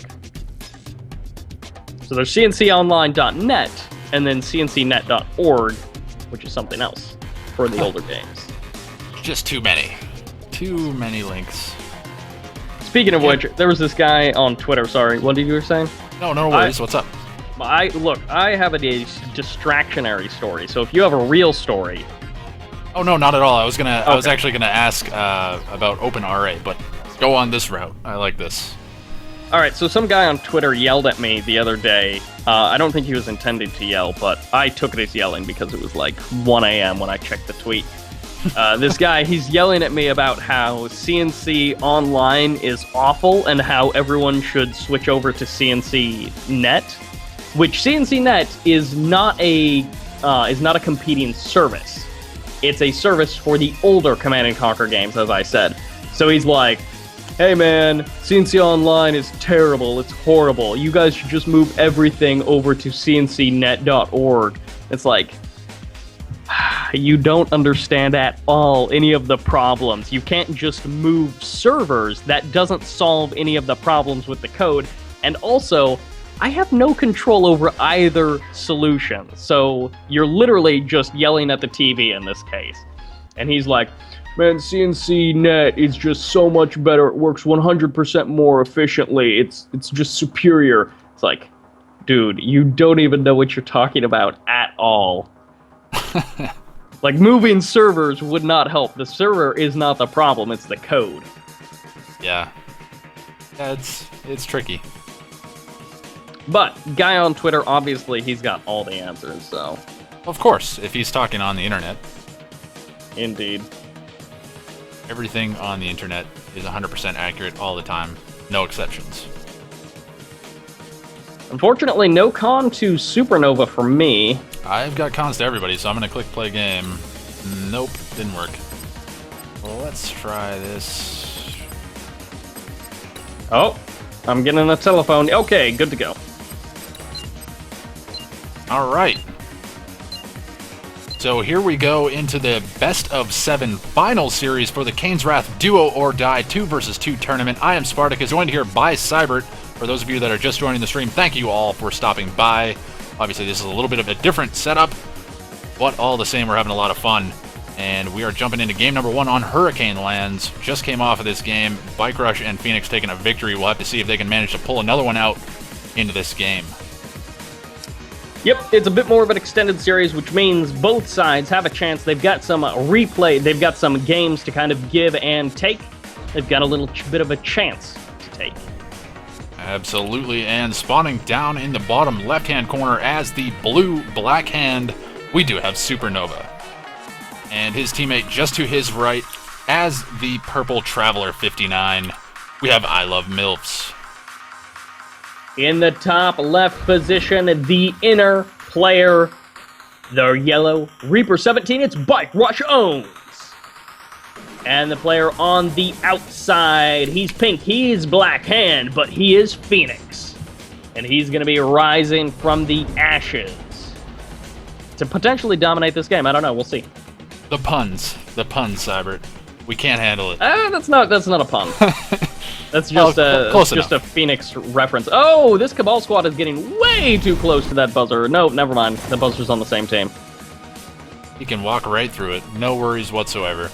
Hey, but it is going to be a descent rush here coming out from I Love MILFs. Do we have any type of a rush coming out from Supernova? It doesn't look to be that way just yet. Oh, could be. Yeah, that's building pretty quickly. I would imagine it's going to be an operations center. So going to be a dual rush here, potentially from our southern team. Oh. Southwestern team, rather, I guess. Now, Bike Rush is going in for the scout. He does get denied pretty far out, and also, yeah, that operations center is placed down in the perfect position for Bike Rush to not see it. Now, Bike Rush might be suspecting something just because of how the last series went. And I mean, if potentially, I don't know if they were, but if Supernova and I Love MILFs were watching that last series, then maybe they think they've got a better chance with the all-in than the last guys did. Oh, great move here from Bike Rush, going for that Corruptor. Going to be absolutely shutting down those Disintegrators. And it's just so fast, too, so it can force them to fall back. And you just can't engage against that. Yep, he went straight tier 2 into that Corruptor. Not something you see very often. That's a really good blind read from Bike Rush. Yeah, and it's actually a really great move against both Blackhand and and our Traveler 59 player, just because if he goes Blackhand, you can get out some dev tanks, and they're going to shut down the flame tank as well as the Reckoner. And it looks like there is going to be a dev tank out on the field, but this Reckoner is looking like it's going to be shut down long before it gets to the base. And if they can get enough damage, it's going to deploy. Yep. Yes, it is. So wow. Instantly de-garrisoning those Blackhand squads, desperately trying to get a kill on something here. And they're going to need to likely focus down some power plants. It's really the only thing they're going to be able to do at this point. And power plants are not the value that you want from 2 operation center cell. However, it looks like the Descent's starting to get in here. Can they actually do any damage? The answer is pretty much no. They got cleaned up. I think they did a little bit of damage to one of the Harvesters, but they didn't really force anything off the line. They didn't get any kills. Things have gone south on Team All In. Yeah, so this is going to be really, really bad situation for Supernova and I Love MILFs, and don't know if they're going to be able to recover from this. So we've got second refinery just now coming down for I Love MILFs on his main field. He has expanded, but very much behind in terms of economy. Second refinery is down. A second war factory coming out from Supernova, so he's looking to keep up the pressure here. But he moves his MCV. Might be mind games. You know, sometimes they do the MCV move to make it look like they expanded, but... Yeah, even that, or just trying to take this opportunity before all these units are created to get that expansion up and running, so that way he doesn't have to expand in the middle of a battle. But that MCV is going to deploy now, likely just going to build some power plants, trying to get his power up and running. Dual War Factory bikes coming out for Supernova. We have coming out for... we have another stasis chamber coming down, locking down 2 refineries and the... Oh no, not locking down the warp sphere. Just out of range. I thought it locked down all 3 structures, but yeah, there's a harvester. No, there's 2 harvesters at least. There's 3 harvesters trapped inside of that stasis chamber. I thought it was just 1 at first, but yeah, there's 3 harvesters trapped in there, and this is delaying that income by so much for our purple Stren. That's so annoying. MILFs is not going to be happy about that.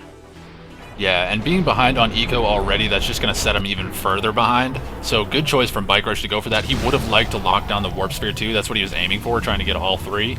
But just barely missed the Warp Sphere. Honestly, could have got it, but locking down both of those extractors as well as all of those harvesters was a great move.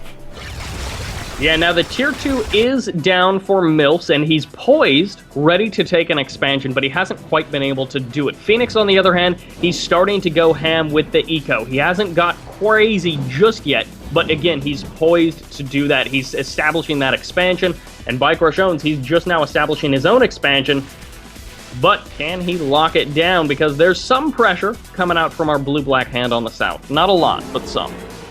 Yeah, Supernova's going super high aggression, too. He's going double War Factory Bike Buggy, and he's dropped a barracks as well as a secret shrine here, so transitioning into infantry. He has no expansion set up just yet, so once he mines out this original green Tiberian field, that's it for his eco.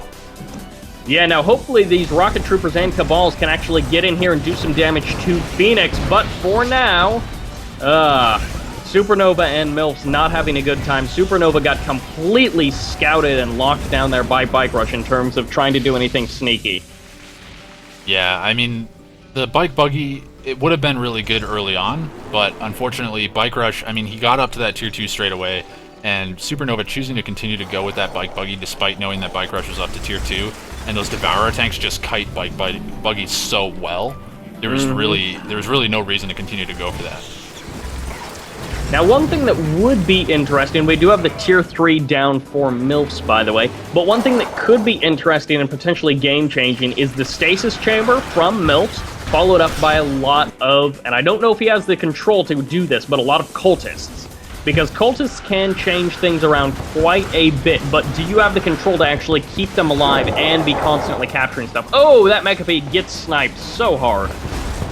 Yeah, one Mechapede going down, going to be seeing the Bike Buggy coming in, or rather just straight up bikes here from, I believe that is Phoenix. Yeah. Just doing a nice job of just absolutely obliterating these forces here, and now that it's pretty much just Buggies left for Supernova down here, and he's going to need to get out of here because those Mechapedes are just going to tear them to shreds.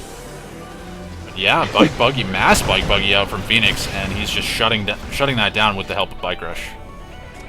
Yeah, but do not worry about that. Milfs has a single Seeker tank in the back of Phoenix's base going for the Harvester harass. He's going to be doing so much damage with that. Gets cleaned up by the Cabal squad on the left side of the map. Finally, Supernova is getting that expansion up and running.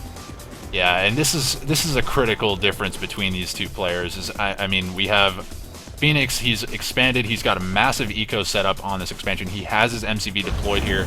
Second MCV even. Yeah, and a second MCV out on the field, just completely denying any harassment here. He's going to be able to drop base defenses in this choke point and just defend this so well. There's also, this map has been changed a bit down in the south and in the north, in the middle of the map. There is a new green Tiberium field, so they can leech that as well.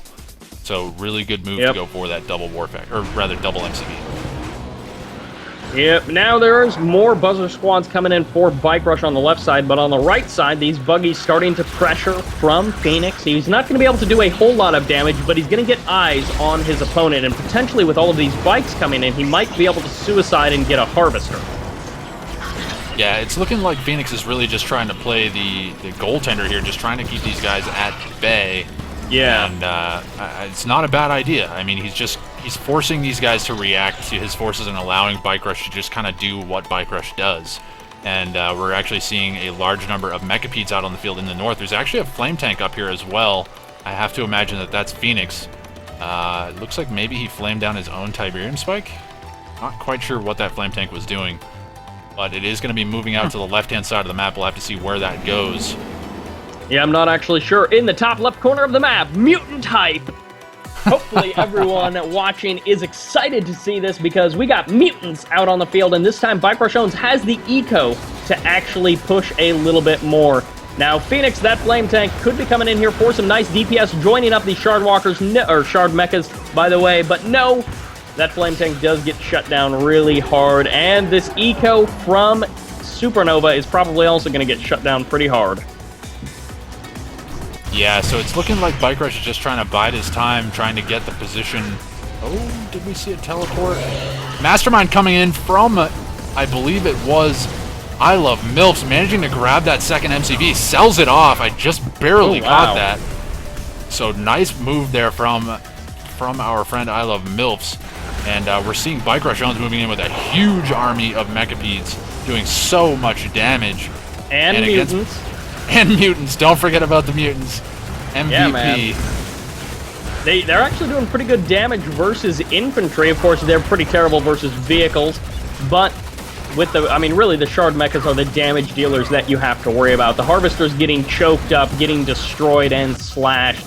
And it looks like there was a Tib Vane detonation, but it hasn't really done much to disturb Bike Rush. Yeah, Tib Vane against Scrin, not as good as you would think it would be, just due to the fact that those Harvesters, for whatever reason, I'm not sure if it's just me, but it seems like the Tib Vanes don't do as much damage to Scrin. Feel free to correct me if I'm wrong on that one, guys, but it seems to be the case, at least against the Harvesters. Oh, Temporal Wormhole coming down from, I believe it is I Love Milfs. Yeah, going to be locking down a lot of those Mechapedes, at least slowing them down here, allowing these guys time to react to this. But I don't know that they've really got the forces here to defeat it. Yeah, at the same time, Milfs, he's still sitting on that economy on the right side of the map, but he never got that big eco boom like we're kind of seeing from Phoenix. Phoenix has built up significantly more than I Love Milfs. And at the same time, that's just allowed Bike Rush to do whatever he wants. And if Bike Rush is able to lock down Supernova, how much harder will it be for Phoenix and Bike Rush to together lock down Milfs? Yeah, so it looks like I Love Milfs is going to transition into Cultist here, but unfortunately not connecting with the Mechapedes here as well as he would have liked, losing a couple of those squads kind of unnecessarily, but grabs a couple of the Mechapedes. That's very good. Yeah. And obviously Mechapedes hard, or rather the Cultists hard counter the Mechapedes pretty well. Oh, we got a Tib Catamissile firing off somewhere. I'm not actually sure where. Definitely sounded like it came from the right side. I have no idea where it is. Yeah, I'm not actually sure where it fired off at the same time. Oh, look at that EMP firing off, locking down Corruptors, locking down the Eradicator Hexpod on the right side of the map. The bikes are going to be coming in for Phoenix. They're getting a couple of shots off here, but really, the damage dealer is going to be that Redeemer. Can he actually lock this down? No, the phase field does lock it down, but the repeat EMPs are firing off for Phoenix. He's doing a great job of actually keeping this Eradicator Hexpod from moving, which is exactly what you want. Do not let that Eradicator Hexpod escape. If he gets the chance to teleport it away, he most likely will, and that is not what you want as Phoenix. Yeah, so Phoenix is doing a great job of locking this one down. He does not want to allow that Hexpod to get away. He doesn't want to allow it to do any damage. Honestly, he forced out the phase field. That's great, because that means that there's no more phase field available to these guys. And that's going to allow a lot more map pressure from Bike Rush on the other side. And looks like I Love MILFs is actually pressuring Bike Rush with his own Mega Piece. That's a bit frustrating. But another Mega Piece from Bike Rush is going to be continuing to contend against that. But back on the right-hand side, the Hexpod is desperately trying to get away. Rage Gen going off. I don't think it's going to be enough. Does a little bit of damage to the Hexpod. The Hexpod is actually targeting the Annihilator tripod. That's unfortunate. That tripod will go down to a final volley from those bikes. Actually, a bike going double vet status there, so nice move. Yeah. Could be losing a Devastator Warship here. Yeah, it's looking like that will go down. Yeah, Devastator Warship, a curious case. Of course, he was not hoping to use that in the engagement versus units. He was getting that out to be artillery versus the actual base, which is tightly packed and great for the Devastator Warship damage. But unfortunately, he wasn't able to get close enough. Now, on the left side of the map, we do indeed have the Eradicator Hexpod coming out from Bike Rush.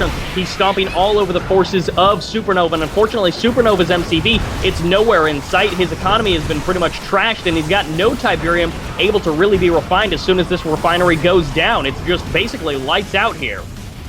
Yeah, I Love MILFs throwing in the towel. Supernova realizing that without his teammate, he is not going to be able to withstand the storm here, and is going to be taking a loss here for game number 1. Bike Rush and Phoenix, Team Pigeons taking game number 1.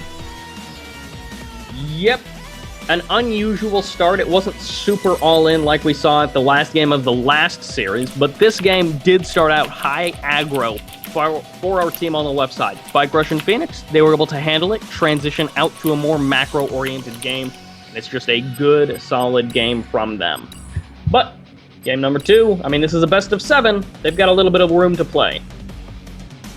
Oh, absolutely. A guaranteed 4 games here. These guys can kind of throw different things at them. And the double, I think it was a double early rush, didn't really work out for these guys. Bike Rush and Phoenix, they were able to react quick enough to shut it down. So I wouldn't be shocked to see these guys doing something a little bit more standard coming up in this game number 2. It kind of makes me wonder if Bike Rush and Phoenix will see that and be like, okay, you hit us with some early aggro. How about we return the favor, and then Bike Rush just all in. Phoenix goes for something high aggro in the early game, something cheesy, maybe all-ins himself, and they just take a quick game number 2. That's potentially something that they could do, and, I mean, knowing Bike Rush, he's the king of all-in. Yeah, honestly, just like you said, I would not be shocked to see that at all. Both of these guys going all-in. Maybe not on this map if that is, in fact, the choice. We are waiting on Team Zadrush to take the map choice. But if they pick something that allows for a double all-in to really work, then I wouldn't be shocked to see Bike Rush and Phoenix try to sneak a quick game 2 in. Yep, and I mean, he's not the only player who can all-in, and of course, Bike Rush does play macro games, but Forgotten Forest, I mean, I'm okay with this map. I would like to see some of the other 2v2 maps, just because this is, like, the go-to 2v2 map. Ever since Predator introduced this one, it's just been great, and I mean, for good reason. It was, like, the first legit 2v2 map introduced to the Kane's Wrath map pool. So, we'll see. I mean, yeah, it's up to Zedroach. Yes, indeed. And I'm curious to see map choice. This one, I don't know if I would choose Forgotten Forest against Bike Rush and Phoenix. Phoenix, I mean, he's played an incredible amount of 2v2. I would say I think he actually prefers playing 2v2. I don't remember exactly. There was a player interview that I did with him a while back, a couple months ago now. But Bike Rush owner, the Smurfs.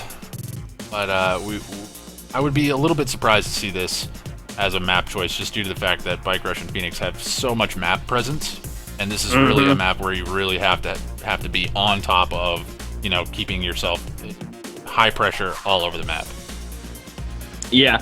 And again, we saw it in that last game, just almost constant buzzer scouts from Bike Rush out. He's just always trying to keep an eye on his opponents. Well, and that's one of the things that Bike Rush is really renowned for. He has map vision, so the only way that you can really counter someone else's build is if you know what they're building, and he does it so perfectly because he knows exactly what's going on all over the place. And Phoenix does a great job of that as well.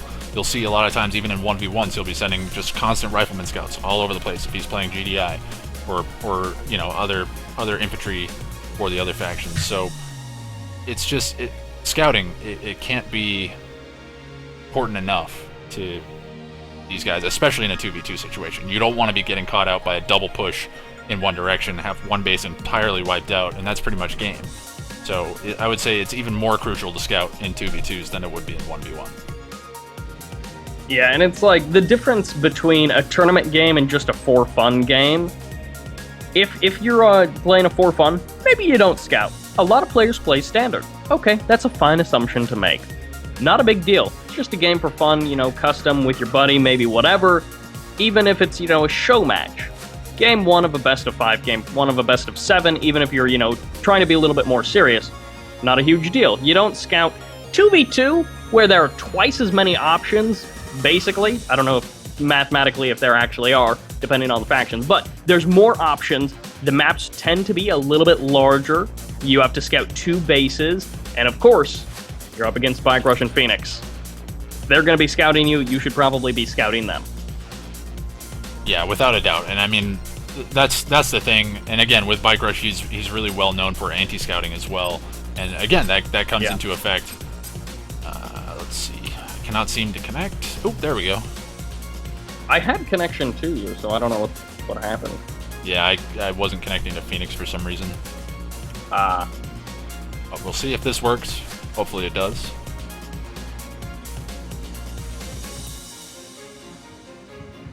So again, guys, we're jumping into game number 2. Of course, thank you all very much for joining in. And of course, a big shout out to the guys over at Game Replays, Toxic Shock, and all the staff who make this sort of stuff happen.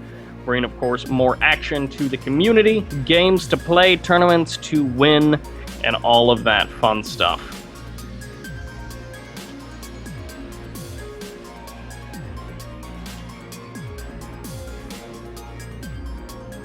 Lots of connection issues today. Very unfortunate. Yeah, I've got con to everyone. It's slowly ticking away for me. Looking like it's gonna work, maybe? Yeah. Waiting on Bike Rush to ready up. We're good to go. Alright, game number 2. Should be a good one. Coming out on Forgotten Forest. Interesting choice. I mean, not all that surprising for game number 2. Sometimes players like to keep their more favorite maps for later. Oh, without a doubt. Without a doubt.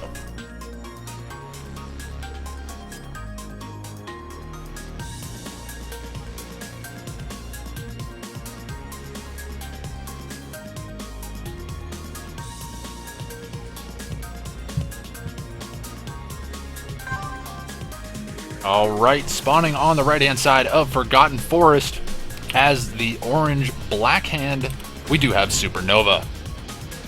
And his teammate just to the south of him as the yellow Marked of Kane, we have I Love MILFs. On the far left, the green Traveler 59, it's Bike Rush owns. And the blue Black Hand, Phoenix.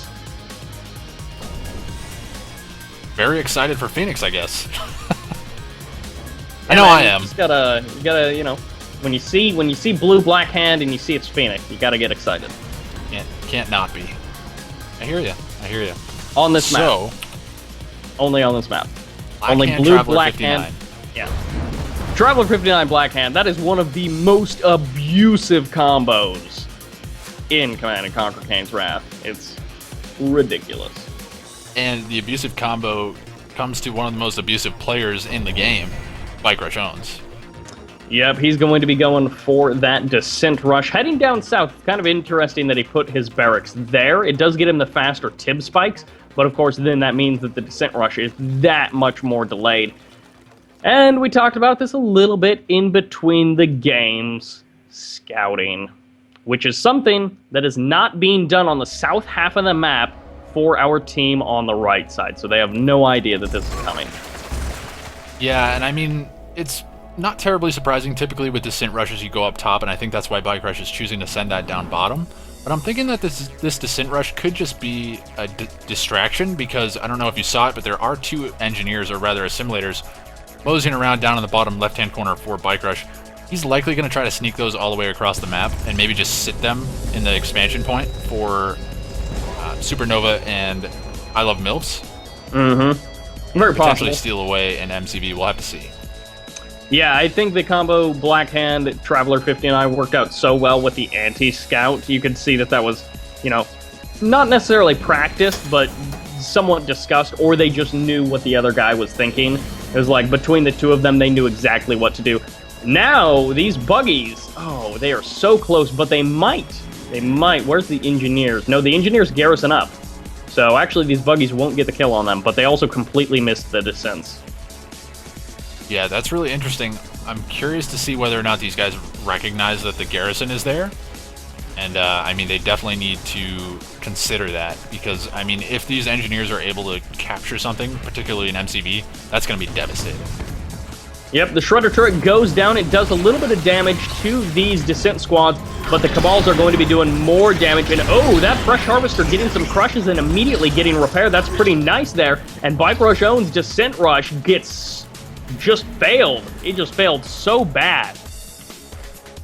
Yeah, I'm honestly thinking that that Descent Rush coming out from Bike Rush is really just a mind game. He wants to have them sitting there going, okay, we stopped the descents, we don't really have much to worry about. But those engineers are MIA. I have no idea where they are right now. Their bottom right corner, one of them is heading up north. And yeah, that MCV, you kind of talked about this. He didn't quite get across the map as quickly as he would have liked, but Bike Rush owns could very well be going for that MCV at the expansion just to get himself even that much further ahead. Second War Factory gets dropped down for Phoenix, and in the south, Bike Rush owns, he's going more descents out of that portal.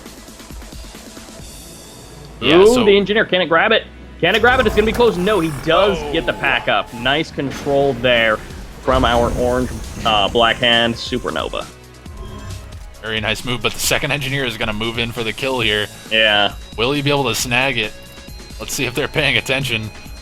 I gotta watch this. Oh, no. Get it? Is he gonna get it? They're not paying attention. He's gonna get it. MCV. He's gonna get it. The MCV cap from Bike Rush. So cheesy, but so worth it. And well he gets played. the immediate sell-off. Oh, he places the photon cannon. Now the engineer from that non-MCV is heading in. Oh, he gets the lockdown. This is a great play from Bike Rush owns. At the same time, on the left side of the map, the orange bikes coming in here. They're getting trapped between descents. Oh my gosh. Gets Bike the Rush War owns. Factory. What is this? Incredibly brutal, and Supernova is just getting slapped around. He's got basically no options left in this game.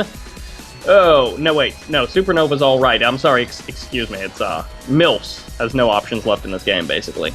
Do you see this? I'm sorry. Do you see this refinery placement on the far left, bottom left corner? Both of these guys drop the refineries at exactly the same time. Oh my gosh, They're literally overlapped. That is a hybrid never refinery. Seen that before. Very interesting. I call hacks double refinery OP. I would imagine when Bike Rush and Phoenix see that, they're probably going to ping the crap out of it. But at any rate, it's going to be Bike Buggy out for Phoenix. You're going to grab that map pressure. Typical Phoenix moves here. Nothing too crazy about that. Actually, I'm sorry, that's not Phoenix at all. What am I talking about? Sorry. He keeps pinging the War Factory on the right side, and I think he even snuck in and killed off a Harvester. Yeah, he's still got bikes. Bike Rush owns just got cleaned up. Hardly a hair of armor left on this Harvester for Supernova. He's so close to dying, and I mean, it's all coming down to Supernova. So MILFs, he's out of the game, which he was already in a really bad situation. And oh, in the bottom left corner, those descents getting basically just free reign over these buggies. Yeah, so this is a really nice move here coming out from Bike Rush.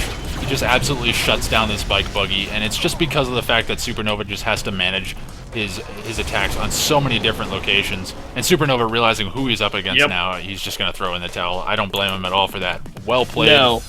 But, yeah, unfortunately decided by two engineers coming out from Bike Rush.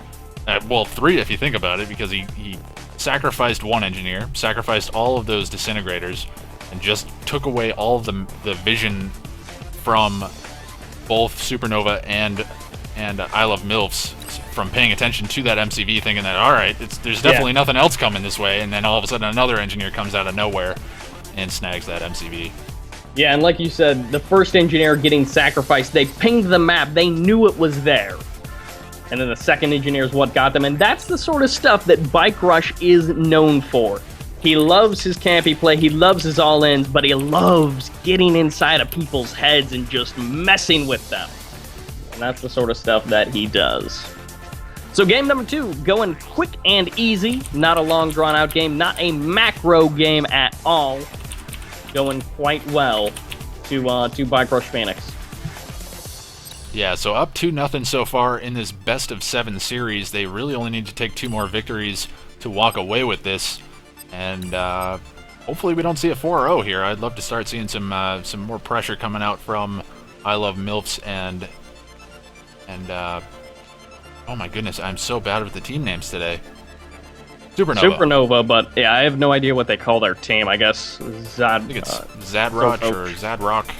Zadroach. Something like that, yeah. Alright. Game number 3. Is the lobby there and I just can't see it, or is there no lobby yet? I don't see anything just yet. Maybe they're waiting on us to create it. I'll do it. Yeah. Oh, okay. I was creating it as well. Oh, you can do it if you want. No, man, it's there now. It's fine. Or maybe they think this is a best of 3 and they're like, hey, we won 2 games. Game over. No, definitely not a best of 3. That would be an unfortunate final series. Oh my gosh, that would be some EA level stuff. The old Command & Conquer finals were best of 3s. Were they really? Yeah, like season 3, latter season 3 finals were best of 3. Oh. Like so many finals that EA put on back in the day were best of 3. That's really just a terrible idea. I mean... Yeah. It's like, oh, you made a mistake? Well, that's game 1 down the drain, and now it's a match point. Yeah, exactly. I mean, it pretty much forces almost guaranteed standard play out of everybody, just because they, you know, in opening rush, it's not guaranteed to work, whereas, you know, if you go with a standard opener, you can generally guarantee yourself at least into the mid-game. Yeah, but maybe your opponent wants to go for an all-in, and you go standard, and he kills you, and now you're on match point. But Very yeah, true. it's just bad. Of course, Rattlesnake joins. We all know the Kane's Wrath player Rattlesnake. Very popular. Oh, he's a commentator. Ah. Actually, commentator works now with 1.02 plus, right? I wasn't aware of it not working before. I'm pretty sure it caused some sort of weird bug with 1.02 plus. Or 1.02. I'm fairly certain. I'm not sure, to be honest. Alright guys, we are waiting on Phoenix. Hopefully he'll be joining up soon for game number 3. Again, this isn't quite match point, but we're starting to get into that dangerous territory for Supernova and MILFs. Can they make the comeback happen? Or will we see 2 more games go to Team Pigeon, Bike Rush, and Phoenix? It's certainly possible that we could be seeing Supernova and I Love MILFs pulling something out here. I mean, Bike Rush, he's been known to occasionally drop tournaments. Won't make any specific references. Occasionally, from time to time. Although not so much team tournaments. Team tournaments are a little bit different than 1v1, and we're also missing some of the top contenders that we tend to expect to see in 1v1, so we'll see how this goes. Very true. Yeah, it's a little bit disappointing not to see the teams of Dirty Dutch and Master Leaf and Panic and Andre. Those are, you know, 2 other powerhouse teams that made for some very, very interesting games, but we've had some interesting games nonetheless, so can't complain too much. Yep, I've got con to everything, so hopefully we can get this next game underway. Map choice, actually. Oh, yes, that's a good point.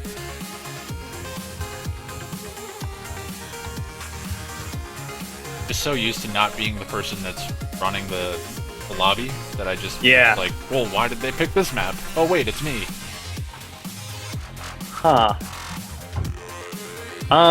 Give me a moment. I need to do something.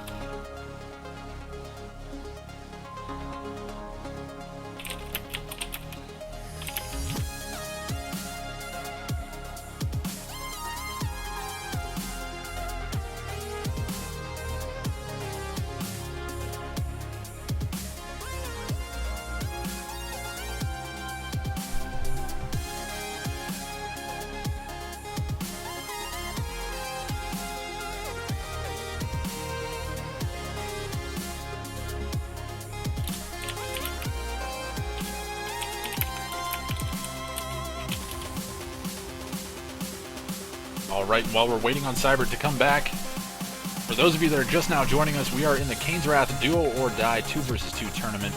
This is the live cast for this. We are in the final series. This is game number 3 coming up.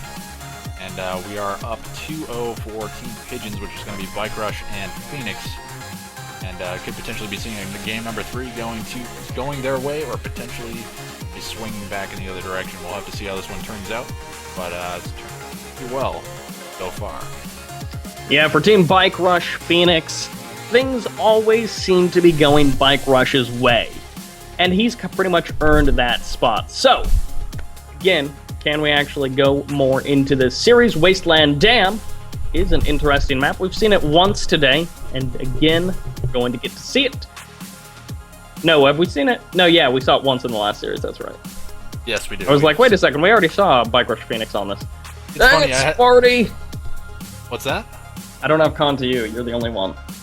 No. Alright, can you refresh the cons real quick? Yeah, I'm doing that right now. Yeah, if not all... Oh, okay, now I've got con to everyone. Cool, here we go. 6 City. So, Wasteland Dam once again. Mm-hmm. I think last time we saw this map, it was very telling with the way Bike Rush and Phoenix took those third base locations in the top right, or top left and bottom right. I think they'll be looking to do something similar that's very strong. Yeah, very, very true. It's such a huge field of Tib. It really is. And, yeah, typically you see players moving up to that northern expansion rather than the bottom right, just due to the fact that there's more Tiberium. But at any rate, spawning in the top of the map as the purple scrin, we do have Phoenix. And rounding out Team Pigeons as the yellow Nod Vanilla, we do have Bike Rush Owns. On the bottom side, the pink-black hand, it's Supernova. And his ally just to the right, on the south side of Wasteland Dam, the cyan marked of Kane, I love MILFs. Which is a terrible name to introduce right as someone walks into the room. Well, it's certainly a conversation starter. Yeah, like I was starting to get, loud and hyped for that intro, and then I realized I have neighbors, and I really don't want to be yelling that at, like, noon. Yeah, I guess we're at noon 30 now, but... Noon 30. I like yeah, it. still kind of in the morning, so it's like, do I really need to be yelling that out right now? Maybe not. Yes, indeed. But Nod Vanilla, interesting. We'll have to see what Bike Rush chooses to go for here. I haven't seen a whole lot of Nod Vanilla in this game. There is a Disintegrator squad here out from Phoenix. Not quite sure what it's doing. Actually, is that 2? No. Oh. Oh, no. Okay, there we go. Alright, just a minor glitch there. Ooh, a lot of lag, though. Uh-oh. Oh, it is going to be a bike. Get it together, love boat. Down at the bottom there, I mean, come on, man. For a second I thought, okay, no, it is going to be an operations center. So Reckoner into Descents. That'll be an interesting combo. I'm assuming that's what it's going to be. I haven't actually seen that as far as I know. Man, this is a lot of lag. I really don't know what's going on. It's probably the guy who almost disconnected. We may have to drop out of this game just to make sure it's not us. It's a bit unfortunate if that's the case. Oh no, okay, no, it's not a crash. I can still escape out. I'm gonna go ahead and leave just to make sure it's not me and the Milks. Okay. We are experiencing a little bit of a technical glitch. Oh, here we go. Coming back online a little bit, still getting a little bit of lag. But so I take it you have backed out, Cybert? Yes, I am out. Ah, that's a bummer. You guys have to deal with just my commentary for this game. But at any rate, we are going to be seeing these guys continuing to play this game out despite the decent amount of lag that we saw early on, and it looks like it is still a little bit temperamental, but it's going to be pretty much standard builds across the board for everybody aside from Bike Rush and Phoenix. So Bike Rush going for that Operation Center, gets out the Black Hand Squad. There is a Reckoner here with 2 of those Disintegrator squads, so just like you were talking about, Cybert, there are those Disintegrators out on the field, and we'll have to see if he's able to get in there and do some serious damage with that Reckoner. Not sure what 2 Disintegrators are going to be able to do, though, because a building block would be able to shut that down pretty hard. It's not like a Black Hand Squad going to be able to destroy those buildings really quickly, so this is kind of a strange move here coming out from Bike Rush and Phoenix. And we'll have to see if they're able to get in and do some damage. But here comes that Reckoner. It's going to be moving into the base of I Love MILFs at this point. And we do have double power plant cells coming off from, I believe it is Supernova here. Going to be trying to get out some of these Confessor Cabal squads. And these guys are really complaining about the lag. So I may actually back out just to allow these guys to complete this game. And it is freezing up pretty hard. Yeah, I am actually going to back out, guys. Sorry. I know that's not what you want to hear, but we want to allow these guys to play this one out. So I am going to back out, let them finish this one out, and we'll hopefully jump in for the next game. It does happen from time to time. Unfortunately, the connections between Command & Conquer just are not very good. I don't know what it is about the netcode, what it is about Command & Conquer, or the players that play it, but it's like I can play StarCraft 2 with a guy, and we'll have a great connection. We play Command & Conquer. It's like super laggy. It's like, oh, okay, well, StarCraft 2 runs at 45, 60 FPS between the two of us. It's a more intensive game, graphically, but somehow Command & Conquer can't hit 30. Yeah, not a very well optimized game, to say the least. But hey, that's what happens when you want to build a game in a year or so. Yeah, unfortunately, EA, known for that type of stuff. I won't go into my whole history with their methodology, not before releasing them several times recently. Battlefield 4. Oh my god! I know that's about. Oh my god. For those of you that may not know me very well, I actually come from the Battlefield 3 competitive scene. Played quite a bit. Didn't really cast any matches, but actually ran a team back in the day. And we did pretty well, and the game was very good. It had some issues, but they fixed them. It took them a while to fix it, but they did fix it. But Battlefield 4, dear god, man.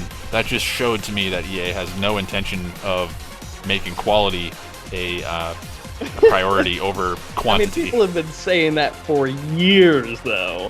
It's true, but it takes. I think for me, it takes a example in which I can clearly identify exactly what's wrong with the game, and say this is due to the fact that it was sent out too early. I mean, there's just no other reason for it. And it's actually interesting because there's been some people that have been trying to encourage me to come back and play it. And they're like, oh yeah, it's been fixed. They just recently released a patch that was like 17 gigs that fixes the whole game. And it's like, well, think about this right now. The game is, what, over a year old, maybe more? They're just now getting it to a playable state? That's unacceptable from my perspective. Yep, especially from a company with that much money, but let's talk a little bit more about Kane's Wrath, about this tournament, about this competition. Since we're just killing downtime, we're waiting for that game to end. We can, of course, speculate on what things are going to be doing. Actually, I'm going to open up Bike Rush's stream because I know he's streaming, so. Let's see what's going on from his first-person perspective. Because if he's still in the game...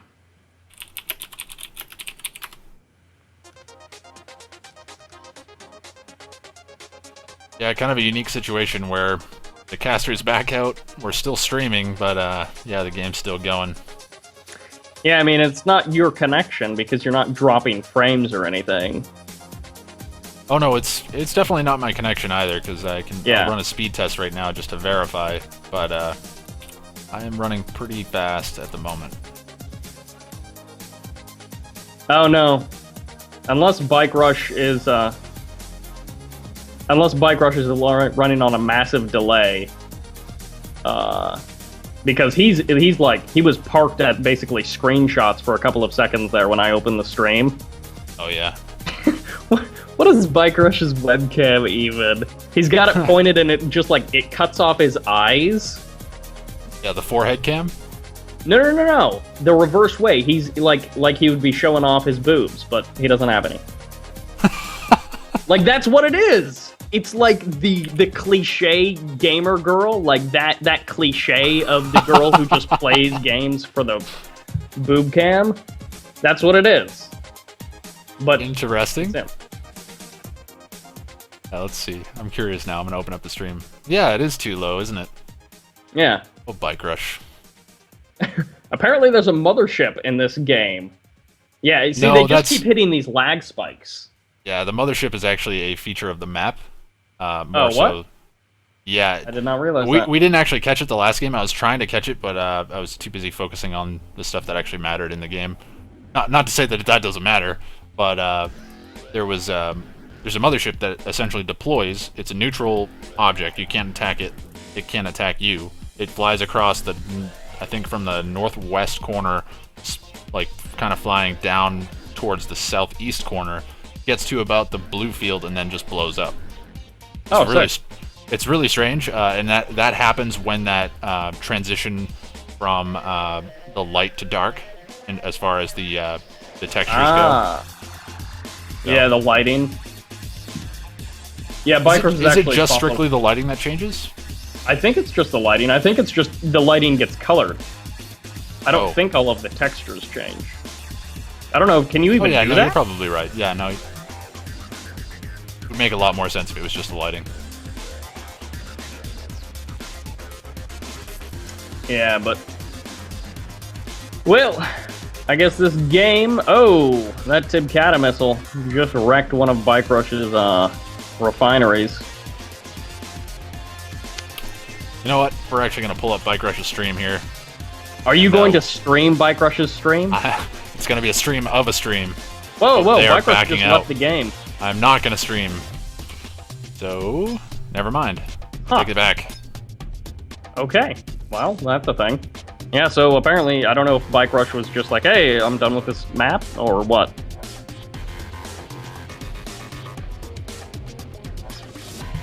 Can't blame him too much. That was a pretty laggy game. Yep. I don't know if Phoenix is gonna stay in the game and play that out, or what. Yeah, I don't see Phoenix here back in the lobby, so maybe he is gonna stick it around.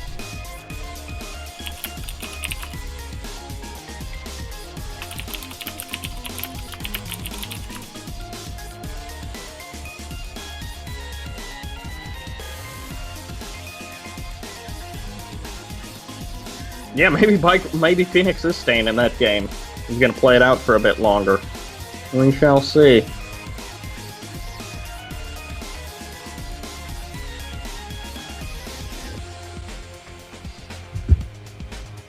I would kind of laugh if Phoenix played that out and won anyways. Yeah, that would be interesting to say the least. Oh, nope, Phoenix is out. There he is.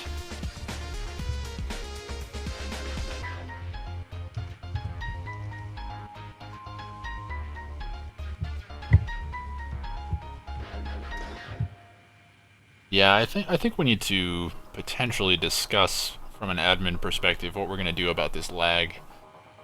Becoming a bit of an issue, and it was an issue for State of the Union, I think, in the last tournament that we had.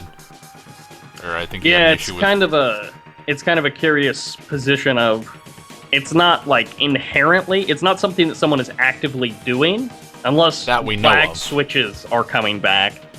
But it's just like people don't have particularly good connections sometimes, and if they happen to make it far in a tournament, maybe because their opponents get upset at the lag and they leave or whatever, yeah, it's like, do you ban them from tournaments for having a bad connection? Does that make any sense? Yeah. Very strange. Difficult position, nonetheless. Yeah, because at one point, I mean, if it makes the games unplayable, then they're kind of ruining the competition for everyone else.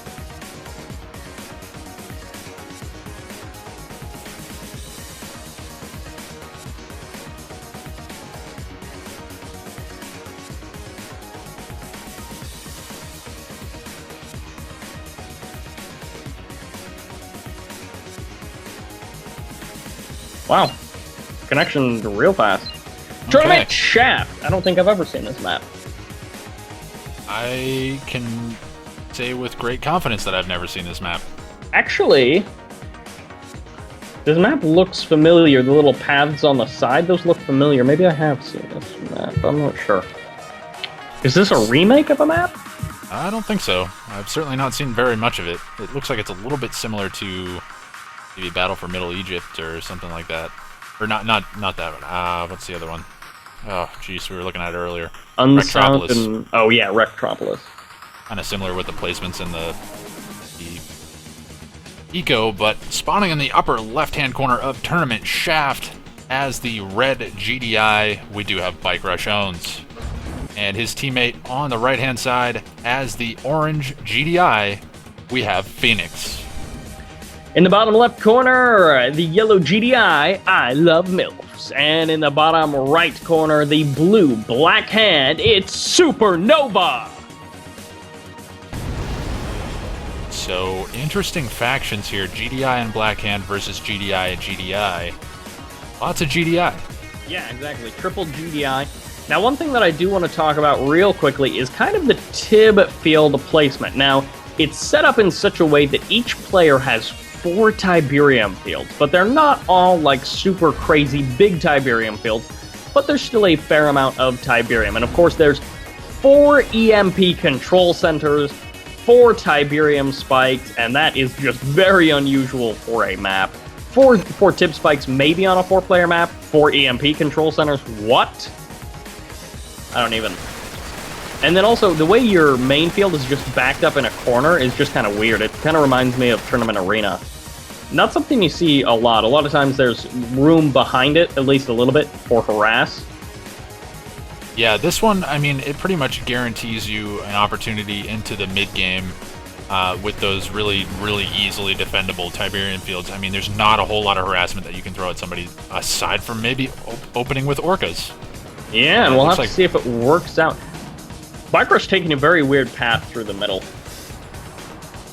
Yeah, I don't know. I don't know that these guys are all feeling terribly comfortable with this map. Maybe going through the middle just because he realizes that no scouts would have gone through all of that Tiberium.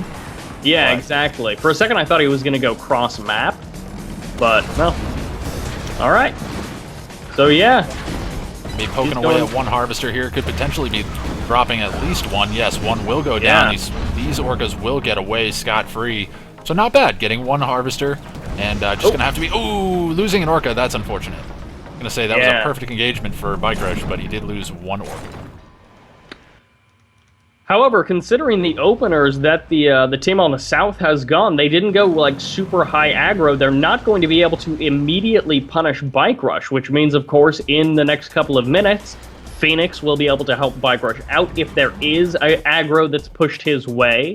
You know, if they try to do something to Bike Rush to punish that airfield first, Phoenix can potentially help him out. So will it actually work out? Maybe not. Yeah, so actually this opener from Bike Rush has actually changed the build for Supernova as well, because he's just now dropping his second refinery due to the fact that he dropped a Rax and a power plant in his teammate's base to try to defend against those Orcas. But really, I mean, that Rax didn't do anything. Yeah, no. So maybe a bit of an overreaction from Supernova. Phoenix looks like he's going to be going for the closer expand, Bike Rush expanding more aggressively towards the middle of the map, but he doesn't have anything queued. He's more of just looking to build some units for now, adding on more Orcas. And again, as you said, Supernova is quite delayed, having to defend Love Boat over on the left side. Love Boat. Interesting choice. I think that's my name for him now. This Harvester from I Love MILFs, it was just coming back from the base of his teammate. Oh no, here goes the lag. Please don't start. And, alright, getting back into this game, we have a couple of Pitbulls just trying to de-garrison this Black Hand squad. A good idea, as you don't want to allow them to just continue to Oh, MCV cell from Love Boat. Huh. And he gets an APC, so he's going APC Engineer, but this gets immediately scouted, or almost immediately scouted. He won't actually scout the MCV cell from Bike Rush. So Bike Rush owns, he'll get another Harvester kill. Yeah, this is really strange coming out from I Love MILFs. I don't know why he sold that MCV. I don't know if it was necessarily intentional. I would hope that it was. And maybe in the lag, he accidentally... Actually, no. Phoenix, the building that Phoenix was in has complete vision of that area of the map, so they know about the MCV cell. Yeah, I don't really know what he's hoping to accomplish with that. Maybe just mass Predators and APCs, but honestly, that APC Engineer, there's no way that he's going to grab the MCV of Bike Rush. It's just not going to happen. Oh my gosh, if he does, that would be so crazy. The Engineer gets sniped. Man. That was moments away. He drafts the power plant, sells it off, and that Orca getting some nice shots off on the Predator tanks, trying to eliminate them. And I Love MILFs, he's in a tough situation. Yeah, I think he put a little bit too many eggs in that APC Engineer basket, and yeah, that really didn't pay off. Now, at the same time, Phoenix's Goose is getting a little bit cooked here as Supernova actually putting the heat on to him. So can he rise from the ashes of these Harvesters that are getting taken out? Well, it looks like only 2 Harvesters will be going down. The rest of these bikes will be forced to vacate on out of there. Oh, more Harvester kills for Bike Rush. He gets another Harvester with these Orcas. Yeah, there's just no answer to these Orcas, and every Harvester that goes down, I mean, these Orcas can go back to base, reload, come back, and they'll be able to snipe down another Harvester.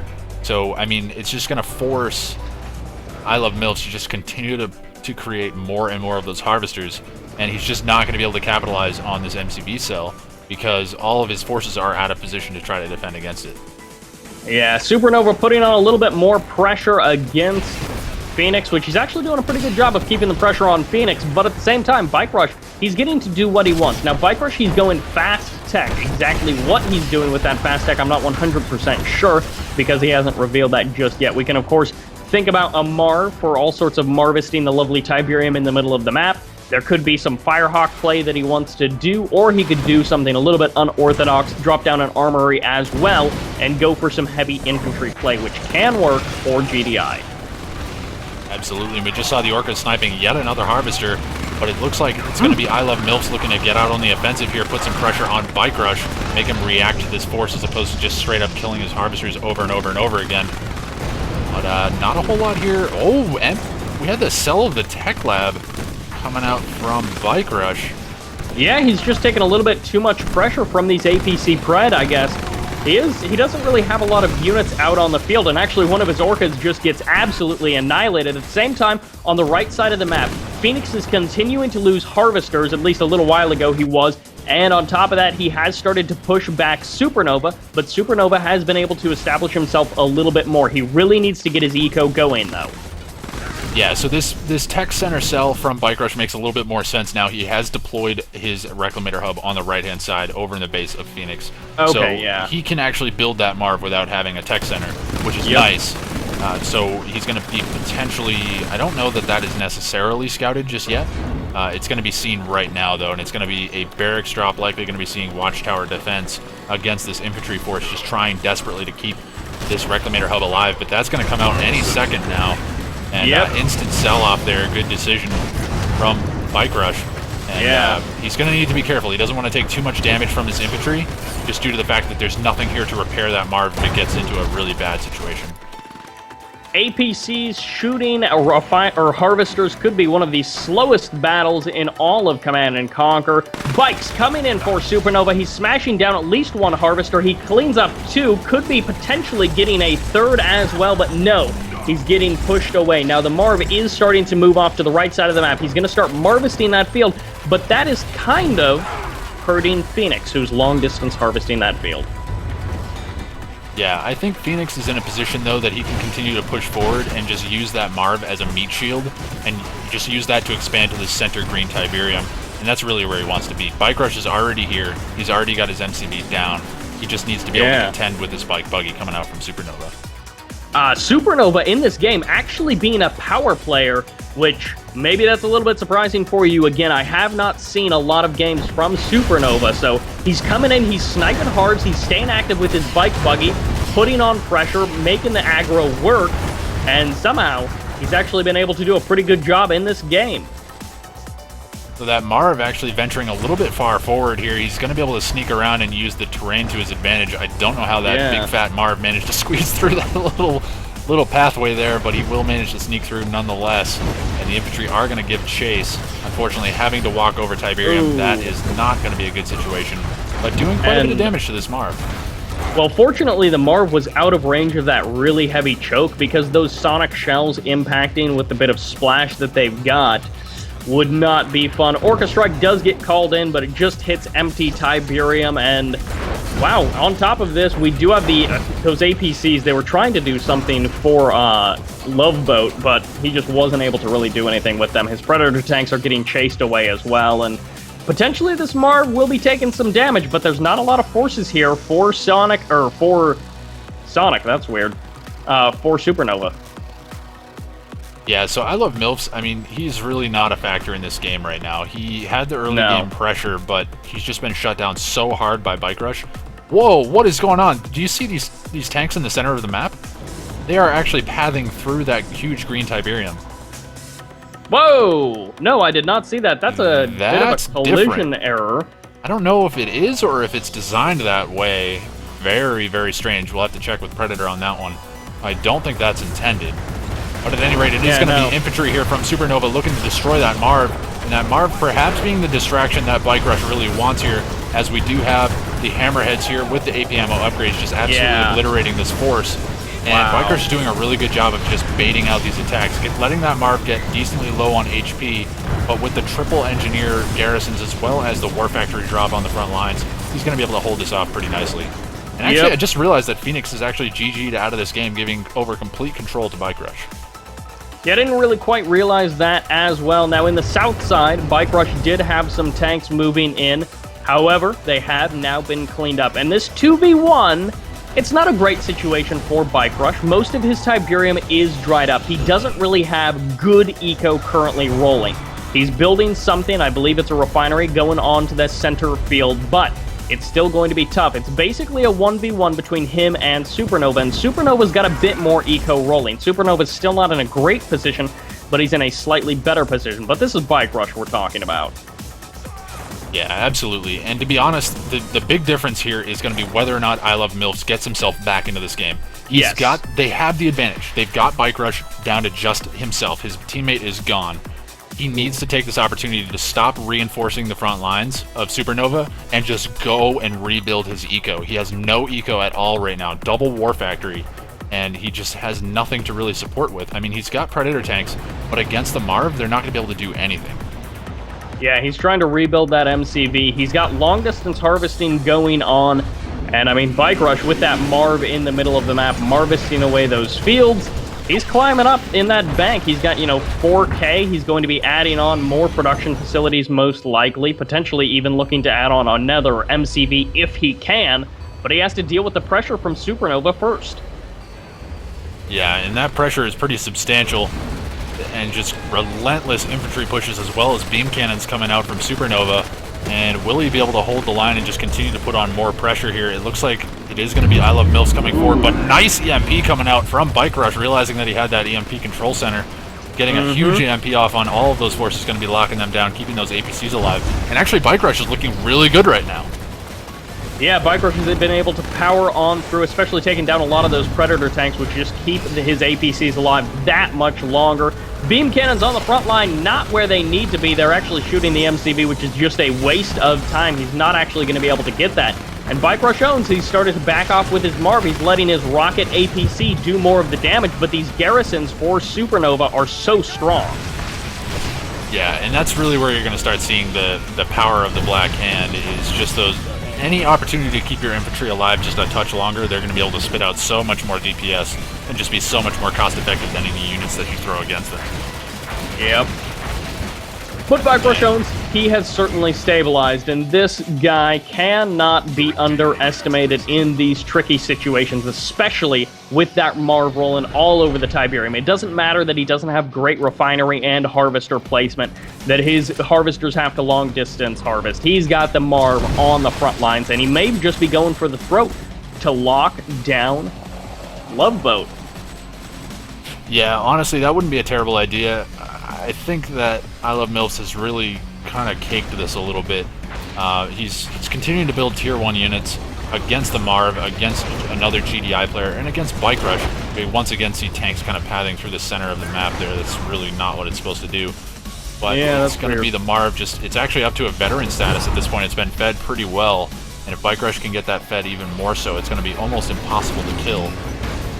But we do have the Redeemer out on the field for Supernova, so he's going to be potentially moving forward, looking to put some serious pressure onto the base of Bike Rush. We'll have to see how Bike Rush chooses to hold this. His Marv is out of position, cannot defend against this. And actually, it looks like he's going to be going in for maybe the kill shot on I Love MILFs, maybe just trying to grab more Tiberium. I'm honestly not sure. Yeah, I mean, either one would be good, and unfortunately for this Redeemer, it's just getting shot by so many weapons from Bike Rush owns. There's just so much damage going out on it. Targeting down the beam cannons is actually a really nice move here, going to be taking away that kind of artillery range from Supernova. And, oh, those hammerheads starting to get picked off one by one. They're going down. And this Redeemer, it's still alive. It's still out on the field. Yeah, in this composition, I mean, we're going to likely start seeing just straight-up buggy spam coming out from Supernova because they hard counter the hammerheads as well as give the opportunity to lock down that Marv. And that's exactly what he needs at this point. So Supernova is playing this really well.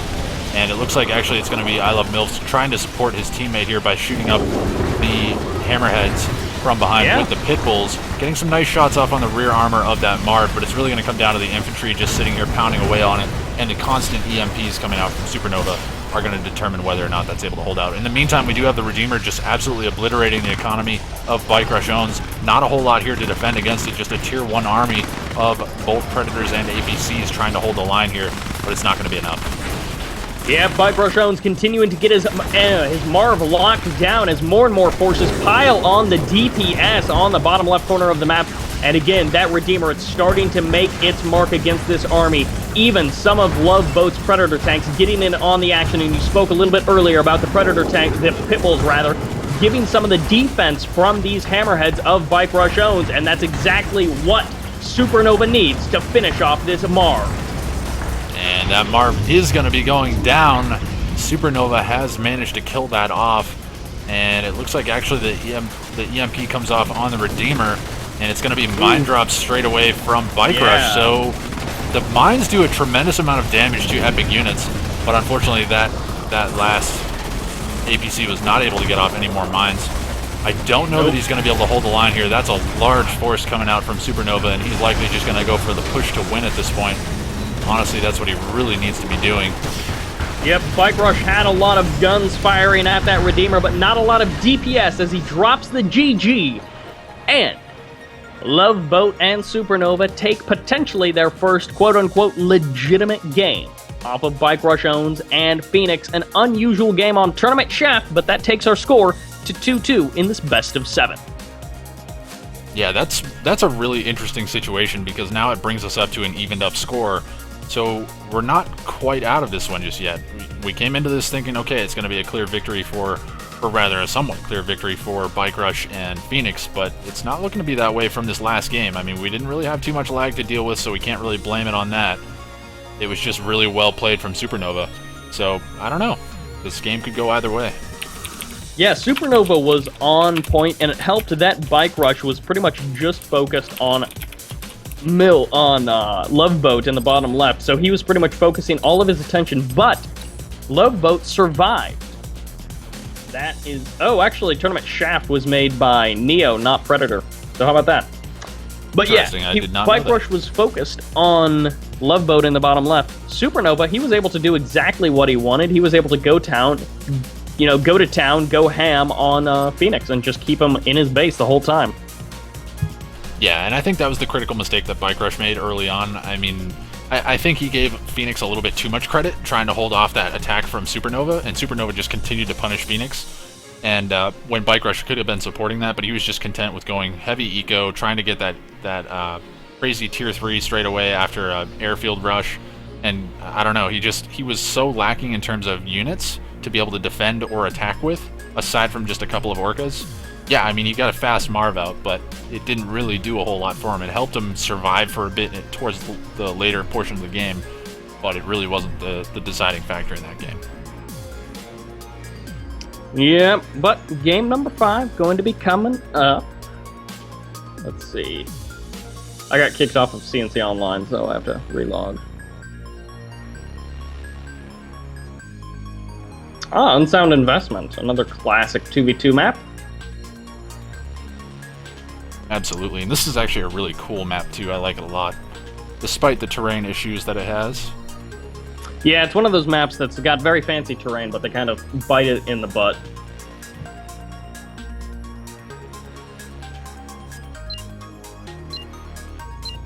Cool, getting into a nice quick game number 5. No waiting around this time. It's change of pace. I don't know what to do. We don't have to vamp for 20 minutes? Yeah, I know. We're just like, we can't talk about I spoke too soon. Oh. I spoke too soon, Cyber. I'm sorry. Wow. It's my fault. Damn, streaming to YouTube. Yeah, man. Always YouTube.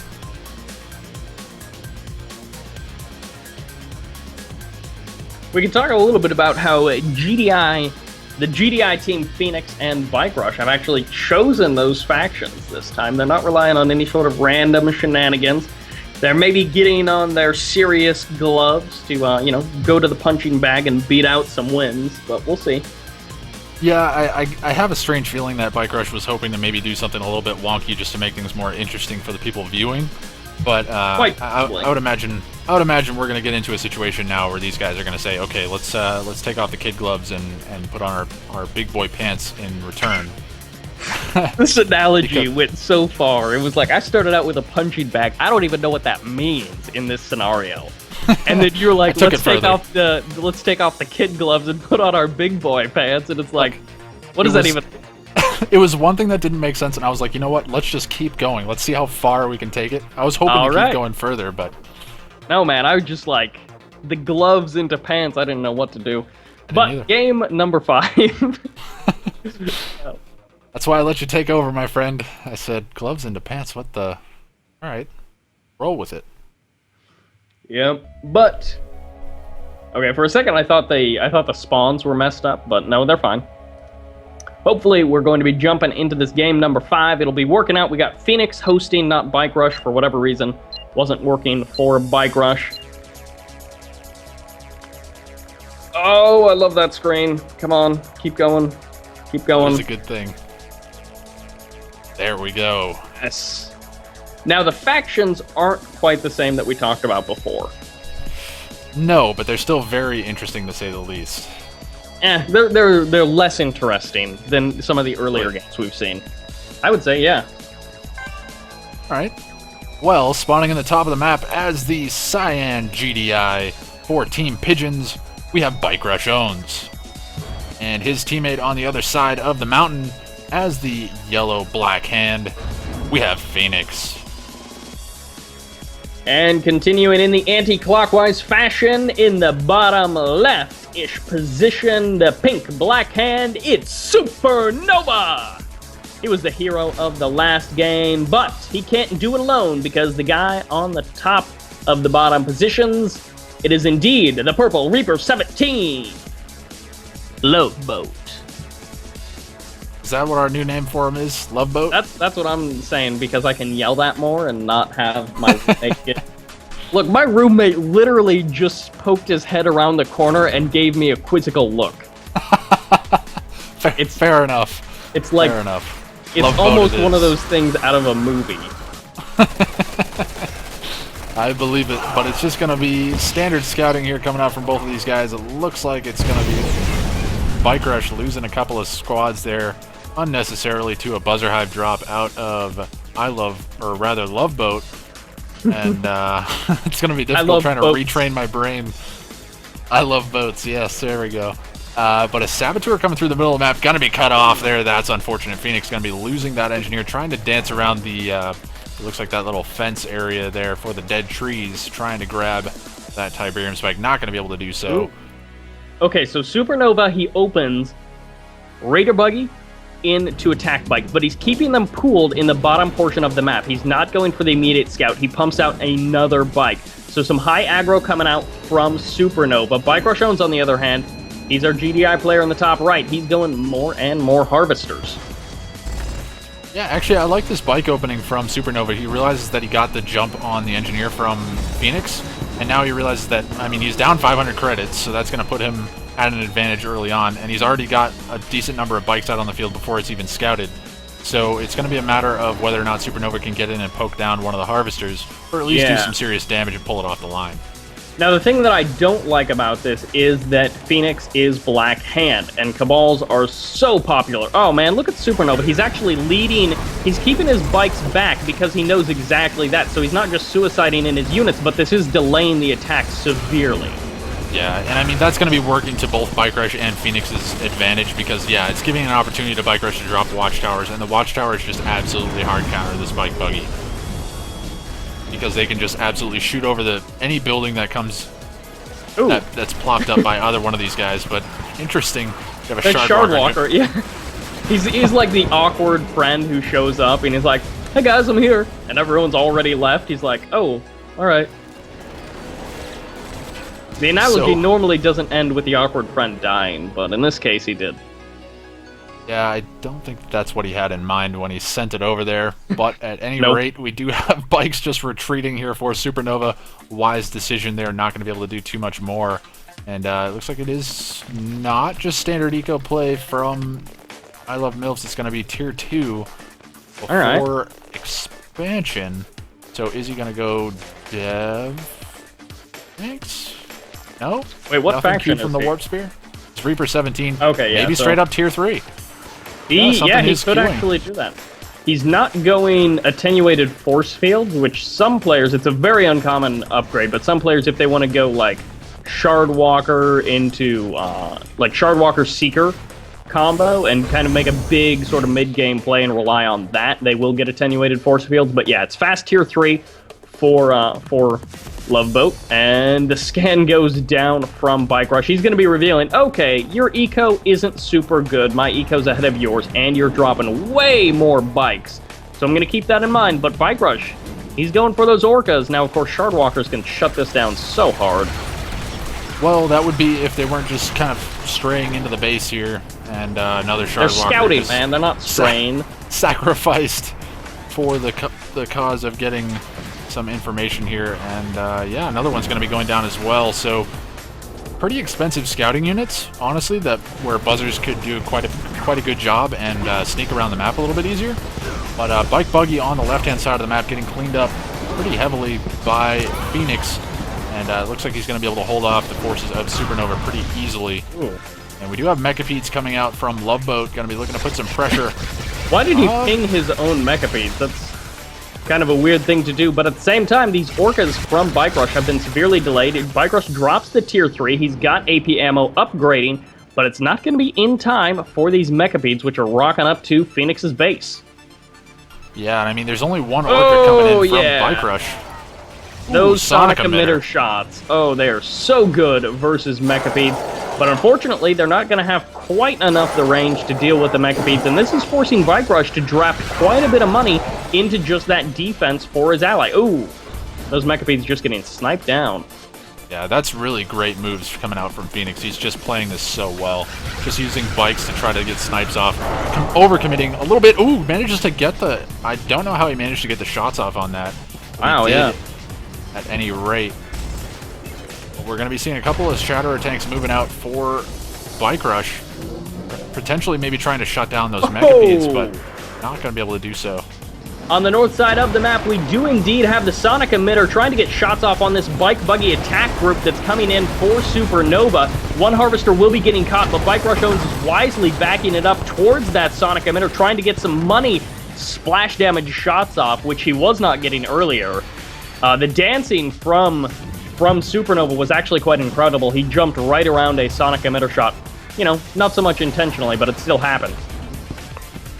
Yeah, absolutely, and we're going to be seeing Firehawks coming out for Bike Rush. It looks like they're just now returning from a bombing run, not quite sure what they hit. I'm sure it was something decently important, maybe even a power plant, who knows. Yeah, he dumped like 10 Firehawks into a power plant, like whoever that was. No, we haven't there. seen that. No, definitely not earlier today in a different series. Ha ha ha. Alright, so Phoenix moving out on the left side of the map. He's bringing a huge swell of Bike Buggy down to Supernova's base. And Supernova, of course, as Black Hand, he's got those lovely, lovely Cabals, but of course, he's also got the Secret Shrine trying to get up that Black Disciple upgrade. It will not come out nearly fast enough, though. So really good move coming out from Phoenix. I mean, he knows he's got Bike Buggy here. He saw the barracks there from Supernova, just trying to hold against that. We see a decent sell-up of a large number of power plants. Wow, yeah. That's not going to be too good, as these bikes are going to be able to get out of position pretty quickly, and they're going to be just poking down these Harvesters. There's nothing here to defend. His infantry are just far too far away. Man, just doing so much damage to the eco. I wonder if Supernova knows that he can actually pull his Harvesters away. That seems to be a bit of a foreign concept. At the same time, Phoenix, he's taking a bit of eco damage as well. Both Phoenix and Supernova just getting their economies absolutely ravaged. And these Harvesters finally getting pulled away. The Eradicator Hexspot is now out on the map, and the Marv 4 Bike Rush owns, it's going to be following up that Ion Cannon, but coming out a little bit later.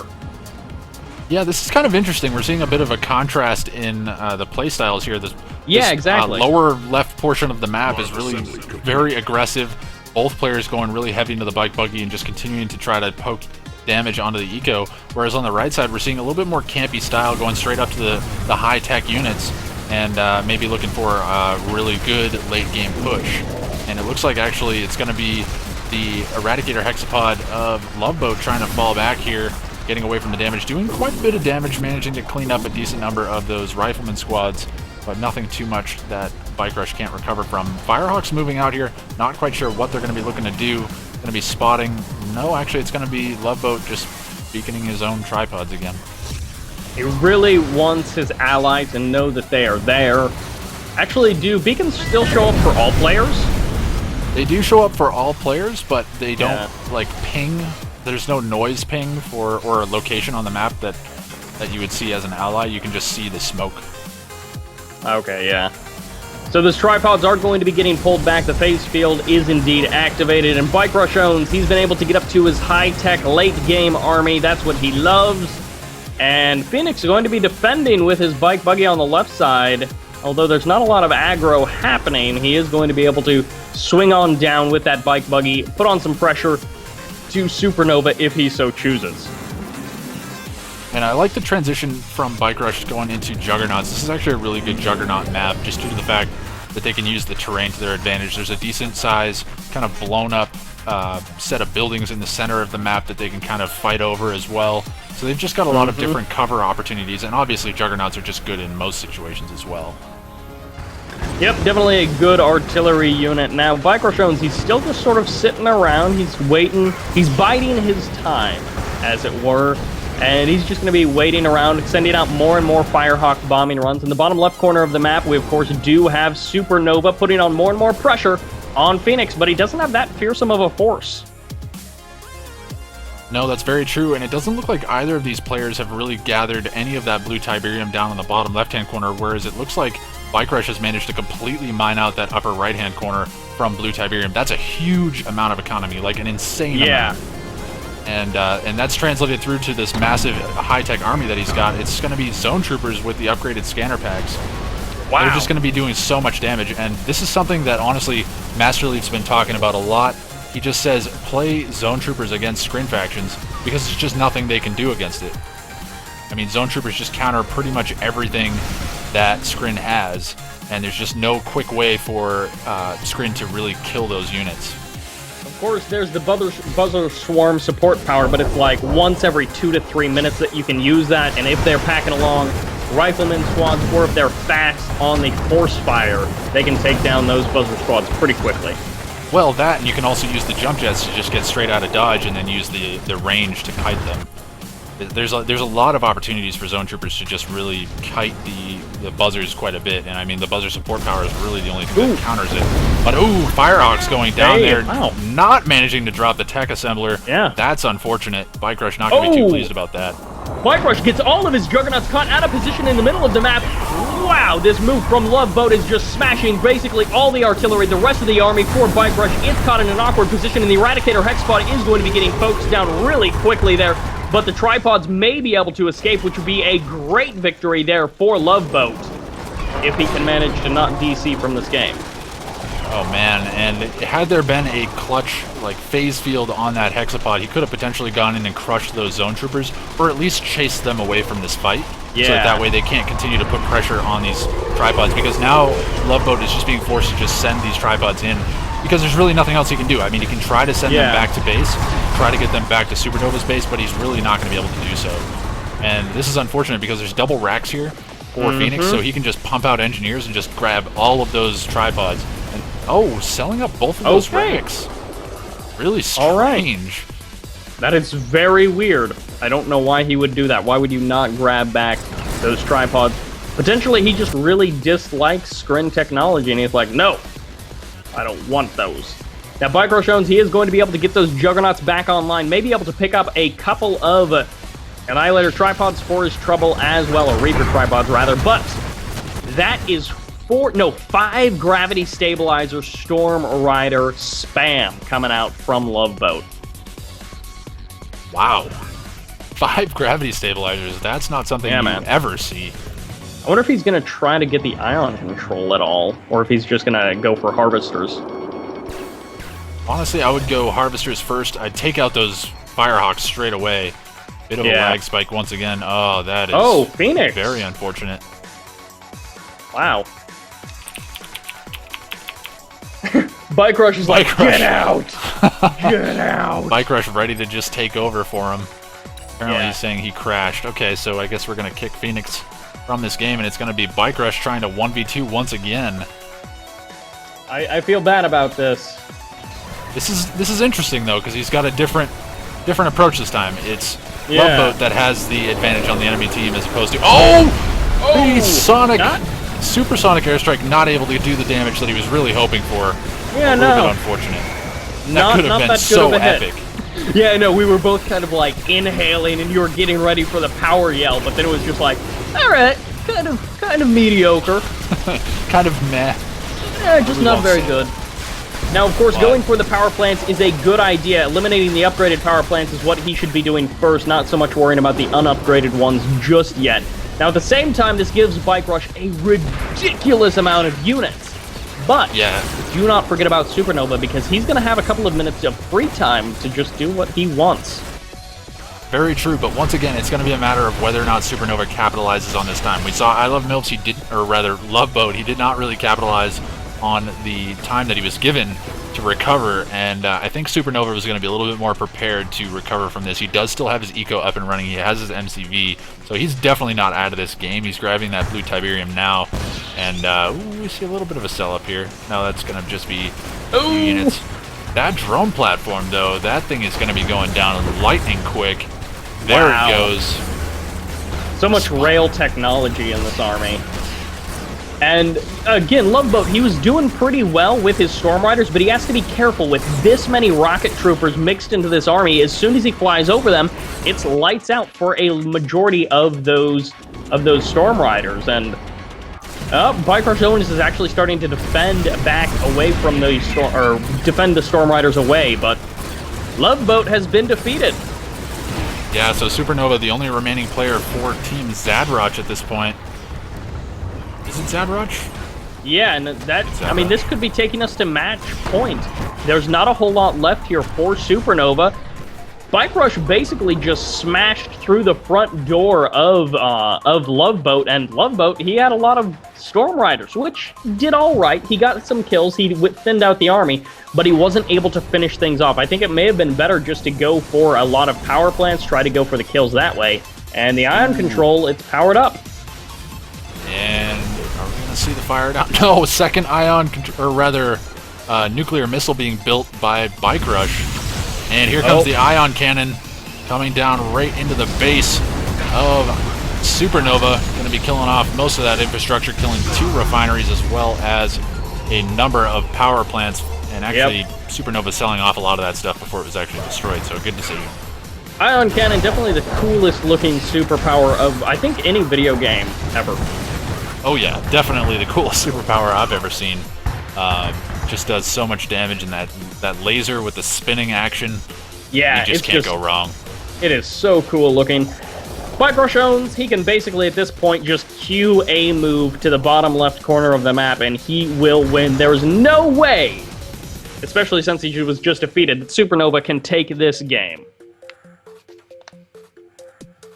So we see Bike Rush and Phoenix taking game number 5 and going to be putting them up 3-2 in this best of 7. So it is potentially match point here for Bike Rush and Phoenix. Can they secure another win and finish this one up? Or will we be seeing an ace match? That is to come. I mean, at this point, I would say an ace match is possible. Again, Bike Rush Phoenix is the power team. They are the favorites to win this. It's not guaranteed. But game number 3, the main reason that Bike Rush and Phoenix left that game was because of the lag. At least that's what they said. And we can attest to it. We have record of how bad that lag was. And, yeah, MILFs was unfortunately having some lag spikes in that game. Loveboat just was not having a good time in that particular map. No, honestly, I think the death of him was going for that 5 gravity stabilizer Storm Rider. Just not a good decision. And I just realized you weren't talking about that map at all, were you? Nope, but that's okay, because 5 gravity stabilizer is just a little bit too much. I think, like 4 gravity stabilizer is pretty much where you max out. What are you going to do with more than 20 Storm Riders? That's just so many Storm Riders to use. And on top of that, he killed off power plants. Okay, he killed off a couple harvesters. All right, I mean, there wasn't a lot of Tiberium left on the map anyways, so do you need like 40 harvesters? No, he kills off a couple of them, not a huge deal. Does he go for anything beyond that? Does he try to kill off any of the production facilities, even the barracks? Just denying those barracks and then going, and the MCV, and then going for those, for the tech units like he was doing? He just needed to be a bit more careful, and at any rate, it was a bad situation because he had no way to deal with the ground army. But what else could he have done with those Storm Riders? Well, maybe do more than just sacrifice them to the rocket squads. Yeah, absolutely. And the problem with the Storm Riders, they're great for harassing economy. The only problem is they don't have a huge amount of DPS on buildings. Yeah. Because I think they do something like cannon damage. I'm not sure what the damage type is. I'll have to research it now just because I'm curious. But I think it's more like gun type damage. I think it's similar to what gunwalkers do. So I mean, they can, in decent numbers, they can focus down harvesters and things like that pretty quickly, but against buildings, they take so long to actually focus things down. Yep. But really denying the anti-air of Bike Rush, he wasn't able to do it because Bike Rush got that huge swell of rocket troopers from Phoenix, and that was just like, too many rocket scoops. Too many rocket troopers.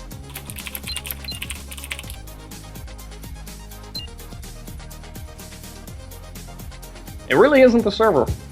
I mean, once we get in-game, it's peer-to-peer. Yeah, exactly. That's the server. That is. I mean, it's more the code.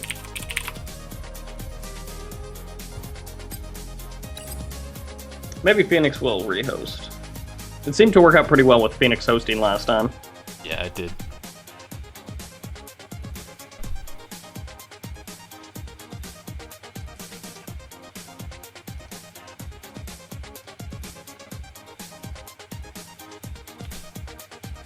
Maybe you create the game, since they are not. You can do that.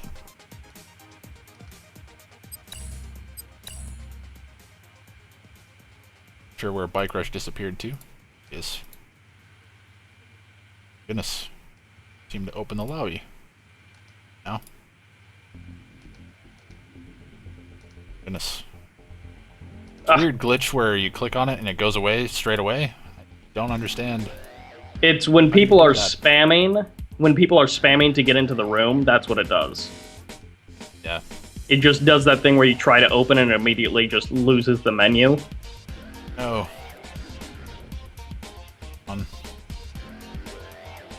Yay! Alright, stop spamming. Damn it! Alright, I'm not very good at this. I see people opening them up. No problem. There we go. I closed the last few spots. Yeah, we got 6 people. Okay, so I spent all this time trying to do that. No reason. Yeah, I mean, come on, Sparty. Hey, I'm a noob. I don't play this game. Remember? That's right. Didn't hear?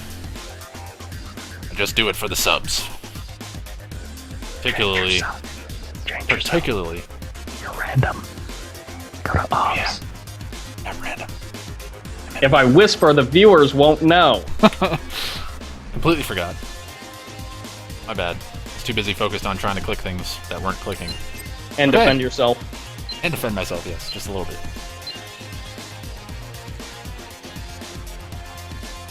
Loveboat had better not disappoint. Agreed. In this next game, just based on faction alone. That's why I'm saying. Agreed.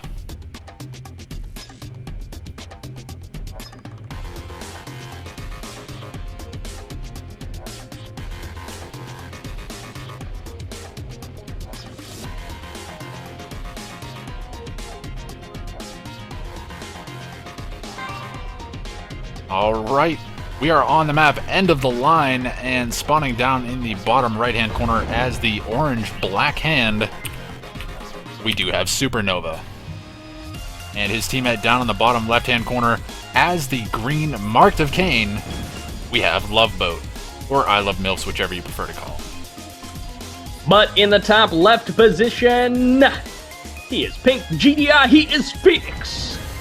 And in the top right position, the red GDI, that's right, it's Team Red, it's Team GDI, Team Pigeons, it's Bike Rush Owns.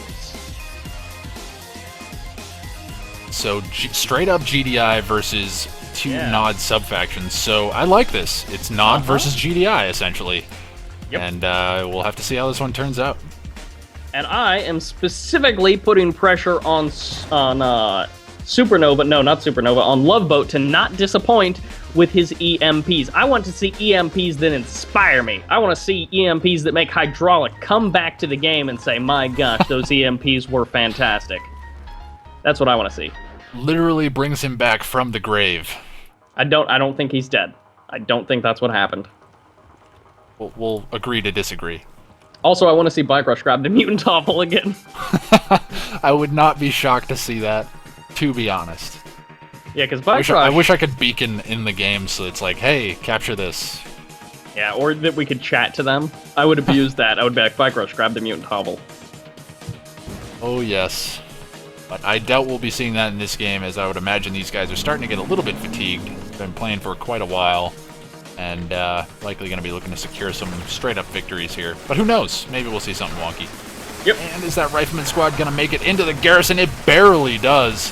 Part of it. It's going to be, I think, Bike Rush managing to secure that garrison and just beaconing... Oh, no, it's not him beaconing his success, but rather Loveboat just trying to beacon the fact that that is there, and potentially going to be taking some damage to that MCV. Maybe not.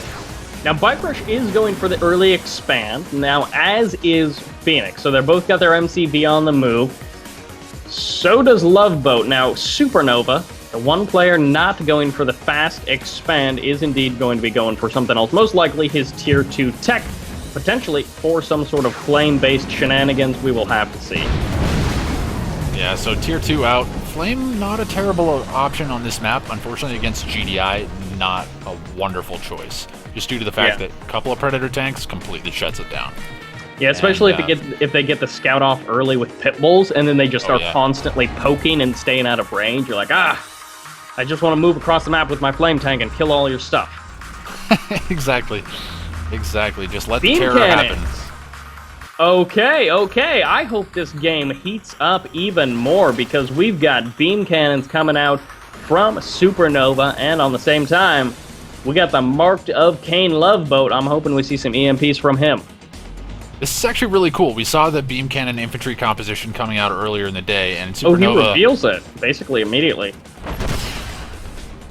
you have a beam cannon in range? No, he was shooting off that garrisonous structure. Oh. I don't like that. But yeah, we saw this a little bit earlier, as you were saying. Yeah, and it was extremely powerful. It was just able to do quite a bit of damage. I don't know that it was able to close the game out. I think it was actually against Bike Rush that it happened. I don't remember exactly. I'll have to go back and rewatch the VOD, but it was pretty potent, to say the least.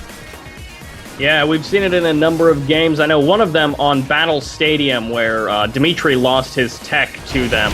I'm not sure if that's the game because we have seen the beam cannons other times, but I don't know if they were as effective as that. And we've seen them, I know Green Zero had a pretty big tournament play with heavy beam cannons, and Master Leaf has done heavy beam cannon play, but those weren't in tournaments, those were just other games. So yeah, beam cannons are definitely a viable option, and he's going for the man spam to back it up. Yeah, and that's exactly what you have to do. Is, I mean, you man spam in front of it, they tank all the damage. The beam cannons just sit back and do the damage long distance, take no damage in return. That's exactly what you want. But continuous watchtower drops coming out from Bike Rush and Phoenix trying to defend against these forces. Supernova loses a Harvester on the back end of things, though. That's really annoying. I believe Bike Rush got the kill on that Harvester. Bike Rush pumping out quite a few hammerheads from his airfield, also going for AP ammo, which is critical in dealing with those beam cannons, and of course, also with the infantry. Yeah, but there is a buggy here that's scouting that. It will go down, but it will be seeing those hammerheads, and that's exactly what he needs to be doing. And, oh, I see some hammerheads have already been all the way across the map. Never mind. It's already been spotted. And, ooh, do we have a cloaking tower? We do. Yeah. Disruption tower down. Very good choice here. Of course, interesting because one of our players, Black Hand, doesn't have access to that sort of sneaky stealth attack. But, oh, the reverse move bugged that one beam cannon. Supernova is not going to be happy about that. And these Predator tanks, they're going to get focused down quite quickly. EMPs are all right. Yeah. There we go. The EMPs are going to be a factor in this game. I would like to see some sold-off Shredder turrets just to try to get some additional EMP on these forces, because that would absolutely shut this attack down once those infantry can get into range. And it looks like they're clumping up quite heavily around the war factory. That's not really what they want to be doing. Yeah, and the Predator tanks, they're getting pretty low on HP. Now, fortunately for Supernova, he's been able to back away all of his beam cannons, but they're starting to get in range of Juggernauts, which is not good. They will die very quickly to the Juggernauts. So one Predator tank getting a massive crush-off. I think he crushed like 3 or 4 squads of rocket squads in one shot. But, ooh, Vapor Bomb coming off from one of these guys. Not quite sure who it was, but that Reclamator hub going pretty low. And killing off the infantry.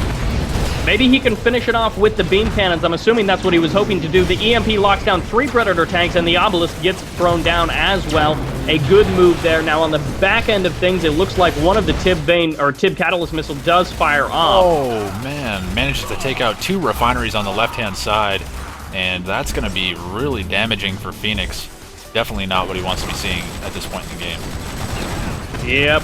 Now, Bike Rush has held the line. He's got his Juggernauts, and the Marv is now out. Of course, he gets the Zone Trooper for selling off the Marv Reclamator hub, but that is what matters, is that he's held the line. He's got lots of building blocks, and his economy may not be in super great shape, but his opponents aren't rocking super hard either, but they are doing well. Yeah, this is a pretty aggressive Marv movement here coming out from Bike Rush. It gets locked down straight away by a nice shot from one of these squads. Not sure what it was, to be honest, whether it was an Awakened squad or an Enlightened squad. But that gets locked down, takes quite a bit of damage. That's chunked hard enough to where Bike Rush is likely going to fall back. Spectre Artillery coming in, countering these Juggernauts pretty hard. If they get another shot off, that could be it for that Juggernaut there. Oh, so close! Could it take another bit of damage? The no-clip. That Juggernaut standing literally inside of the Marv. Hey man, they're buddies. They're friends. All right, Bike Rush owns. He's starting to take a bit more pressure than he would like, but these Juggernauts have been able to suppress a lot of these rocket squads, which is not what you want. Suppressed rocket squads are a great sin of a Kane's Wrath player. And yeah, you take a little bit less damage, but the stacking can cause such crazy splash damage. And for now, they're going to go back to saber rattling. They're going to be able to back up a little bit. Both teams. Yeah, and this is really... Okay, he caught it, so Yeah. Supernova was moving forward a little bit aggressive with those beam cannons, and Loveboat just beaconing that, saying, hey, you don't want to get eaten up by that Mars if you go out of range of this disruption tower, as he was very close to doing so. Yep, and the beam cannons, I mean, they're still in a reasonable number. They're not, like, super crazy, but 5 of them is a good, healthy number of them. Spectre, on the other hand, Spectre cannons, Spectre artillery, rather, are still firing upon those Juggernauts, or they were. They were able to take out one Juggernaut. And so you finally got your prediction right about the Spectres killing the Juggernauts, and stealth tanks, actually. Yeah, I like the stealth tank move here coming out from Loveboat. That's really a good decision at this point, as he's going to be able to go around and harass the economy on the other side of the map, because Phoenix has managed to rebuild those 2 refineries, and he's got, what, six harvesters on that expansion? He's got a couple of Predator tanks here to try to defend, but honestly, I think with some nice stealth tank micro, he's going to be able to do quite a bit of damage. Orca Strike comes in, doesn't do a whole lot. I think he managed to jump down. No, actually, it didn't hit anything. Nope, So not at all. Whiff. Yeah, completely whiffs it there, and Bike Rush Phoenix, they've been pushed back a little bit here, but Phoenix has, again, been able to go pretty much uncontested on that eco ever since that Tib Kata missile.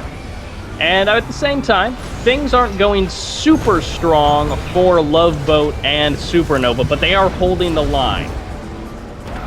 Yeah, it's really coming down to a bit of a war of attrition here, and I think that's really where we're going to start seeing the stealth tanks being extremely important here. They really need to deny that economy on the left-hand side of the map. They are actually poking in right now, going to be taking a loss right there. That's unfortunate. A bit of lag here, as that one does blow up. Now. And we may have to be dropping out of this game as well, unfortunately. Let's see.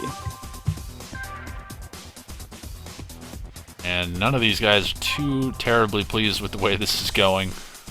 But kind of an interesting, like, freeze moment. You can kind of zoom in on some stuff. These hammerheads have quite a nice detail level. Indeed. Loveboat is adamant that it's not him, despite the fact that he almost DC'd earlier.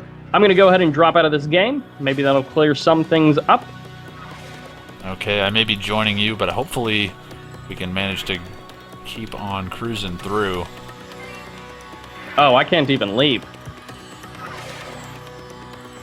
Oh man, that frozen animation from the Spectre artillery, that's actually pretty cool. It's not Mid-fire. letting me leave. Oh, that is pretty cool. You're not allowed to leave. I'm just going Can't to even Alt speak. F4. Yeah, probably not a bad idea. Actually, does that even work in Command & Conquer? It doesn't seem to be doing anything. I'll just Alt-Tab. Do it the old-fashioned way. This is really unfortunate because this game is definitely not decided. So what do we do? I mean, is it the first person that decides to back out? Do we just essentially call this one a null game and hope for the best? Unfortunately, it's showing you on the disconnect menu, so they're going to be like, that's who. Yep, there goes. Yeah, because I just crashed my game because it wouldn't let me leave. Oh, Like, I alt. Alt-Tabbed out. Yeah, you can't chat. I just Alt-Tabbed out to kill the game from the task manager. That's why it showed me.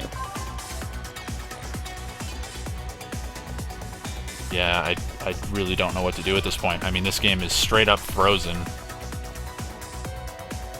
So me leaving didn't actually do anything. No, actually, there seemed to be under the impression that it was you. And now, yeah, I know Loveboat is gonna love that, because if it's showing me as DC, he's gonna be like, oh yeah, see, it wasn't me. Well, the problem is it's still frozen. It kicked back for like 1 frame, and now it's frozen again. So I may actually back out as well, just to see. And then if it's these gonna guys show can you DC, and they're gonna be like, see, play it's the casters, and then the game is still gonna be frozen, and they're like, all right. Yeah, you know what? I'm gonna back out just to make sure. Wow. Very unfortunate. Oh yeah, I can't back out either. I'm gonna have to task manager this. Cool. Yep. And I mean, you're still pushing frames out. We are still in Skype. There has been no problems with Skype, which normally Skype, if there's a bad connection, Skype is like the first thing to go. It just throws its hands up in the air sometimes. It's like, I'm done. Yeah. Shouts heyo or something.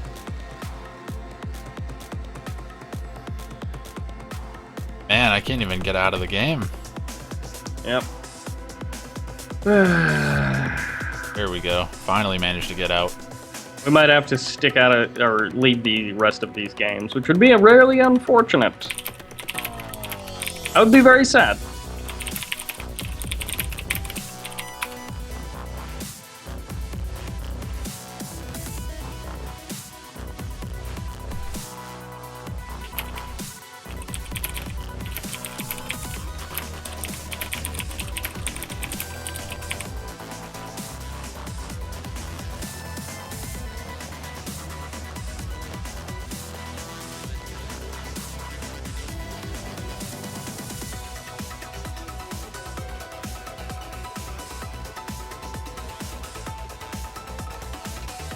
Yeah, these guys are still locked up. I'm actually taking a look at Bike Rush's stream right now. They're straight up frozen, and I just watched them kick me from the game as well.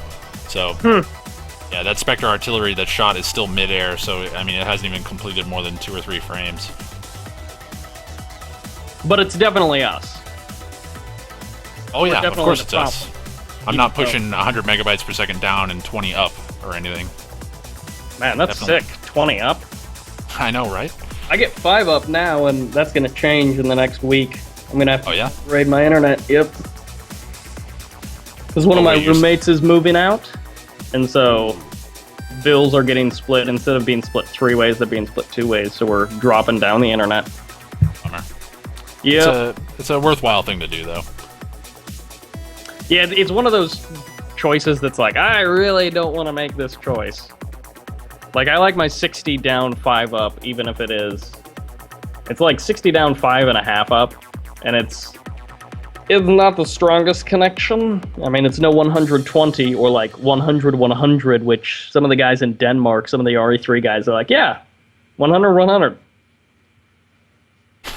Yeah. Like, oh my gosh. I wish I had that. Yeah, and people with university connections as well. I think I've seen like 200 megabytes per second down. It's like, Jesus, man. I wouldn't even know what to do with that speed. Soon we will have fiber. So. Fiber would be amazing.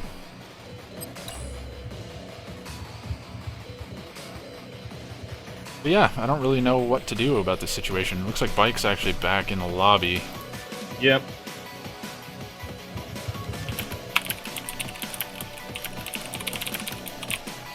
Oh no, scroll out of the 1v1 maps. Quick.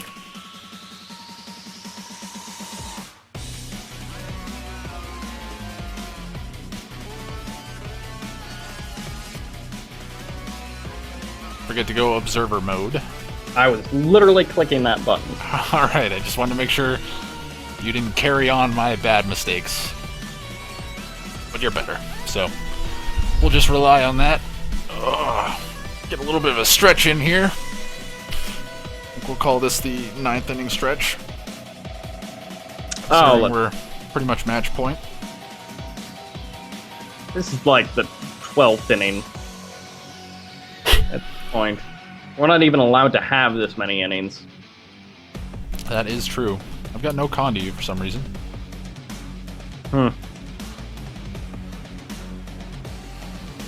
Which again, we have been on Skype this entire time. Yeah, I'm not quite sure what's going on. I wonder if you and I just went into a room, because we played 1v1 and 2v2 before, and we don't have problems. Yeah, I wouldn't be surprised if it's connections outside of just ours that are the issue. Oh, there we go. I've got con to you now. Yeah, I've got con to everyone. Yeah, they're asking... There we go. Who was that who just left? Was that Phoenix? Yeah, okay. Okay. Try this again. Oh, Supernova. He's a telephone. Can we call him? Let's give him a ring, shall we?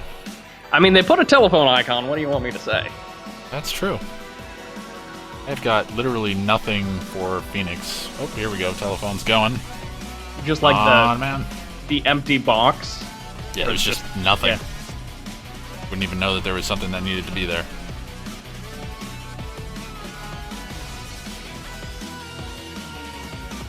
Yeah, it looks like Supernova is having trouble connecting to a lot of people. Oh, and not really surprisingly, the person with the most non-connects is Loveboat. Although now it's Phoenix. Loveboat has now connected to everyone. So Phoenix, it looks like, is not connecting to you. Yeah, it looks like that is in progress.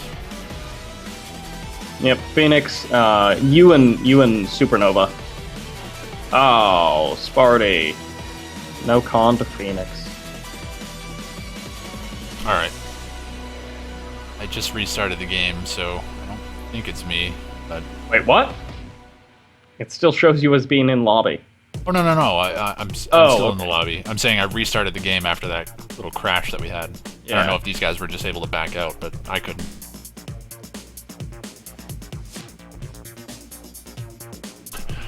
We got in the chat, Cybert and Spartacus, fix your damn internet. Yeah, it's not us, buddy. Oh, did Loveboat go into the chat? I think I'm actually gonna copy my speed test results. We'll just place that on YouTube. Oh my goodness, I can't even post links? Okay, I'll do something different. I'll show you guys that it's not me. Just for prosperity's sake. So, here you go. Here's my speed test results. 78.99 down, 9.81 upload, 11 millisecond ping to the server that I was checking on. So, I'm sorry guys, it's not me. You can continue to blame it on us, but it's not us. And Cybert has been connected to me this whole time, so we know it's not him. Let's start eliminating the lowest common denominator here, guys. The guy who actually did almost DC.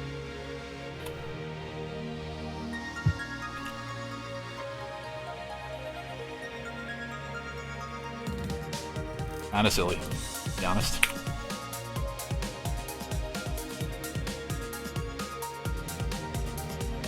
Well, I don't know if they've started another game. Supernova is still in here, but is there another lobby open? I don't know, it's probably worth rehosting the lobby anyways. Looks like there's a little bit of a yelling match in the general chat here. Oh, Loveboat.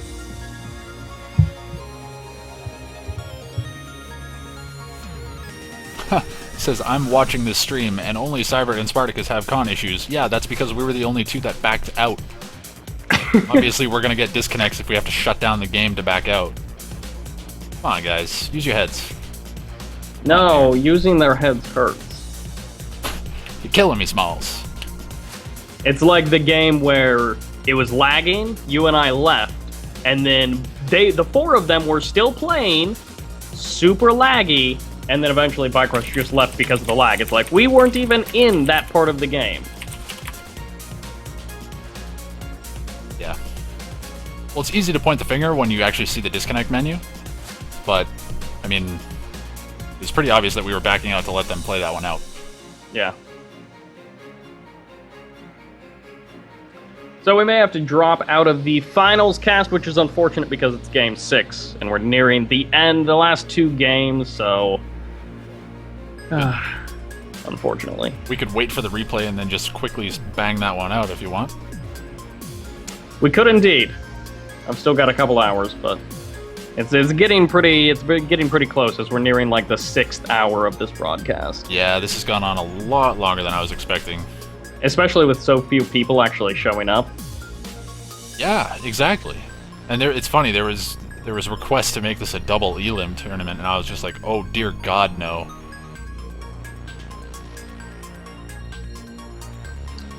Yeah. That would be... We'd still have quite a few more games to go. At least 2 more series after this. So I don't see Bike Rush online right now. Check out his Does stream. it See what he's stream up to. online? Yeah. Oh, he's watching the replay right now from that last game.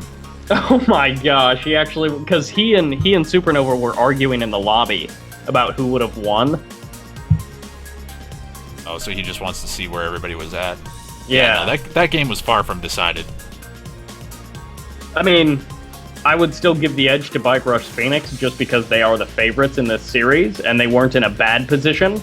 They just True, weren't in a, like, for sure win position. Yeah, I don't think... It was definitely not far enough along to where it was easy to determine whether or not they were going to be able to come out on top. Can we speculate? Yes, but I think to give a free victory based off of that is... that would be a pretty... I can't think of the word for it, but kind of a shaky foundation to stand on. Yep. So that'll be checked out, and we can't actually go back in-game until that happens, until Bike Rush finishes that, so...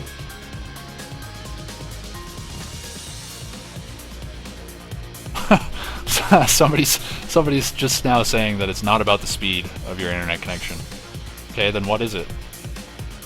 Lighten me. Okay, so if it's not about the speed of the internet connection, then we have no control over it. It's not about speeds. It doesn't matter how fast your internet speed is. It's about connecting to individual players. Okay, guys, I want you to think about this. If my internet connection is extremely strong and I connect to everybody else, am I the issue? Or is perhaps the person that can't connect the issue? Unless they're just blaming the netcode. They're just saying the netcode of the game is bad. But again, that's not anyone's fault. Like, you can't I don't know, blame... man. Like, I just... I can't believe that. Like, still pointing the fingers after seeing the speed test results. That's shocking. Actually, the speed test results just went live. Oh, they did? Yeah. Oh, that's weird. They were commenting on it just a second ago. I don't know if I'm a little bit behind in the stream in comparison to the chat. Oh yeah, actually, I guess the stream for me is a little bit delayed. Oh, it came up at the same time for me too. Oh, okay. Weird. Yeah, like it just switched back to the between games scene. Huh.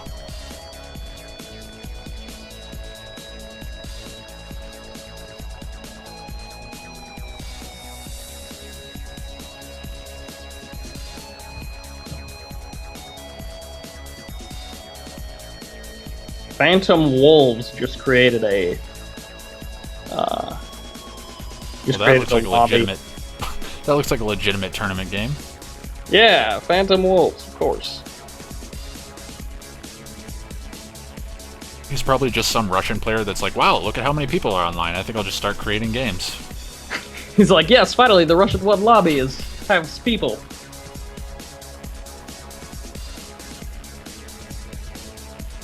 I don't even know if the game's gonna play out because Loveboat went offline. Bike Rush is saying it's not even a prize, then GG, see ya, we won.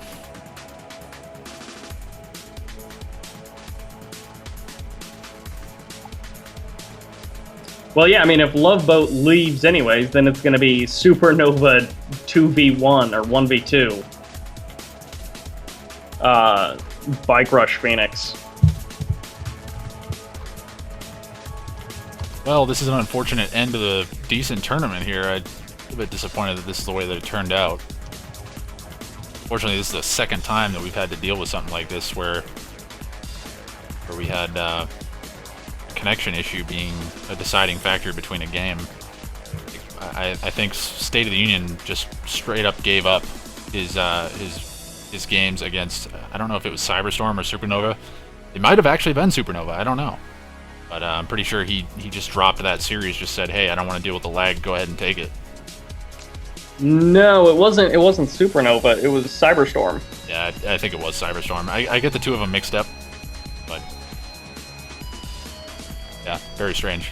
Imaginary number, he shows up in the chat, he's like, did I miss much? Literally the entire tournament. You didn't miss anything. No, he may have been around for a while, just wondering what's going on. Just to give you guys a quick update. That in chat. Right, I'll follow up. Okay. If you guys are just now joining us for the Kane's Wrath Duo or Die 2 vs 2 tournament, it's looking like it is going to be pretty much over. So I apologize if you're just now joining. If those of you that have stuck around for the entire tournament, first of all, my hat's off to you. That's a long time to sit in a chair. Or on a couch, or potentially on your bed, who knows. Maybe you're outside. That would be a wonderful thing. But, at any rate, we certainly appreciate you guys all stopping by. We're waiting to try to potentially get into game number 6 of this final series. It is 3-2 in favor of Bike Rush Owns and Phoenix. And it's looking like one of the players from Team Zadroch is AFK at the moment, or just completely offline. And there's a potential for a free game and the series, and ultimately the tournament going over to Bike Rush and Phoenix in response to that. So we're just waiting out a couple of minutes here to give them an opportunity to reconnect if they are in fact trying to. Otherwise, it will be a straight-up victory for Bike Rush and Phoenix. Yep, and arguably they would have been taking that last game anyways. But, you know, they did get beat, I would say, fair and square in game number 4. That was probably the most fair and square beating that Bike Rush Phoenix took. Yeah, and I mean you gotta be able to give them credit too, because that's a pretty good method of managing to push back in a series. They were down 2 games, and they were up against the ropes. I'm sorry, it was 2-1. They get into a game. It's Bike Rush and game Phoenix's 3 map was choice. questionable. Game 3 was definitely questionable in the sense that it was given up due to lag, but I mean that game 4, Bike Rush and Phoenix had map choice. They chose to go with that. I forget what the name of the map was now.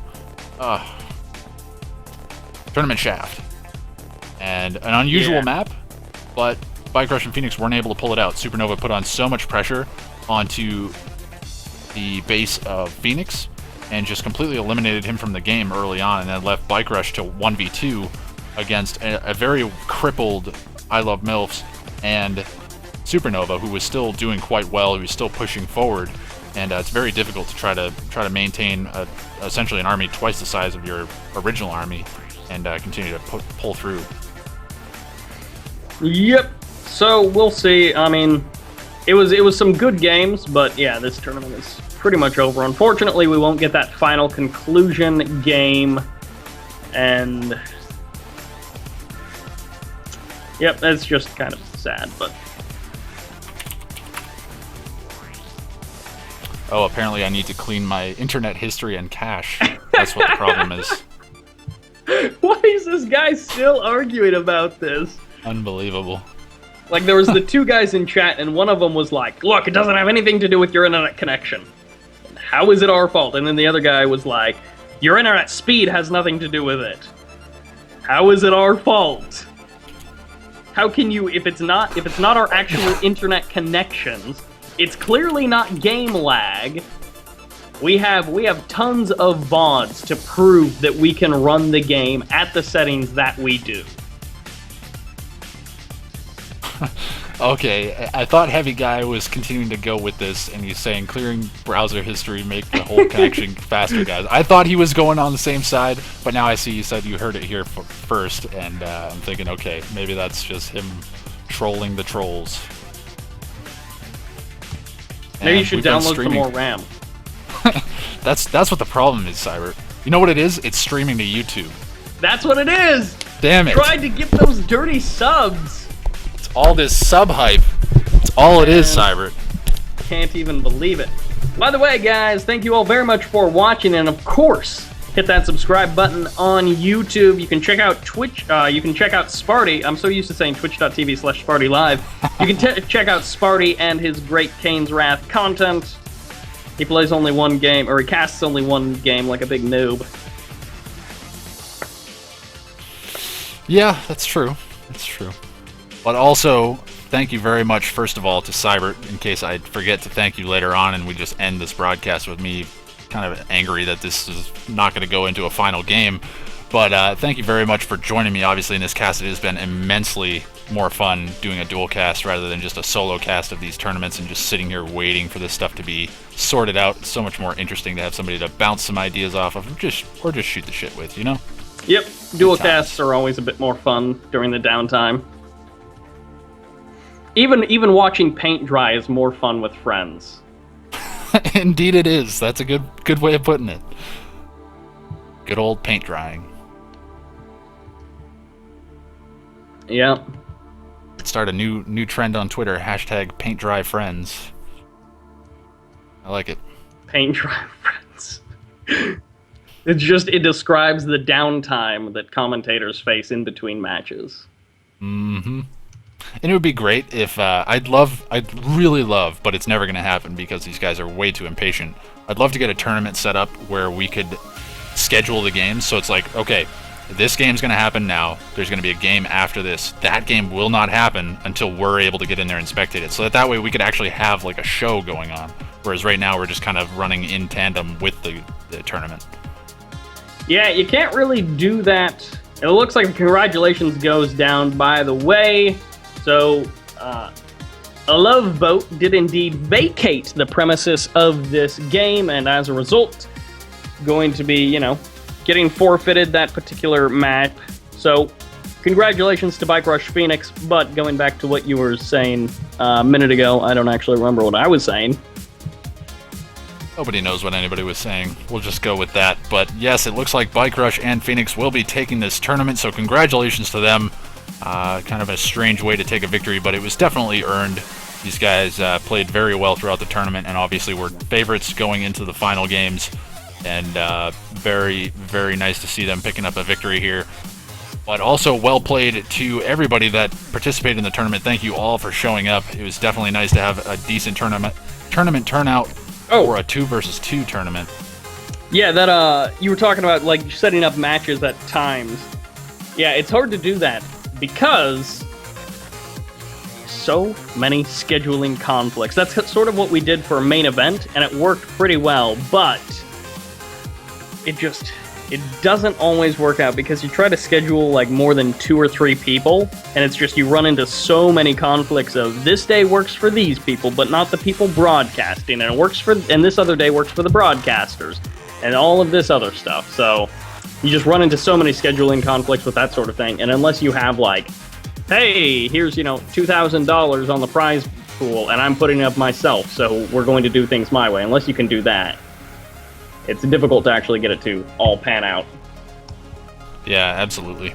I hear what you're saying, but at any rate, this is going to be it for us today, guys. Thank you all for stopping by the stream. Obviously, another big congratulations going out to Bike Rush Owns and Phoenix Team Pigeons taking a victory as they soar above their competition.